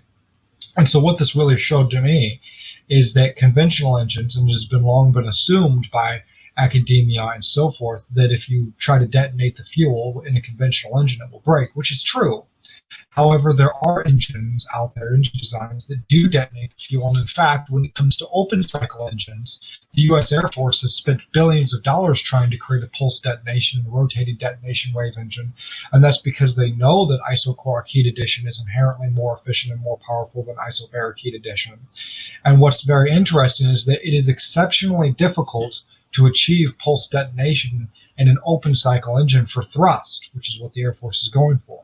But it is exceptionally easy to achieve detonation in a closed cycle engine, such as a piston or rotary engine, for shaft horsepower. So easy is it, in fact, that we have to put in octane additives to increase the octane rating to prevent detonation of the fuel in the engine, because it will break conventional engines, which I find to be pretty backwards.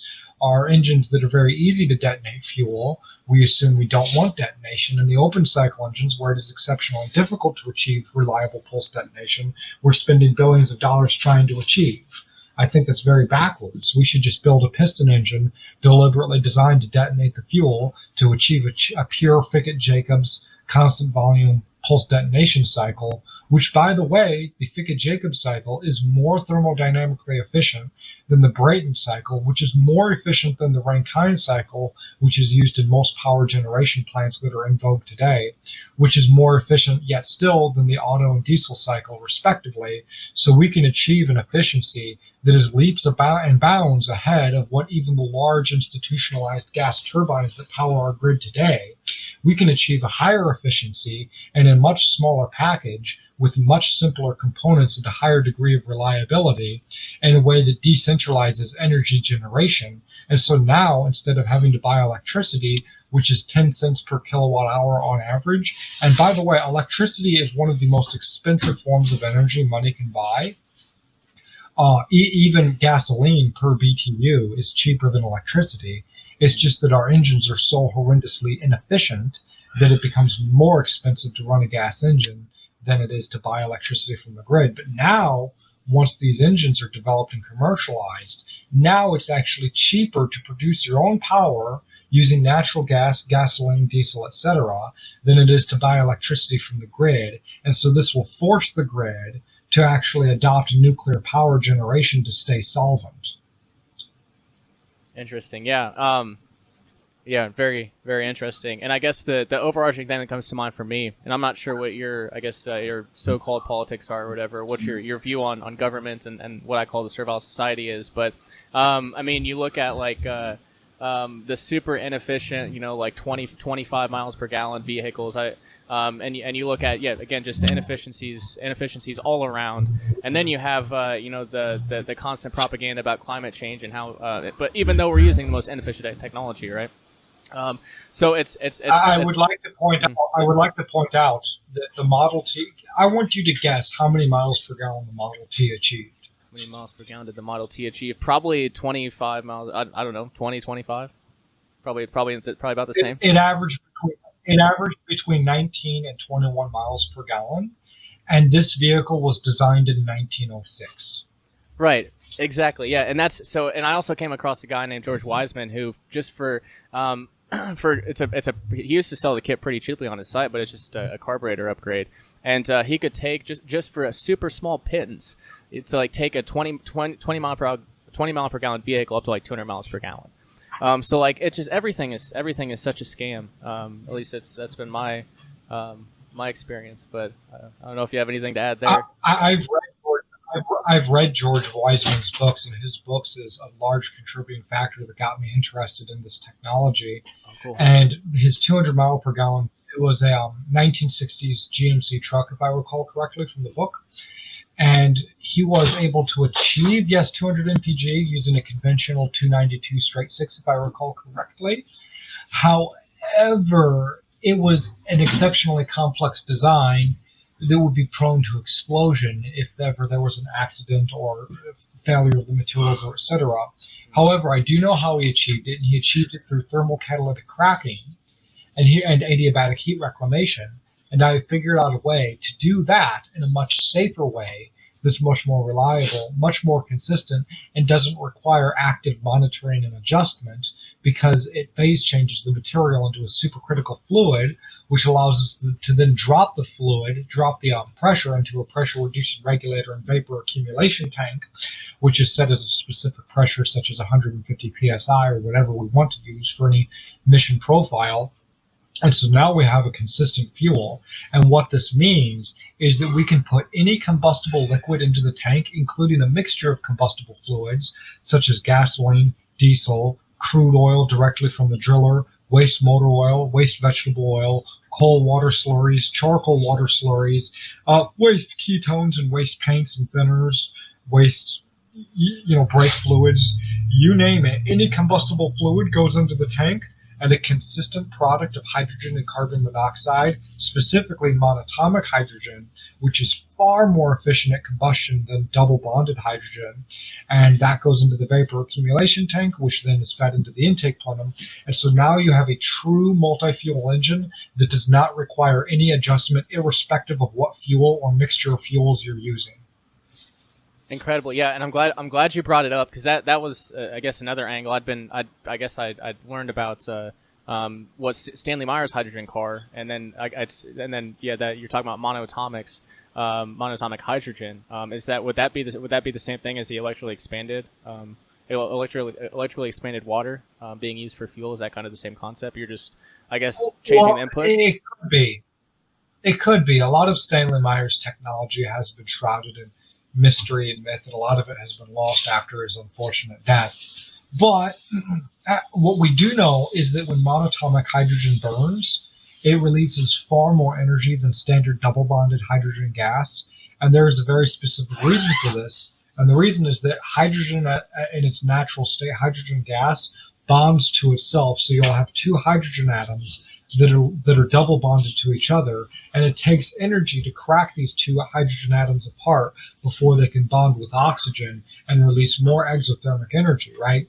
But if we can use catalysts and high temperatures and pressures to create a supercritical fluid and break this double bond apart into a monatomic hydrogen gas where the hydrogen atoms exist independently of each other, now we can release far more energy because we're not wasting the energy to break the double bond of hydrogen gas apart before burning it, which the same is true, by the way, of all hydrocarbons. It takes energy to break the carbon-nitrogen bond, the carbon-hydrogen bond, and the carbon-carbon bonds.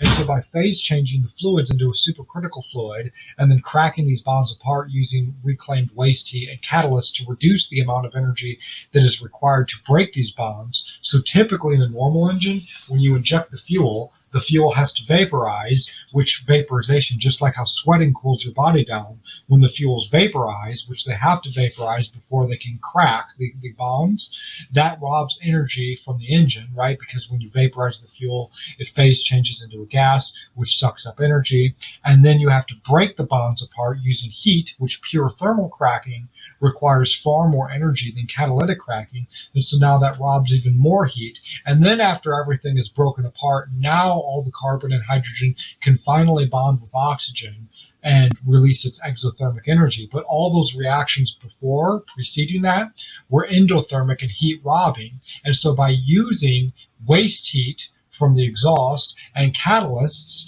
to reduce the amount of energy required to crack these bonds, we can greatly increase the effective energy density of liquid hydrocarbon-based fuels by potentially exponential amounts. And so now that we've increased the amount of energy that's extractable from these liquid fuels by upwards of 50 to 100%, possibly even more, now, sorry about that. Now, not only have we increased the energy density immensely, we've also increased the efficiency and the energy extracted from these fuels for the given amount of fuel by several standard deviations. And this also is what offers it the multi-fuel capability. So yeah, this is a very promising technology. You know, I want to emphasize this. The lithium-ion battery has an energy density of, at best, 1 megajoule per kilogram. Diesel fuel is about 35 to 40 megajoules per kilogram, depending on variables, and gasoline is about 38 to 45 megajoules per kilogram, again, depending on variables, octane rating, etc. A ham sandwich is 20 megajoules per kilogram, and wood is about 17 megajoules per kilogram. So wood contains 1,700% more energy by weight than a fully charged lithium-ion battery. If we can increase the energy density or the energy extractable from liquid hydrocarbons, right? So the energy densities are determined by burning these things in a calorimeter, which is basically an insulated box where you measure the temperature inside the box before and after the chemical reaction is complete. Well, the problem with burning things like diesel fuel and gasoline in a calorimeter is that all these endothermic reactions that precede exothermic oxidation occur without catalysis, and catalysts reduce the amount of energy required to crack these bonds. And so by introducing a catalytic system, a catalytic fuel reformation system, into the equation, now we can actually increase the energy extracted and the energy density of the fuels and the calorimeter. So now liquid hydrocarbons could have upwards of 60 plus megajoules per kilogram. If we increase the energy density of a lithium-ion battery from 1 to 1.5 megajoules per kilogram, i.e. increasing it by 50%, that would be big news across the world. And that is going from 1 to 1.5 megajoules per kilogram. In this situation, we're going from 40 to 60 megajoules per kilogram. Leaps and bounds ahead of what would otherwise make global news if it was in battery technology. And I suspect that the reason why electric vehicles and battery technology is pushed is to centralize energy generation, to centralize power so that they can shut people down and deprive them of electrical power at any given time. And what I'm seeking to do is completely obviate that entire system in the grid system by decentralizing the turbines that are powering the grid, right, and allowing people to have their own power plants for them to produce their own electricity reliably and affordably and at a cost a fraction of that of the grid. And so now we can take these engines, drop them under the hoods of cars and trucks, get upwards of 200 plus miles per gallon, possibly even more. And then what we can do is couple these to switch reluctance motor generators, and then we have onboard electric regenerative braking and electric power assisted takeoff. And what's best is that these engines do not need a coolant system, which increases their reliability by 60% just doing that alone. And so now we can have the front grille of the vehicle be a cover plate that's hiding or protecting a power wall. So you flip it down, and now you have dozens of various electrical sockets to plug things into, including buildings. And so now everywhere you go, you have upwards of a 1/2 to 1 megawatt generator, which having utility class megawatt power at your fingertips anytime you like now allows people to run cyclotrons and neutron refinement systems, right? Neutron absorbers. Now people can run, commercial class scientific experiments in their basement. They can produce their own medical isotopes. They can do all sorts of things, and nobody can stop them. Hell yeah. I love it, man. I absolutely love it. And I guess the first thing that comes to mind is, so Vonu is about, and I'll mention this for your benefit, Sky. Vonu is about building, resilient, liberated lifestyles. And one of those popular ones, or one of the common themes with Vonu is mobility. So there are a lot of van nomads out there. So the van nomads drop the biggest expense, which is usually housing. And then their biggest expense becomes gas and fuel and energy.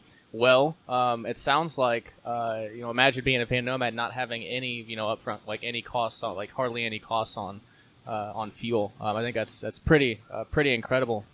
And let me put it like this: with the thermal catalytic cracking system that I'm developing, you would be able to make charcoal anywhere in the woods, which charcoal is trivial to make, mix it with water at a whatever ratio you desire. Typically, the thicker the better, unless it's a very cold environment, right? But regardless, you can make synthetic bunker fuel by mixing charcoal dust and water, and this engine will run it as though it were diesel. Wow, that's incredible. Yeah, that's definitely incredible. And I guess you kind of provided your thoughts on it a little bit, but I'm just curious with your extensive knowledge in this area. Yeah, to me, that was my initial thing is, well, you're dependent on batteries for a lot of this stuff. But like, what are your thoughts on, the alternative energy solutions being pushed by the Servile Society? Will they maybe, improvements? We're not getting anywhere near the efficiency or the improvements that you're talking about. So like, what are your thoughts on geothermal and solar and some of these other alternatives that are, very, very pushed and even subsidized by the state? Well, I want you to know how all of these energy systems require and are subsidized by the government because they push for centralization. True, yeah. Right? So solar is only tenable in desert environments and environments where there's a lot of reliable sunlight. And it still requires large, expensive energy storage and distribution systems. And so it centralizes power and control of electrical generation. Geothermal, all these things require large scales and centralization so that they can shut you down at any time. And the reason why they're trying to take away people's engines is because it's the only thing standing between them and total control of power, literal power. Right. Well said. Yeah. Yeah, I'm with you on all of that. And you mentioned, so you've got a lot of knowledge in this area. So I just want to bring up, or I just want to ask about this. I found a guy on YouTube that did like monoatomic gold experiments where, he basically had a jar full of, I guess, salt water and then a positive, negative, or I guess would it be an anode and a cathode. And you can literally create, these monoatomics from that solution. So I guess, could you speak a little bit, since it sounds like you have some knowledge on this, whether for, the monoatomic gold and like, the health supplement variety, or I guess since we're talking about energy, independence here, how someone could get started just, experimenting with these ideas, in their home or their basement? Well, so monatomic. So I'm kind of strange, right? So there are a lot more than 4 different types of states of matter, right? So we're all familiar with solids, liquids, gases, and plasmas, right? But then you have quark-gluon plasmas, droppletons, degenerate matter. You have fermionic condensate, Bose-Einstein condensate, superfluids, time crystals, supposedly. So there are a lot of different states of matter, and I'm of the opinion that supercritical fluids and monatomic elements, right, monatomic materials are different states of matter because they fit the definition of a different state of matter, right? They have different physical properties and different chemical properties when in these different states of matter. And so as far as monatomic gold is concerned, right, I'm not a medicine guy. My knowledge on healing and on biology is cursory at best. However, what I can say is that if you make monatomic metals or metalloids, you are almost certainly going to receive a whole slew of different chemical properties once they are in a pure monatomic state. And what these chemical properties are, I can't speak to because it's outside of my wheelhouse as far as metals are concerned. I haven't done enough research into that. What I do know is that monatomic gases are highly reactive, and supercritical fluids are very unique in that they have the plastic properties of a liquid, right? So that they're dense and non-compressible like a liquid, but they have free ionic exchanges and they homogenize. So they homogenize like a gas. They have the density of a liquid, and they exchange electrons, and they are ionized like a plasma. So they have properties of each of these states of matter. So I would consider supercritical fluids to be a different state of matter entirely. Same thing with superfluids, which is if you take a liquid and you sufficiently cool it, assuming it doesn't freeze into a solid, right? So helium is one of these liquids you can do this with, and you sufficiently cool it, you can get a liquid that has a literal 0 viscosity index, meaning that it flows with 0 frictional losses. Gotcha. Okay, amazing. Yeah, I love it. So yeah, I came across the monoatomics realm. John mentioned in the 200th episode about potentially being able to generate, monoatomics from salt water. He wants to live on a sail, but we want to live on a sailboat at some time too. And generating energy and I guess commercial operations on the in salt water with monoatomics seems to be a really incredible viable option. And yeah, I take a supplement with monoatomics. It's got like a dozen monoatomics in it. I don't know a whole lot about it. Can't really explain it too well like you did, but I see a lot of potential there, a lot of potential, and that also ties in with George Wiseman again. He converted the technology, the electrically expanded water, and the hydrogen water, and he sells an AquaCure machine, which is inhaling Brown's gas essentially. Do you know anything about Brown's gas? It's the same thing as we're talking about here, right? Yeah, I've read a lot of George Wiseman's books. In fact, I was at the ESTC conference in last year in July, in 2021 in July, and I met George Wiseman's protege, and he had one of the Brown's gas generators. It's certainly very interesting technology. Like I said, this is all bleeding edge research, and we need to do a lot more investigation and a lot more experimentation into this technology to really see what its applications are and where it can go. For sure. And I guess just another question that comes to mind is, the Liberator rocket heater, just as a method of heating is incredible. And I'm not sure if this overlaps with yours. I don't think it does, but I think it was mentioned. I was talking to John about it. Maybe someone that he met at that conference too. But putting a Tesla turbine, whatever that is, I don't know what that looks like or entails, but a so-called Tesla turbine onto like a rocket heater like that. And using that to generate power too. Is that possible with it being that efficient? So, yes, actually, John Gear got that from me because that's one of the technologies that I want to pursue. I can't go into detail as to how we're going to execute that, but what I can say is that the final end of this morphology is going to be an internal combustion, solid fuel, any fuel burning, gas turbine engine that can turn over a generator.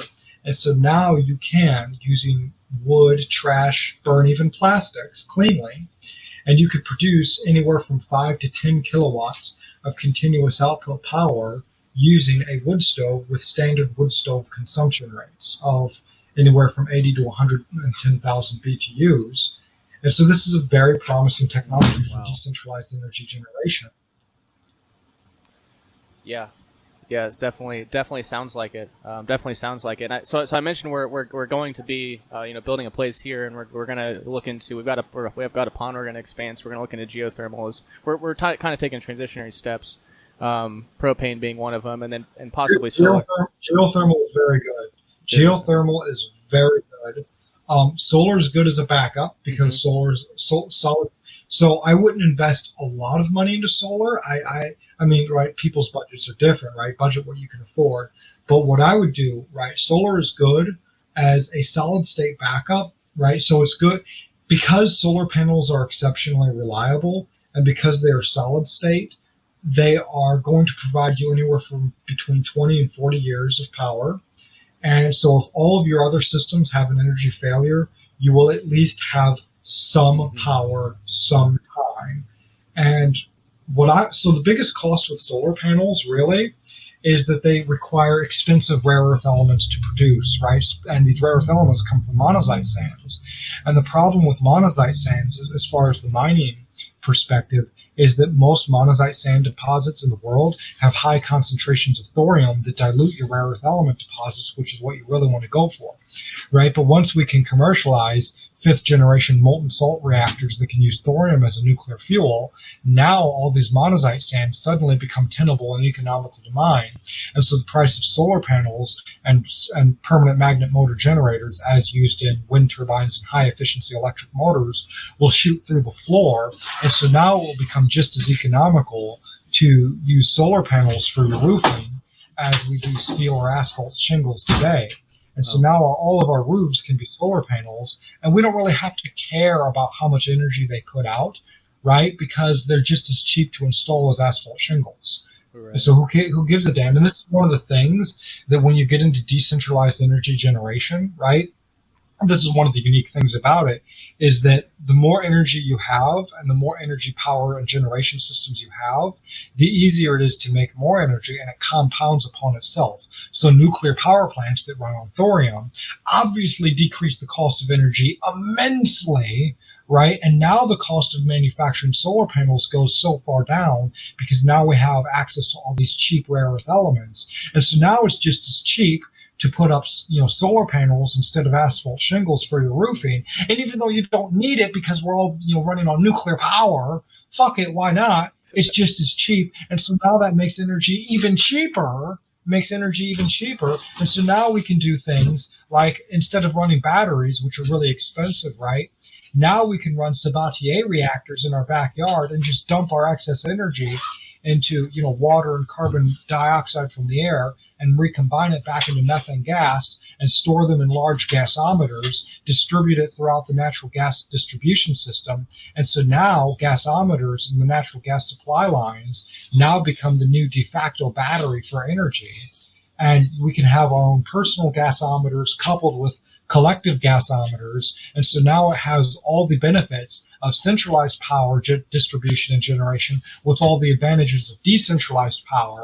And so now when it comes to storms and natural disasters, no longer a problem. Everybody has all the energy they need. Incredible. Incredible. So I would like to emphasize that transporting natural gas via the natural gas supply lines are way more efficient than the electric grid. So the electric grid, you get about a 30% line losses just in the distribution. Natural gas supply distribution is 99.99% efficient. Gotcha. So I guess you answered part of my question there. I guess I appreciate the insight on geothermal and also solar. Yeah, solar is not necessarily it's definitely not a primary, but we're considering it just because you got to put shingles on there, and if you put solar on there, why not? But regardless, I know time frames are hard to put on these, whether it's your project or just generally speaking. How long do you think it'll be until some of these solutions are more commercially or more easily available to the point where there's a tutorial on how to how individuals can do these things themselves? Well, I mean, it depends on what specific technology we're talking about. But what I can say with a high degree of confidence is that all of the technologies that I'm working on will be commercially available within approximately 5 years. Awesome. That's possibly sooner. Great. Fantastic, man. That's it's really, really incredible to hear. I stumbled across a lot of these topics a few years back, and when I realized, like food's obviously important, but if we can decentralize energy production, that's one of the main sources of control on the Serval society right now is energy, and that would be a major step in the direction of freedom if we call it the PAZNIA, the Second Realm Network. If these things just proliferate everywhere before those who falsely imagine themselves to be our rulers until they before they know what hit them, and technology is decentralized, or the energy is decentralized, and I think that'd be a really, really, really incredible, and even just on the self-sufficient angle too. But we've been going for about an hour here. I want to give you a chance to talk, or I guess mention anything else about about your current entrepreneurial venture, the Rocket Mass Heater. It's rocketmassheater.com is the website for that, and I'll put a link in the show notes. But is there anything else you want to mention in regards to what's in regards to that? No, we're taking orders right now. There is a huge backlog because of the high demand, but we are taking orders. So if you're interested in a wood stove or pellet stove that can burn both pellets and wood with a high degree of efficiency, our website's rocketheater.com or rocketmassheater.com. We have both domains. And so, that's basically it. I appreciate your time. Awesome to hear, man. I'll have to get you back on at some other point. I mean, it might not necessarily be on the free energy topic, but I would like to dig more into. It's something I'm looking into, because the more I study the past and history, the more I learn about, that's how I came across a lot of these free energy topics. Was by studying what's been done and known before. So maybe at some point I can get you back on to dive more into I guess looking back. But anyway, for now we'll leave it there. Thanks so much for your time, Sky. And like I said, we'll probably be placing an order for a Rocket Mass Heater here sometime soon for the new what we're calling the embassy here at the Free Republic of PAZNIA. So anything else, Sky, before I let you go? Nope, thank you very much. And now a bonus episode. Coordinator Rayo's second interview with Sky Huddleston. You're listening to the PAZNIA Radio Network. I don't think the Bork engine is good for any topology above 1,000 cc's. I think the Bork engine is great for topologies between 49 and 1,000 cc's. It's the best engine in the world for that range of displacement. But if you want to go above 1 liter of displacement, or about 60 cubic inches if you're old school like me, then we have a new topology that we're researching on that, but I can't disclose any more than that. Just rest assured, we have a topology that in a form factor that's a little bit bigger than that Bork engine that I demonstrated at the conference. So that Bork engine I demonstrated is 30 cubic inches, half a liter. Okay? We have a topology that's marginally larger than that one, but is 6.7 liters. Yeah. Oh, yeah. Oh, yeah. So that's going to be more than enough to power a car. And we're talking 10 megawatt. Yeah, and you could power your house off of that, too. Dude, you could power the whole block. I'll put it this way. Running at high RPM, which is maybe 20,000 RPMs, we should be able to produce 10 megawatts of power with that design in a package that's 1 foot in diameter and 2 feet long. To give you some perspective, gigawatt, which is 1,000 megawatts, is what a lot of nuclear power plants produce.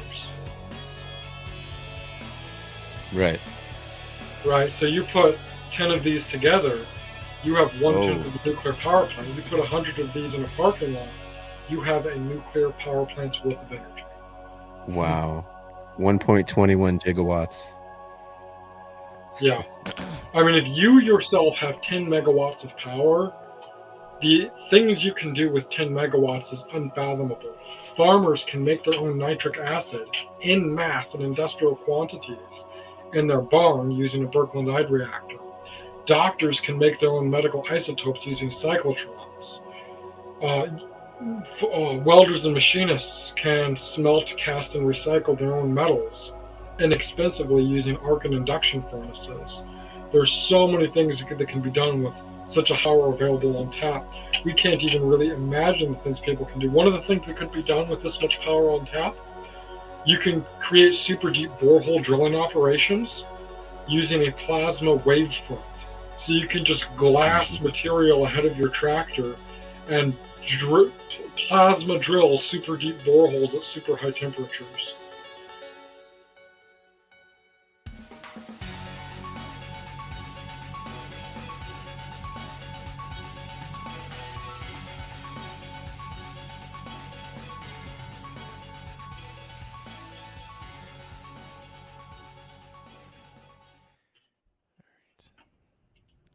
And welcome to the Vonu Podcast, the podcast making you invulnerable to the coercion of the state and the servile society.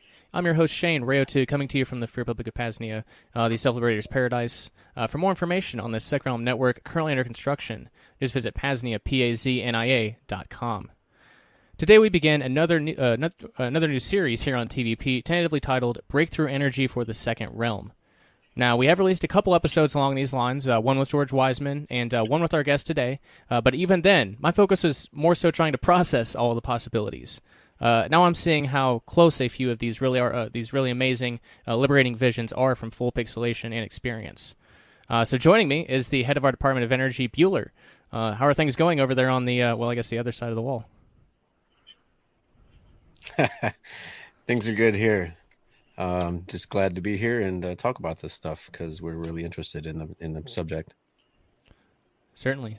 So, yeah, I guess my goal with the series, and Bueller can maybe speak to his too, but this is my goal. I'm not going to speak for him. But, yeah, my goal with the series is to introduce those who are unfamiliar to the vast ocean of potentialities and to hone in on a few solutions coming to the fore that can dramatically improve individual and community-based independence.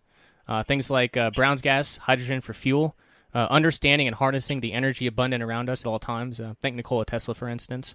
Mind-blowing anti-gravitics, monoatomics, and other experiments. Crystal power cells that run for years without a charge, and which are in the process of being scaled up. And I guess just a note here. Imagine energy literally being a currency, trading someone a phone-sized device that can provide like 2 years of power. It's crazy. But I guess further, just different visions of breakthrough energy motors, the Bork engine, Adams motor, and more that I'm certainly unfamiliar with. And with the manufactured nonsense happening in the first realm, that is the purposeful inefficiency in internal combustion, centralizing monopolistic control over oil, and half-hearted solutions like solar panels fed into the grid, there's no more important time for this information to come forward. Today I welcome back Sky Huddleston, co-founder of the aptly named Liberated Rocket Heater, breakthrough energy engineer, and really just a quite brilliant and studied individual. You can find his first appearance here on the Vonu Podcast, episode number 138, vonupodcast.com/138. Excuse me, where we got an introduction from Sky and what he's working on. Anyway, today we'll get an update on the Liberated Rocket Heater and the coming Tesla turbine. We'll go deep into the problems with modern internal combustion engines, along with the built-in scamming and inefficiencies. We'll have Sky give us some history and background on the Bork engine, and most importantly, why it's not a staple today. We'll talk about possibilities beyond travel. I recall from our first discussion some astounding ones pertaining to everyone having a mobile 1 megawatt generator on board, which is just crazy to think about. And finally, it's a little less technical little less technical stuff at some point. I want to dig more into Sky's personal philosophies, perspectives, and motivations. We'll see where that gets worked in. Not really quite sure yet. But Sky, welcome back to the Vonu Podcast, my friend. How are you this evening? I'm doing quite well. Thanks for having me on. Oh, sure. So, I guess let's get right into it. We talked last time I had you on a little bit about the Liberated Rocket Heater. But yeah, give us an update on the business, the product, the progress, etc. So the business is doing fine. It's been mostly on cruise control. We've been taking the revenues and we've been reinvesting that into developing new technology. One of them, as far as the rocket heater company is concerned, that I'm really excited about is the solid fuel gas turbine engine. So what this is a Tesla turbine that is being utilized for the solid fuel combustion of wood chips, biomass, wood pellets, waste tires, coal, etc., agricultural waste, and what have you. And this should produce between 3 and 5 kilowatts of continuous output power, so that one person can, with a 100,000 BTU stove, provide all the electricity they need for their whole home and then some. So now they have a truly decentralized methodology of producing their own power from any combustible material on hand. The Tesla turbine has been historically described as a problem, it's been described as a solution looking for a problem, and we found that problem. The problem, of course, being how do you burn solid fuels which contain ashes such as coal, wood chips, agricultural waste, etc., and prevent the ashes, these solid particles, from causing erosion of the turbine blades. Because obviously, if you burn wood or solid fuels in a normal turbine, the ashes and particles will erode the turbine blades very, very quickly. While a Tesla turbine works differently. The Tesla turbine uses the boundary layer effect. So because all the gases flow parallel with the disk faces, there's not going to be any erosion or ablation of the surface material of the disk. And so now we can run solid fuels in this turbine with no detriments to longevity. Wow. So I'm slightly familiar with the Tesla turbine, and it usually uses a liquid, correct? Yes, in this case, it would be a gas. So most Tesla turbines that people build in their homes, right, they'll run them off compressed air or steam or what have you. In our case, we're still running it off of a gas, but rather than an external combustion steam engine or a Freon engine or whatever, instead we're running it as a direct air-breathing engine, like a jet engine or a gas turbine engine. So you have a conventional centrifugal compressor that draws in combustion air. You have a solid fuel firebox, which is your combustion chamber. This allows you to put in burn grates and other mechanisms through which the solid fuel can be fed in. And this burns, and then we have a converging diverging ceramic de-Laval nozzle, which takes the high delta T thermal gradient and it converts it into a high delta V supersonic gas flow. The supersonic gas flow is then directed into the inlet volute of the Tesla turbine. And of course, because Tesla turbines want speed, not air pressure, that is to say, turbines want air velocity, not air pressure. You can have a lot of pressure of air, but if you don't have velocity, right, you're not going to get much power. You have to convert that pressure, or in this case, temperature, into velocity. And because we don't have a lot of pressure in our firebox, maybe 2 to 5 psi, but we do have a lot of heat, we have to convert the heat into velocity. And so that's where the converging diverging de-Laval nozzle comes in, which is what all rockets use to convert their chemical energy into delta T. Okay, so the boundary layer effect works with gases as well. Yeah, well, all Tesla turbines exploit the boundary layer effect regardless of the gas that they use. The only difference is that in our case, because our Tesla turbine is being used for the combustion of solid fuel, we're going to get a far greater power to weight ratio, power density, and power output nominally than you would through other methods, because the heat is being directly converted into mechanical energy. There's no recombinant loops, there's no heat exchangers, there's not a boiler, etc. What kind of RPMs does that spin up to? So we actually haven't built the turbine yet. We're still building. We actually have the combustion chamber built. We have the compressor hooked up, and we found that there's some problems with the door. So a normal fiberglass rope seal that's typically used in a wood stove didn't work at all. It leaked like a sieve, right? Which is why we prototype and test things. And so now we're using a different style of door that shouldn't leak at all. Instead, so rather than using a fiberglass rope seal, which is good to 1,000 degrees Fahrenheit, we've actually downgraded to use a silicone rubber seal. Now, you can't use a fiber seal. I might have a fiber seal on my desk. I do. So this is an example of a fiber seal, right? And the fiberglass rope seals that are typically used in wood stoves, they're made out of woven fiberglass, and so air can leak through them. That is to say, they're porous. And so that's not very good to form a seal for a door for a wood stove, especially one that's under positive pressure. Most wood stoves work off of draft. They work via negative pressure, so it's not a big deal if a little bit of air leaks in, just so long as no smoke leaks out. Well, in our case, we have a pressurized combustion chamber, so nothing can leak out at all. Anything that leaks out is an egregious loss of efficiency and a safety hazard. And so now we need a perfect seal. So in our case, what we did is we downgraded to a silicone rubber seal, which isn't nearly as porous. I mean, you only have to worry about the porosity of rubber if you're dealing with a vacuum environment like space, and even then it's a very, very slow leak. So in our case, it's effectively non-porous or non-permeable because it's a At silicone 5 rubber psi, seal. it's effectively non-porous. Yeah. Exactly, right? Now, but this introduces another problem. Because it's only rated to 500 degrees Fahrenheit and the door will get hotter than that, how do we keep the silicone rubber seal from melting? And the way we did that is we built another air gap shroud around it.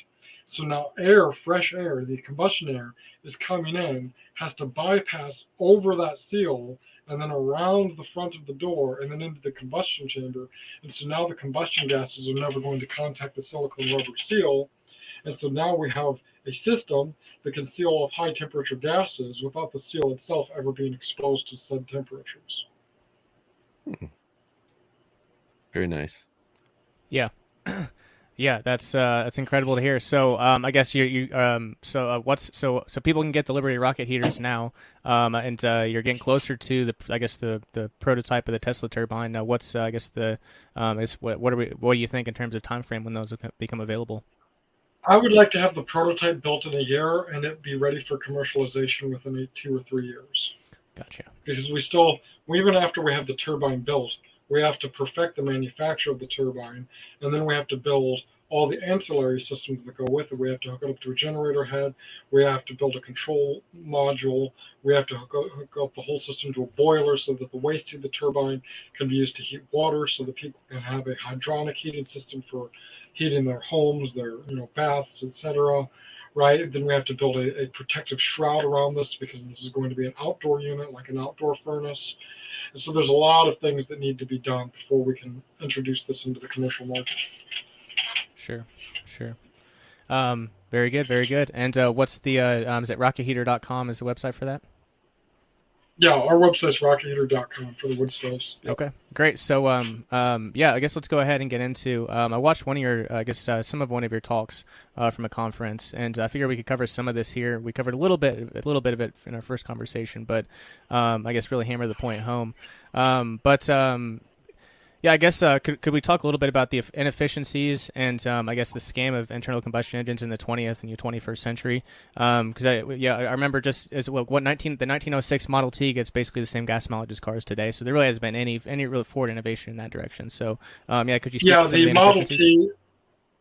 The Model T averaged at about 21 miles to the gallon, and the original Volkswagen Beetle, which was designed in the 1930s. The Volkswagen Beetle got 38 miles to the gallon, and that was in the 1930s. So there's a serious problem with that. I'm sure anybody with eyes to see can see that we can't have vehicles in the 1930s getting more MPGs than vehicles today. That's unacceptable. Yet this is where we are at in the modern century. And there's a bunch of reasons for this, right? Throttle plates create parasitic pumping losses. Stratified charges don't burn as well as homogeneous charges. Deflagration-based engine systems are absolutely horrid. We have,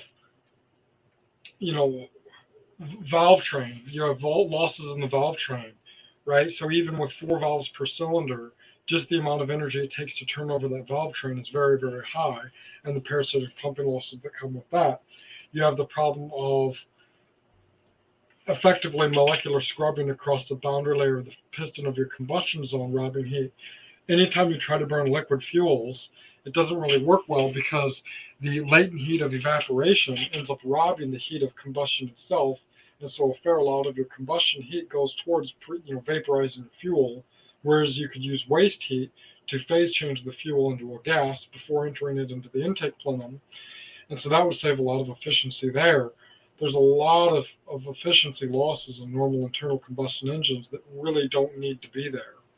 For example, I don't know if you know this or not, but did you know that extra liquid fuel is injected into the gasoline engine to prevent it from detonating? Because if it runs too lean, it'll detonate the fuel and it'll break the engine. And so extra liquid fuel has to be injected so that this latent heat of evaporation can keep the cylinders cold enough so as to prevent the detonation of fuel. Yeah.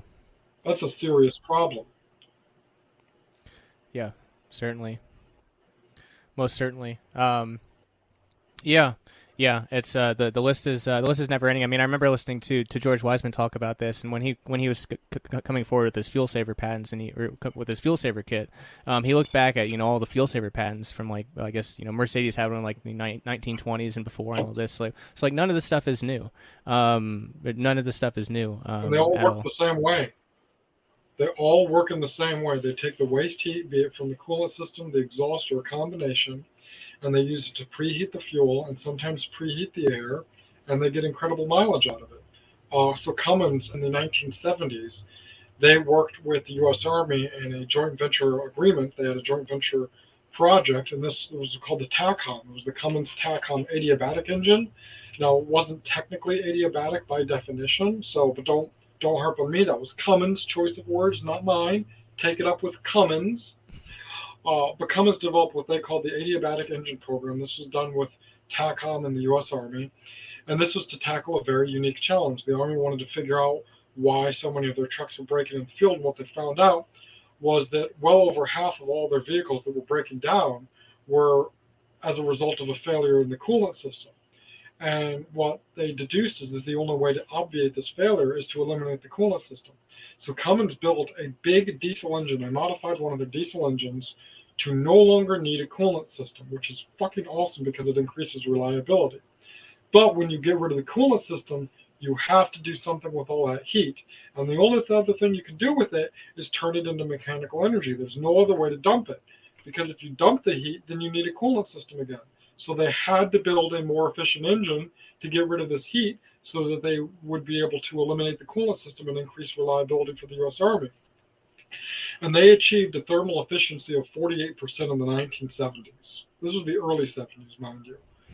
And this was called the adiabatic engine program. You can look it up. It's peer-reviewed. It was, SAE has all the paperwork on it. It's a real thing. They achieved 48% thermal efficiency in the 1970s. Modern ICEs and commuter cars today don't even get that. The diesel trucks used in over-the-road trucking, they're not 48% thermal efficient. But yet Cummins was doing it in the early 70s. Henry Unick, who I have Henry Unick's book right here. He wrote several books, Track Tips and Power Secrets. Henry Unick is considered by many to be the best engine builder and hot rodder to have ever walked the face of the earth. In the early 1980s, General Motors, specifically the Pontiac division, gave him a bunch of money in a car and said, build a really cool fucking engine using our Iron Duke platform. And he did it.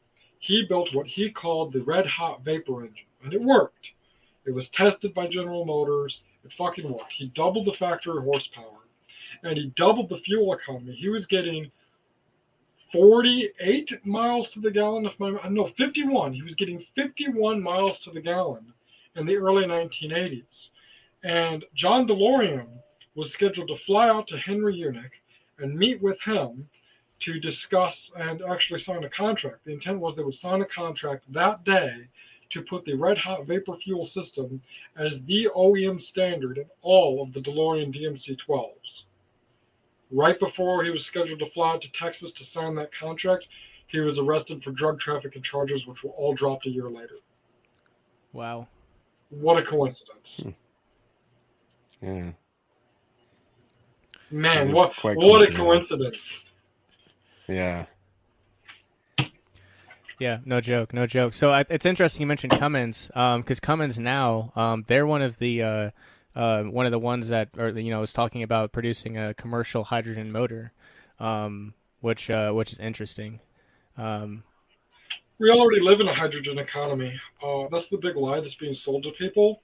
Liquid hydrocarbons, a vast majority of their energy doesn't come from the carbon, it comes in the hydrogen content. All the carbon is there for is to allow the hydrogen to be stored in a safe, convenient, stable, pumpable, and transferable liquid fuel. Because if you try to store hydrogen by itself, you have to build hydrides. And then you run into issues of hydrogen embrittlement. You run into, hydrides being unsafe and dangerous, and hydrides being very expensive, having a very low life cycle, high maintenance. It's really not worth it. it's not worth it at all. There's no good, or you have to store the hydrogen cryogenically. And cryogenic hydrogen is super dangerous. And it's super energy intensive to store it cryogenically. So at the end of the day, it's just not worth it. We already live in a hydrogen economy. The carbon and hydrocarbons are just there to make the hydrogen safe, stable, convenient, easy to pump, easy to move, a good liquid fuel. That's all the carbon's there for. Okay, so what do you think about like hydrogen on demand, like catalyzing the electrolysis of water, such as like Brown's gas and stuff like that? I don't really know enough about it to have an opinion too strongly. Of course, obviously, people will say, "Well, it will violate thermodynamics if you were able to get more hydrogen out than you were able, through electrolysis than the energy put into it, right?" Again, maybe with catalysts that might not be necessarily true. I know if you use an aluminum as a sacrificial pseudo-catalyst, then I know you'll get way more energy in the form of hydrogen out than you will the energy input, because most of your energy is in the form of oxidizing the aluminum. But that's a whole other story entirely. HHO systems are unique because I think a lot of their benefits are provided in the form of cooling and the introduction of water vapor, which improves engine efficiency. So one of the reasons why conventional engines will detonate if they go lean is because they have such a high air to fuel ratio that it induces an environment where it's highly prone to detonation. But if you dilute the mixture with something like water vapor or nitrogen gas, you reduce the propensity for detonation in a conventional engine immensely, and your expansion and working fluid, in this case water vapor, has a better expansion ratio than nitrogen gas, and so you get improvements in fuel economy. Okay, yeah. I've been actually very interested in Brown's gas technologies, and I saw you gave a talk on the Bork engine a while back, and the guy that introduced you had mentioned something about water fuel tests, and I was curious to ask you if there have been any water fuel tests with the Bork engine. Well, so Dr. Peter Lindman and I have discussed this. Dr. Peter Lindman has pointed out that it is in fact possible to create an engine that runs off of atmospheric energy in the form of air. We know this is possible because the water bird exists. The drinking bird. And the drinking bird is a little water toy that dips its beak in a little cup of water periodically, and so long as there's water in the cup, it dips its beak over and over again. Another example would be atmospheric clocks. And these are clocks that have a little diaphragm that go up and down according to a differential in air temperatures, which those two things' existence alone proves that it is indeed and in fact possible to extract heat from the atmosphere. Peter Lindemann hypothesizes that it's possible to extract a lot of energy from the ambient environment using an ultra-high compression ratio engine and direct water injection right at top dead center, so that the water will flash to steam and then expand, and this will cool the air to a lower temperature than ambient, and then you can exhaust it, out the exhausts. It makes a lot of sense to me. I don't know if it's possible or not, but it's something I would like to pursue in the future once we perfect this engine as a chemical engine. Okay, very good. I recently was made aware of the Bork engine by a mutual friend, John, and so I've been kind of diving into it, and it seems elegantly simple. And you also had mentioned it before on this podcast as well, how it can work off of almost any liquid fuel. Yeah, any combustible liquid will. So I'm co-developing with this a pump based off of the Griggs hydrosonic cavitator and another pump that I've hybridized together. In fact, this is a kind of a cross-sectional diagram of it. And what this pump does is it draws in any combustible liquid, it pressurizes it to 1500 psig, and heats it to 1000 degrees Fahrenheit. And this phase changes it into a supercritical fluid. Supercritical fluids, of course, being in a different state of matter. And then we push the supercritical fluid through niobium and zeolite catalysts to break it all down into monatomic free hydrogen radicals, carbon monoxide, and maybe a little bit of methane or other similar groups. Mostly monatomic hydrogen and carbon monoxide, however. And what this does is this allows the engine to only ever see a consistent, pure gaseous fuel comparable to natural gas in terms of its energy density and instant homogenization characteristics. So whatever you put in the tank doesn't matter. The engine sees a consistent product. Okay. So at that temperature and pressure, pretty much all combustible liquids are in a supercritical state.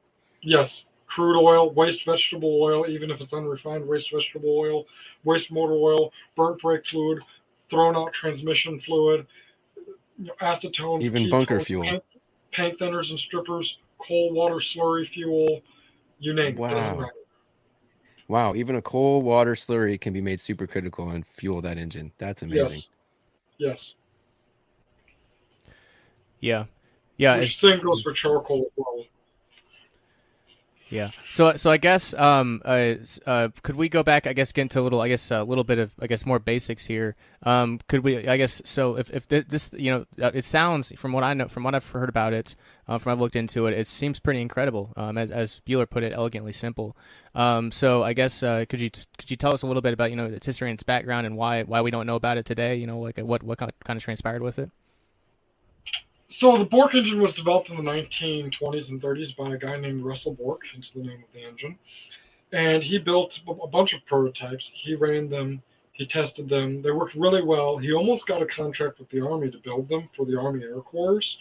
But then World War II happened, and they said, well, we don't really have, it's too risky because we're in a war right now, and, blah, blah, blah. And then his wife got sick with all sorts of illnesses, and then some unscrupulous business partners stole his prototype. And at that point in time, he was sold. He just said, fuck it, and gave up with it. Mm-hmm. Yeah. Now, after he did that, then Melvin Vaux picked up on the project and continued to try to develop it and commercialize it. Melvin Vaux was one of the people that worked with Russell Bork when he was building prototypes, but if you look at the quality of Vaux engines versus Bork engines, I would know I own one of each, soon to be 2 Bork engines. Melvin Vaux's engines were vastly inferior to Russell Bork's engines in basically every way. He used cast iron crankshafts rather than steel crankshafts. He only used 1 counterweight instead of 2 counterweights. So there are a lot of problems with Vaux engines. The way the ports are drilled are all wrong on Vaux engines. So yeah, Melvin Vaux built basically reproduction Bork engines that were of a lower quality and substandard. And so a lot of the independent tests that disprove the Bork engine were actually done using Vaux engines. You have to get a real original Bork engine to actually understand how it works. But Vaux engines are far more common than Bork engines, unfortunately. So regardless, both can be made to work, and if you do your job well in assembly and ensuring that it has a very high compression ratio, the whole 9 yards, you'll find that Bork engines have a supremely high energy density and a torque that is almost impractically high. Yeah, interesting. So we talked a little bit about some of these superior design traits. But I guess just from watching some of your presentation on it, it's got a lot less moving parts. It's a lot easier maintenance. I remember you mentioned taking it apart. I obviously the modern motor is kind of a mystery to me. I hope it's not at some point, but it does have to be this complex because I just you took it apart with just pretty quickly. So I guess tell wrench. Mm-hmm. Tell us a little bit about the benefits. You can completely disassemble the whole engine with 1 wrench in less than 15 minutes. You can reassemble it in perhaps 30 minutes. And if you're really good, it would be a lot less than that. Of course, it takes me a lot longer because I'm very meticulous with how I assemble my Bork engine because it's a historical, original, only 18 in the world were ever made, and we don't even know how many survived of the 18. So I have to take my time when assembling it and ensure that everything's right. So I take a long time to assemble it. But if these were a mass manufactured consumer engine, you could easily have a technician who's very skilled slap one together in 15 minutes, no problem. That I'm confident in. The reason why it only has 2 moving parts is because it's a 2-stroke, but unlike a conventional 2-stroke, which requires petroleum, that is a fuel oil mixture, to lubricate the crankcase. In the Bork engine's case, the crankcase is a splash lubricated, oil lubricated crankcase like a differential, so you don't need to use premix oil. This has a lot of advantages, not the least of which in reliability gains and longevity gains. And it allows you to remove the entire cylinder from the block because the cylinder is a monocoque construction. So you can remove the entire cylinder, which is built into the jug. That is, the head and the cylinder are all one piece. So there's no head gasket to fail. And you unscrew 4 nuts and the whole cylinder pulls off. And now you can access your cylinder, your liner, your top rings, your piston, and your connecting rod and your rod seal all right there by unscrewing 4 nuts. So you can top overhaul the whole thing in less than 5 minutes. You could completely overhaul the whole thing in less than 30 minutes. The way the crankcase is accessed, you drain the oil and then you pull off the side plates, which are held on by 8 nuts respectively on studs. The side plates come off, boom, and then there are 2 counterweights. The counterweights are held on by a singular nut across the journal, and then the counterweights come off. Now you can access your yoke plates, which are held on by a total of 6 screws and nuts respectively. Once the yoke plates come off, then the whole crankshaft can come out, the connecting rods come out, you're done. That's all of the components. Yeah, that's pretty incredible. Yeah. Beeler, you got anything? I was just gonna say that's very nice. I love because the video that I saw, you did take it apart in about 2 minutes, and it was pretty. I was impressed. Certainly. Yeah, So, I mean, it can be done very quickly. One of the things that I really like about this engine design particularly is because of the mechanism of action, it can withstand the forces of detonation. And anybody who knows anything about thermodynamics knows that isochoric heat addition is always more efficient than isobaric heat addition, all other factors being equal. And there is no heat addition that is more isochoric than detonation. So in effect, what we've done is we've created a pulse detonation engine. Now, a lot of universities have been pursuing pulse detonation engines for decades because they know that PDEs are more efficient, full stop, period, by a long shot. The only problem is that they've been pursuing pulse detonation as an open cycle thrust engine for jets. Well, jet engines don't want to detonate the fuel. They go out, they snuff themselves out if they detonate. Piston engines want to detonate the fuel because they're in a closed environment. When you smash the fuel in a closed environment, it's got a constant, it has a specific narrow volume. That fuel wants to detonate, hence what octane ratings are for. Higher octane fuel just means that it can withstand more compression before undergoing detonation. Conventional engines will break if they detonate. They'll break because the pistons rock in the cylinder, which causes galling, which bends the connecting rods because of the side thrust induced by said rocking motion, right? It's all sorts of nastiness. They'll blow head gaskets, they'll blow holes in valves, they'll overheat valves, they'll do all sorts of bad things, right? But in a Bork engine, there's no head gasket, there's no valve train, the connecting rods remain straight at all times like a hydraulic ram, so they can't bend the connecting rod. There's no side thrustage, which is the number one cause of cylinder wear, side thrust. And so bada bing, bada boom, you've eliminated all the failure nodes that detonation uses to break the engine. And now you can have a pulse detonation engine, but it's a piston engine. And it's super easy to obtain. You just use low octane pump gas with a high compression ratio and you're instantly in pulse detonation. Super easy. So the entirety of civilization has gone about this backwards. They're spending billions of dollars trying to achieve pulse detonation in an open cycle engine for thrust. Then open cycles don't want to detonate the fuel. And then they're spending billions of dollars trying to avoid detonation in piston engines where it wants to detonate the fuel. Completely backwards. Oh, it's a clown world. Yeah. Certainly. So I guess something comes to mind for Tamiska, and I'm not sure if you're familiar with it, but contrasting the Bork engine with something like the Adams motor, which in super basic terms uses magnetism as the energy source. Why the Bork engine? Because it seems like the Adams motor would require more tedious work, like actually building and soldering and learning, all the electrical stuff behind it. But the parts could pretty easily be acquired.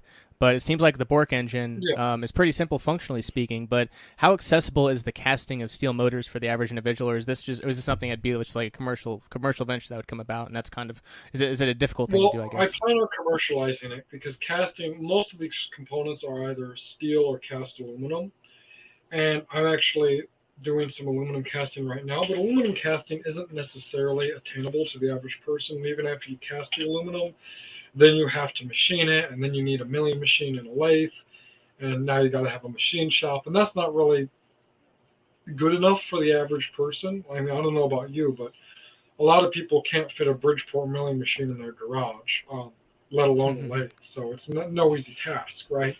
This is something that I would like to commercialize as a business. I would like to take these engines and enter the power equipment market. Think lawnmowers, wood chippers, motorcycles, things of that nature, and then we can have higher efficiency, higher reliabilities, and higher longevities with greater ease of maintenance in all of our power equipment, our motorcycles, etc. Yeah, that makes sense. Yeah, that's kind of what I figured. But I mean, it's crazy too, because I remember from our last conversation, like what would it be, a 1 megawatt generator essentially on like every vehicle with one of these Bork engines, and all of the different ways that you can fuel it. And that might not be the right measurement. So I don't think the Bork engine is good for any topology above 1,000 cc's. I think the Bork engine is great for topologies between 49 and 1,000 cc's. It's the best engine in the world for that range of displacement. But if you want to go above 1 liter of displacement, or about 60 cubic inches if you're old school like me, then we have a new topology that we're researching on that, but I can't disclose any more than that. Just rest assured, we have a topology that in a form factor that's a little bit bigger than that Bork engine that I demonstrated at that conference. So that Bork engine I demonstrated is 30 cubic inches, half a liter. Okay? We have a topology that's marginally larger than that one, but is 6.7 liters. Yeah. Oh, yeah. Oh, yeah. So that's going to be more than enough to power a car. And yeah, we're talking 10 megawatts. Yeah. And you could power your house off of that, too. Dude, you could power the whole block. I'll put it this way. Man. Running at high RPM, which is maybe 15, 20,000 RPMs, we should be able to produce 10 megawatts of power with that design in a package that's 1 foot in diameter and 2 feet long. To give you some perspective, gigawatt, which is 1,000 megawatts, is what a lot of nuclear power plants produce. Right. So you put 10 of these together, you have 1/10 of a nuclear power plant. You put 100 of these in a parking lot, you have a nuclear power plant's worth of energy. Wow. 1.21 gigawatts. Yeah. I mean, if you yourself have 10 megawatts of power, the things you can do with 10 megawatts is unfathomable. Farmers can make their own nitric acid en masse in industrial quantities in their barn using a Birkelandite reactor. Doctors can make their own medical isotopes using cyclotrons. Welders and machinists can smelt, cast, and recycle their own metals inexpensively using arc and induction furnaces. There's so many things that can be done with such a high degree of power available on tap. We can't even really imagine the things people can do. One of the things that could be done with this much power on tap, you can create super deep borehole drilling operations using a plasma wavefront.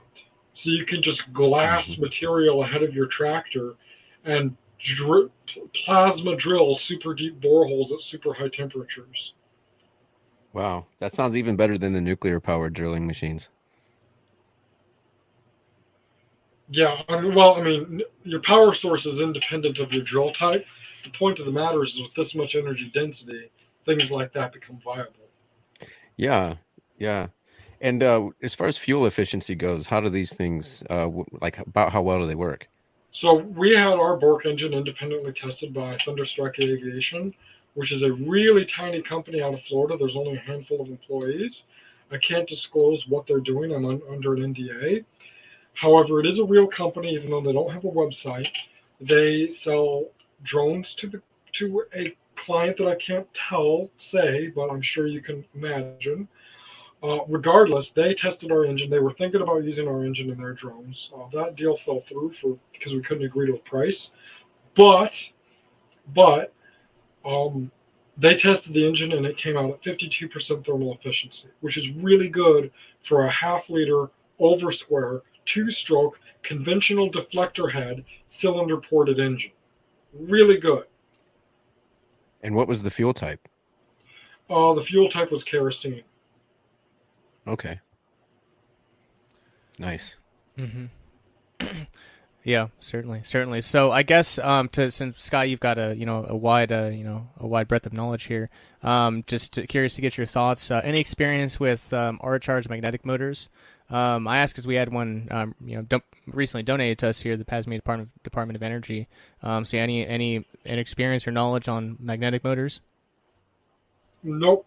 I'm a pure mechanical guy. My knowledge on electrical engineering is cursory at best. Sure. Understood. So I got one question, and because I think this is relevant to the Bork engine too. What a listener, or I guess a PAZNIan question. What are your thoughts on reverse pyrolyzed fractional distillation? Which it sounds like Bork engine could run off of, because I think that's just this, like, the slow burning of plastics to get the, I guess, hydrocarbons it'll off do of it. it. So it would do yeah. that. Yeah. So if you pyrolyze plastics into a gas or liquid, it'll do it no problem. Which the Kadukian pump, that aforementioned pump that we're developing, if you grind plastics into a slurry and then put it in water or oil or gas or whatever, it'll burn it. Mm-hmm. Yeah, it's amazing. That's amazing. So, yeah, I guess let's see here. I don't really have too many other questions, but I guess. Yeah, Bueller, any more questions on the Bork engine, or I guess more the energy topics? Because I guess that's really all I have in terms of that. Well, I had just come up with one, I guess, because like I was pretty impressed by the charcoal slurries being able to go supercritical, and now you're talking about the grinded up plastics. Is it because of the chamber that actually has high enough pressure and temperature that even the plastic goes supercritical? Yeah. Oh, that's awesome. Any combustible hydrocarbon, polymer, whatever. Name a plastic that doesn't burn at 1,000 degrees Fahrenheit or doesn't, pyrolyze it at that temperature. Right. I tend to think of supercritical fluids as like a liquid state, but it's something kind of between liquid and a gas almost. It's not between, it's its own thing. It's a different state of matter entirely. Yeah, it's a completely different state of matter. I've been arguing that supercritical fluids was a different state of matter for about a decade now, and only last year was it recognized as a unique state of matter. So I guess what happens is at that temperature, the plastic melts into a liquid, and then you can pressurize it to supercritical pressures. Well, yeah, basically. So it's being pressurized and heated simultaneously. So there's a little bit of melting, a little bit of sublimation. There's a lot of things that go on. But yeah, it effectively is converting the plastic into a liquid, melting it down, and then pressurizing it and heating that further until it becomes a supercritical fluid. That's awesome. Reminds me of Back to the Future, how they could run the car off of garbage. That's literally the plan. Mm-hmm. Yeah, awesome. Yeah, it's funny. I'll mention in the last PAZNIA SegRealm Assembly, that was one of the conversations brought up where we got into these energy sorts of topics, and one of the guests was like, everything's recyclable is the principle I'm coming to now, and like we can burn trash and like have our energy, and it's like, yeah, it seems like we can do that. Yeah, it's pretty amazing. It's a whole new paradigm way to look at things. Energy isn't this scarce thing anymore. Like it should have never been to begin with. And I'm glad we're coming around to this point where it isn't. Where it doesn't have to be. Energy scarcity is bullshit. We've had molten salt reactors since the 1960s, and that would have solved it 60 years ago. Yeah, and just like in there, I mean, I've said it before, but yeah, like the most of the shit that happened in the 20th century didn't have to happen. Where we're talking about, the energy space, like the energy scarcity, or a lot of the health stuff, a lot of it didn't have to happen. But yeah, it's good. Yeah. It's coming back around. It's good. It's coming back around. Well, in fact, tetraethyl lead was added to gasoline to increase the octane rating so that you can bump up compression ratios and achieve higher power outputs and efficiencies in a conventional deflagration-based engine. That wouldn't have been necessary if we used pulse detonation Bork engines, because Bork engines want detonation, and so tetraethyl lead would have offered no benefit to gasoline or to Bork engines. So the entire tetraethyl lead debacle would have been entirely avoided if people built Bork engines en masse. Mm-hmm. Yeah. Now the other thing that people don't talk about is tetraethyl lead was replaced with methyl tert butyl ether. What the people don't talk about is methyl tert butyl ether is arguably even more dangerous than tetraethyl lead. But does that surprise anyone? Yeah. So I guess one interesting thing, and I think I heard it in one of the talks that you gave, that you traveled out with. So not only are you just an expert on it, and you have one of the few few Bork engines out there. You're kind of like the world's foremost expert on the Bork engine now, right? And you kind of got that.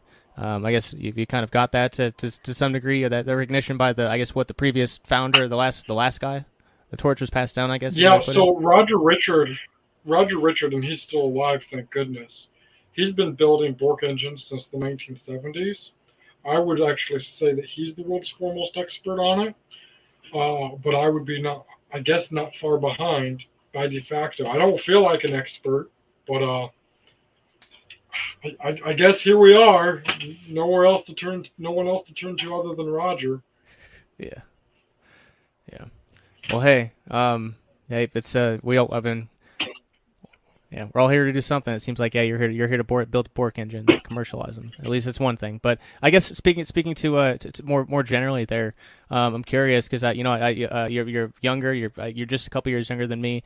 I'm very passionate about what I do. I have my own motivations and such. Could you speak to what's your goal? What are your motivations?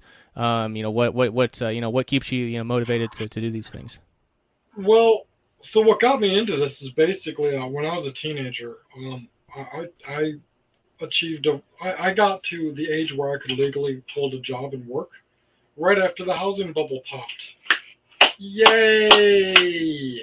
So as I'm sure you can imagine, getting a job wasn't going to happen.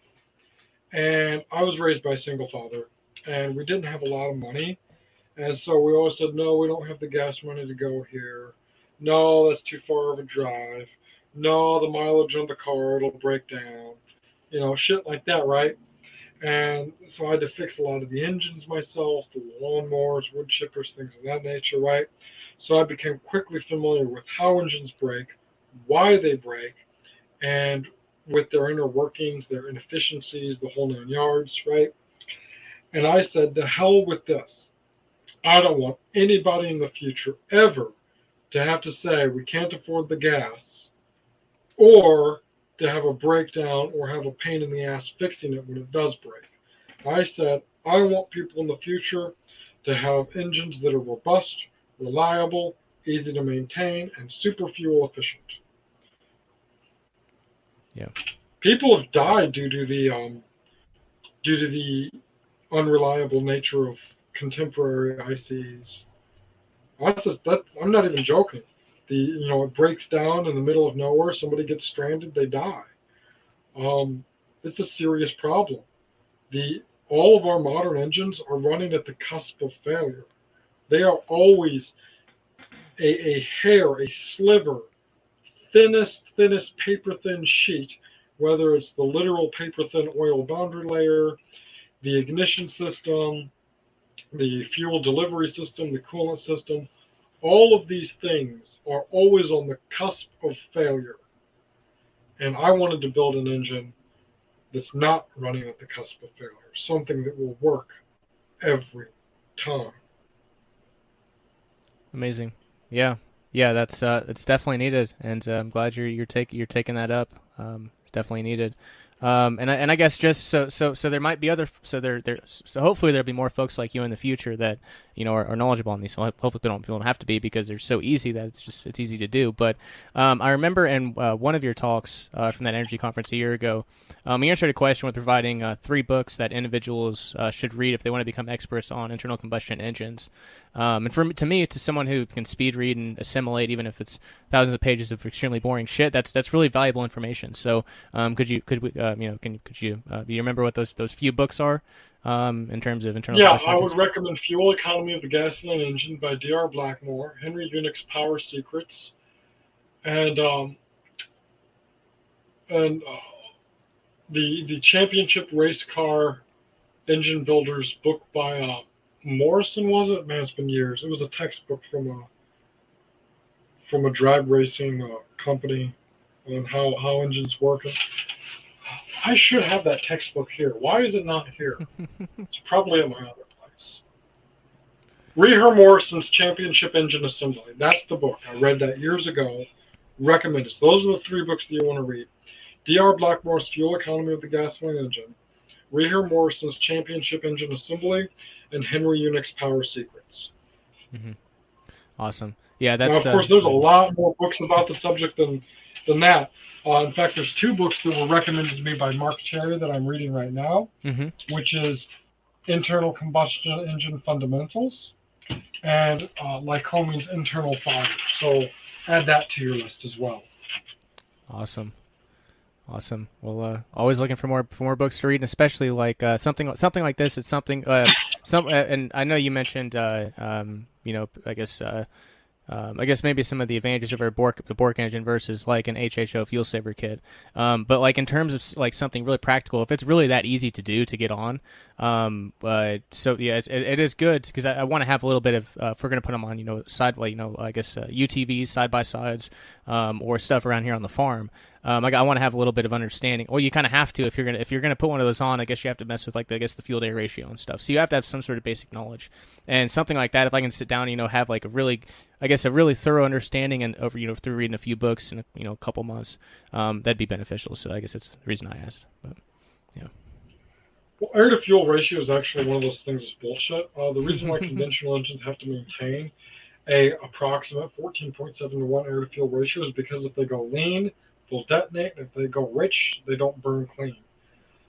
That's ultimately why. The reason why they have to keep that AFR is because the extra fuel that burns later in the cycle quenches the cylinder head and the valves early in the combustion event. And as it continues, the piston continues away on its downstroke, it continues to burn later, but later you don't really need the quenching effect.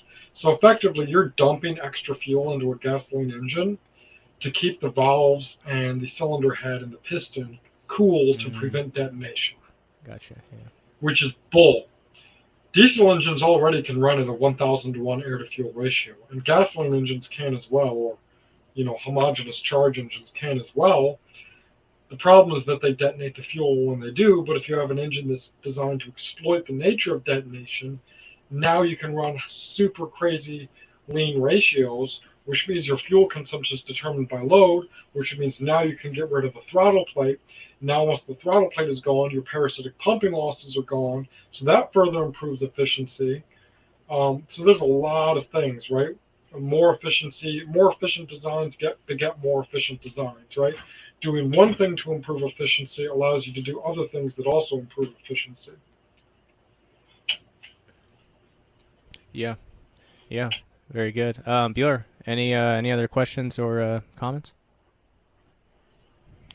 I guess I'm out of questions, but I will make a comment, and that is that the Bork engine seems to be able to handle a wide range of fuels, and it seems to be like the most efficient engine design.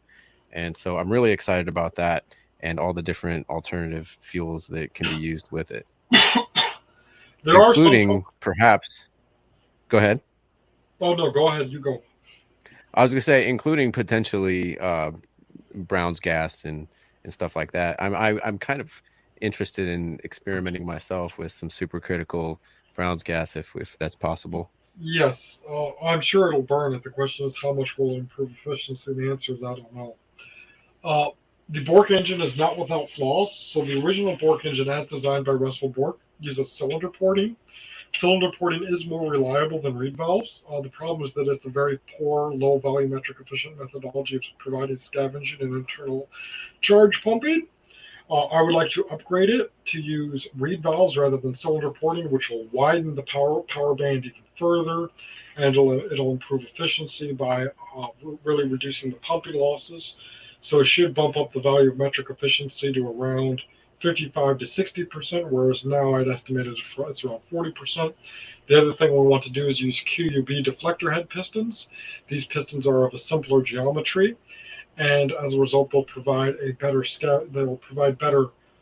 scavenging ratios that with less blow by and a higher overall compression ratio can be achieved using QUB deflector pistons.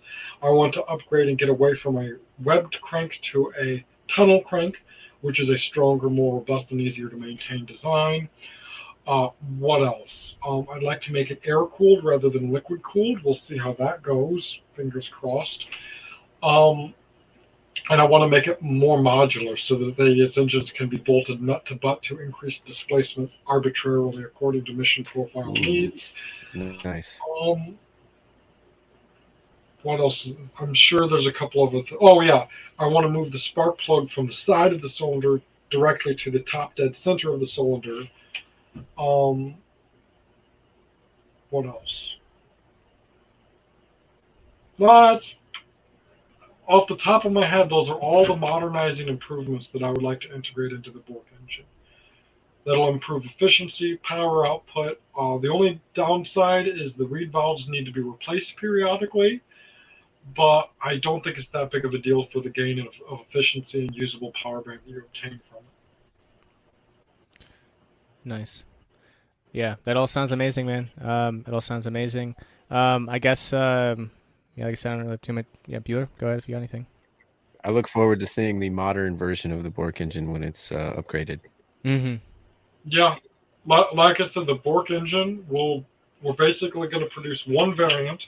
It's going to be a half-liter variant, and you can bolt them nut to butt to create whatever displacement you want. I am building right now.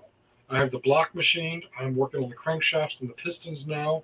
I have the connecting rods, which actually this is a connecting rod to a 50cc Bork engine that I'm building. But this 50cc engine will not go into production. It is way too cumbersome, way too heavy duty, way too overbuilt to ever be worth it for the mass market, because the price point we would have to sell them at is just absolutely astronomical.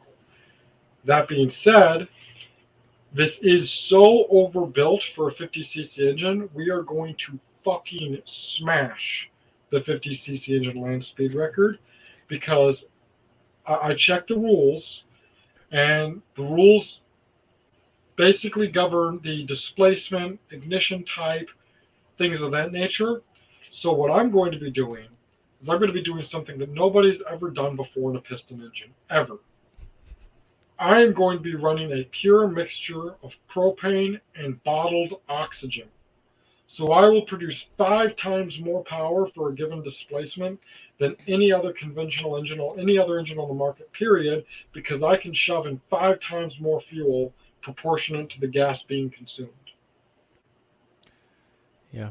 So I guess why propane? I'm curious. Because it instantly homogenizes with the oxygen and prevents hydrolocking because of the extreme compression ratios that we're running. Any liquid fuel could induce hydrolocking, which will instantly break the engine. Gotcha.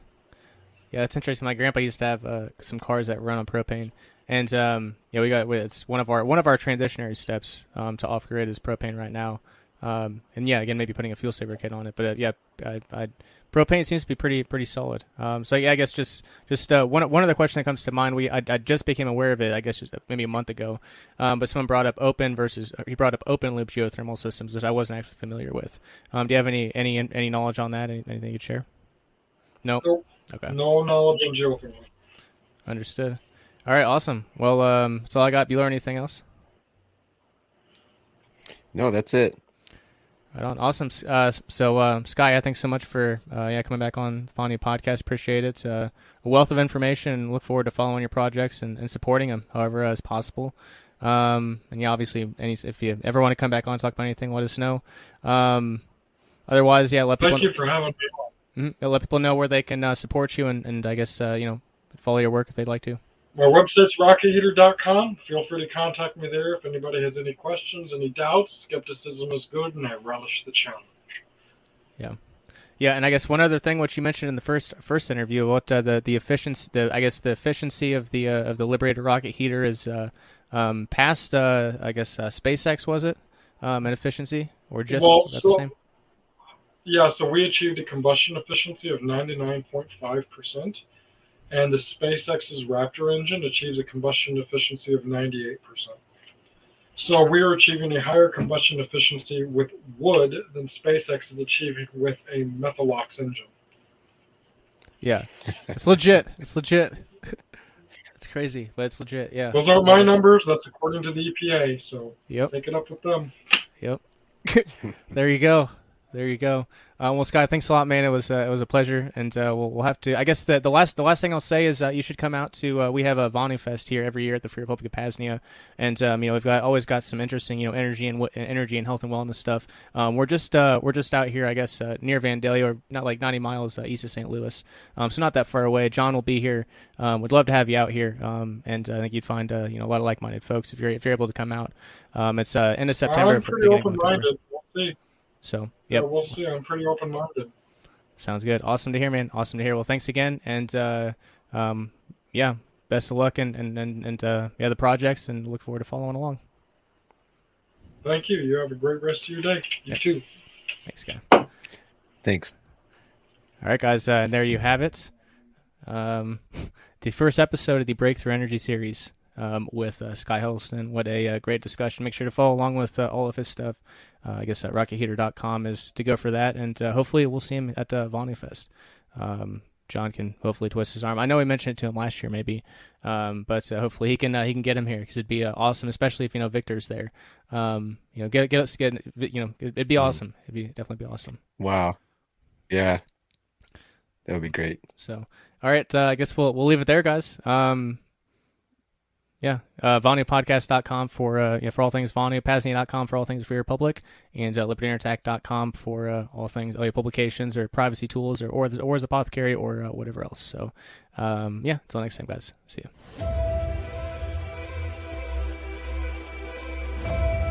The intent of the GhostPad is to offer a complete security and privacy-hardened computer system that is built from the ground up to be an effective direct-action countermeasure for those who want to actively resist the privacy intrusions of the entire surveillance state hydra, both public sector and private sector. A user-friendly computer that the owner maintains exclusive control over every aspect of its operation and has complete control over who accesses what data. A GhostPad is your virtual corner of the room where the cameras, microphones, and other data collection devices have no power. After all, power comes from ownership, which is exclusive control. Unlike practically any other available option, when you buy a GhostPad you are truly its owner. And while the masses beg and bleat to their political corporate masters to loosen their chains, GhostPad owners can use their systems as virtual bolt cutters and cut themselves free. GhostPads are high-quality business rugged laptops that have had the security-compromising system firmware, BIOS firmware, Intel Management Engine, etc., removed and replaced with more secure, free and open-source alternatives. The closed-source binary BIOS firmware has been removed from the system board and replaced with free, as in freedom, alternatives, as well as the Intel Management Engine also being neutralized. That combination makes them more secure by design, and preemptively thwarts any attempts by threat actors, both public and private, to gain access by exploiting its vulnerabilities, either by an engineered in and hidden backdoor, or a zero-day exploit in the factory, supplied firmware or the Intel Management Engine. Perhaps the most important security privacy-enhancing feature these systems have is the neutralizing of the aforementioned Intel Management Engine, IM. The IM is a separate computer in a computer that is embedded into all Intel platforms made since 2008. It has its own operating system called Minix. It operates out of band, meaning that your primary CPU has no access to monitor what it is doing, and it has direct access to all the hardware that your primary CPU does, making it the ultimate embedded spying device. You can't audit what it's doing. It's always on when the computer is plugged in, or has battery power. It has its own network interface with its own MAC address that can bypass any system firewall configuration. It has its own storage you have no access to. It can access your microphone, camera, keyboard, can record keystrokes and display, can screenshot your encrypted communications while you are reading and writing them. The IM can only be disabled by modifying the system's firmware. That can only be accomplished by using an external programmer to reprogram the chip that stores the system's firmware. Only select laptop models can be modified. We concentrate on the compatible models with the highest performance available. We offer models that are 2x as powerful as any configurations sold and supported by Lenovo. Transitioning your computing activity to privacy-hardened platforms is a direct action strategy to resist the attempts at total omnipresence by the surveillance state. To put it simply, these systems are some of the few available that aren't likely compromised in some way on the firmware level, so they are some of the most secure and private available for use cases where those attributes are the most important. It is also why systems configured this way are considered as ideal to use as a base to install a security privacy-hardened OS, such as Qubes OS, Parrot OS, or other privacy-focused Linux distributions, on. To view the full selection of ghost pads, ghost phones, and other privacy tools available via Liberty Under Attack publications, just visit libertyunderattack.com/privacy tools. What are you waiting for? Step up your security culture today. Again, libertyunderattack.com/privacy tools. Liberty Under Attack publications, share your story, find your freedom.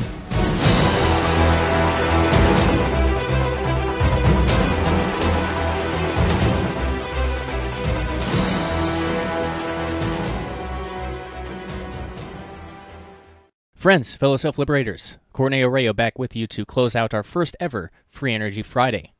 If you'd like to view the show notes of everything heard tonight, or view the full schedule going forward, please visit PAZNIA, PAZNIA.com/radio. Second, if you'd like to make a one-time donation in support of the PAZNIA Radio Network, that's Bitcoin, Monero, or Fiat, or if you'd like to order some PAZNIA merch, visit PAZNIA, again, PAZNIA.com/shop. First and foremost, though, PAZNIA.com/radio is the one-stop shop for everything the PAZNIA Radio Network. Please do make sure to bookmark that page, if that's still a thing. I do it occasionally, I suppose, or like and subscribe wherever you are tuning in.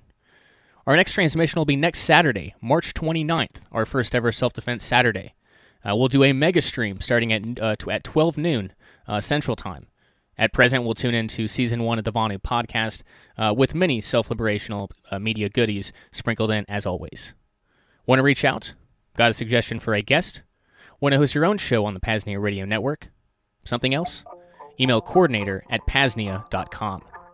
Thanks so much for being here. Until next Saturday, the 29th, cheers from the Free Republic of PAZNIA.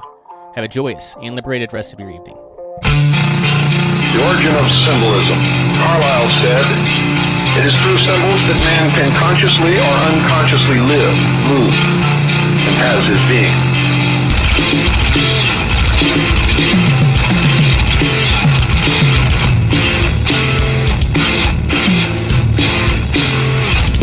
Those ages, moreover, are accounted the noblest, which can best recognize symbolic worth and prize it as its highest. You just listened to an opening number called "The Circle of Life." And if you listened to the lyrics, and if you have studied the other symbolism being presented to the American public, especially within the last few years, and escalating exponentially as time goes by, you will recognize much of what you have been seeing and hearing and watching and what has been being inculcated into your subconscious in this text.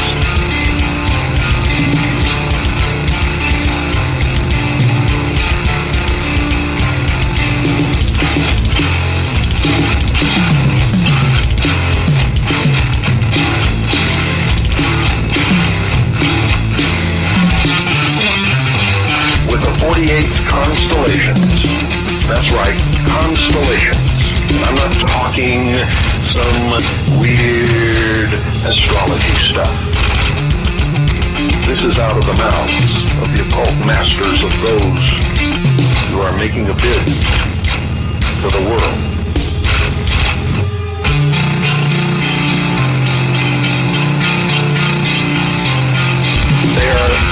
point in time that they have been striving for throughout history, where finally no one foils their efforts, the pearl of great price is within their reach. All of their machinations have been brought to fruition.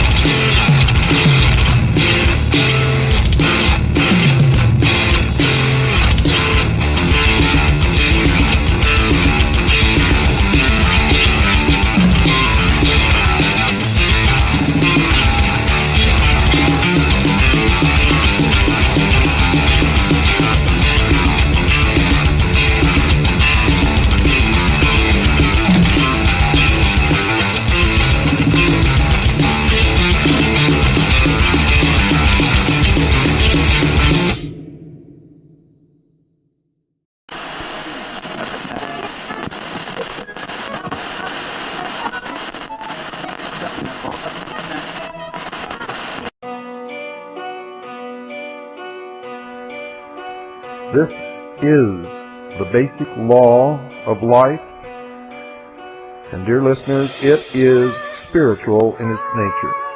If man failed to do everything in his power to protect his life, as a result of such neglect lost his life, then the destiny for which the soul came to earth would end there.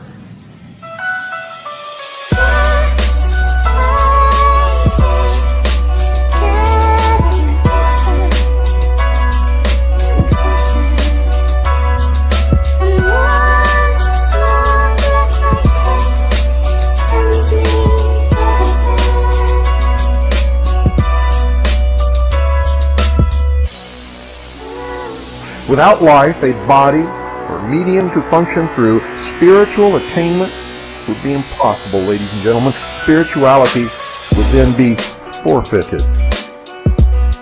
You see, if man's life was threatened without cause on his part, and he failed to do everything in his power to prevent death, he would then be guilty of three actual crimes. He would first of all permit the enemy to commit murder. Next, he would be committing suicide by failing to protect the most precious possession given to man by his Creator. And worst of all, he would end whatever his destiny might be, the purpose for which body, mind, and life had been given to him.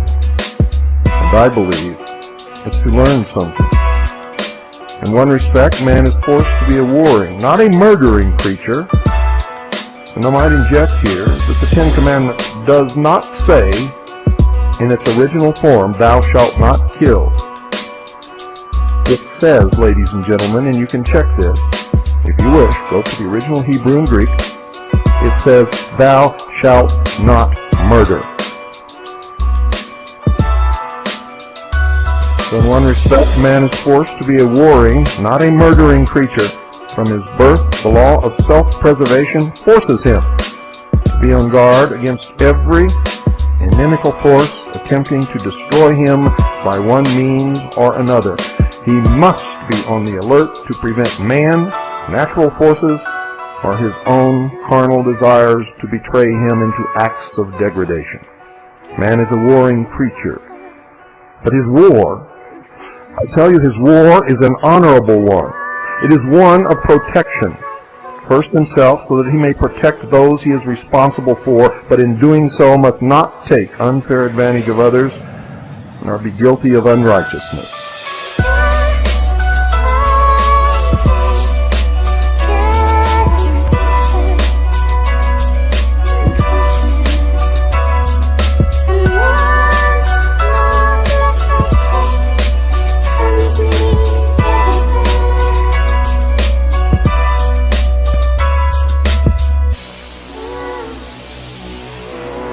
The nature of this was and is actually spiritual.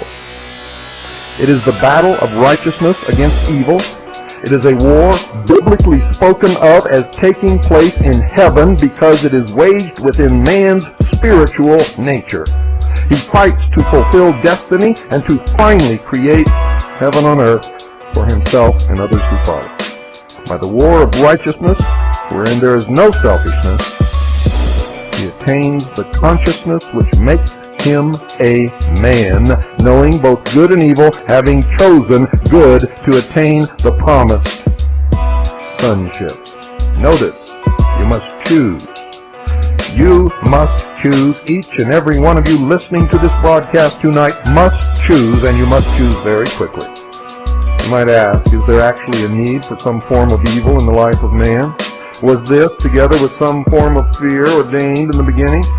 And I say nothing has been ordained, but if the divine law is to be fulfilled in the life of man, then it is certainly necessary that he, according to sacred concepts, become a crusader in God's cause, and not exist as a negative, effortless, uncreative, unproductive creature, a leech-chased parasite upon the rest. The first command is that he must become a man in the true sense of the term, and this implies that he must prepare himself to meet the enemy that is ever alert to destroy the best that he has created. He must meet evil as the soldier meets the enemy. Doing this in the righteousness of his conscience neutralizes fear. Many of you call and ask me, Bill, aren't you afraid? My answer has always been and always will be no. No, no, and no.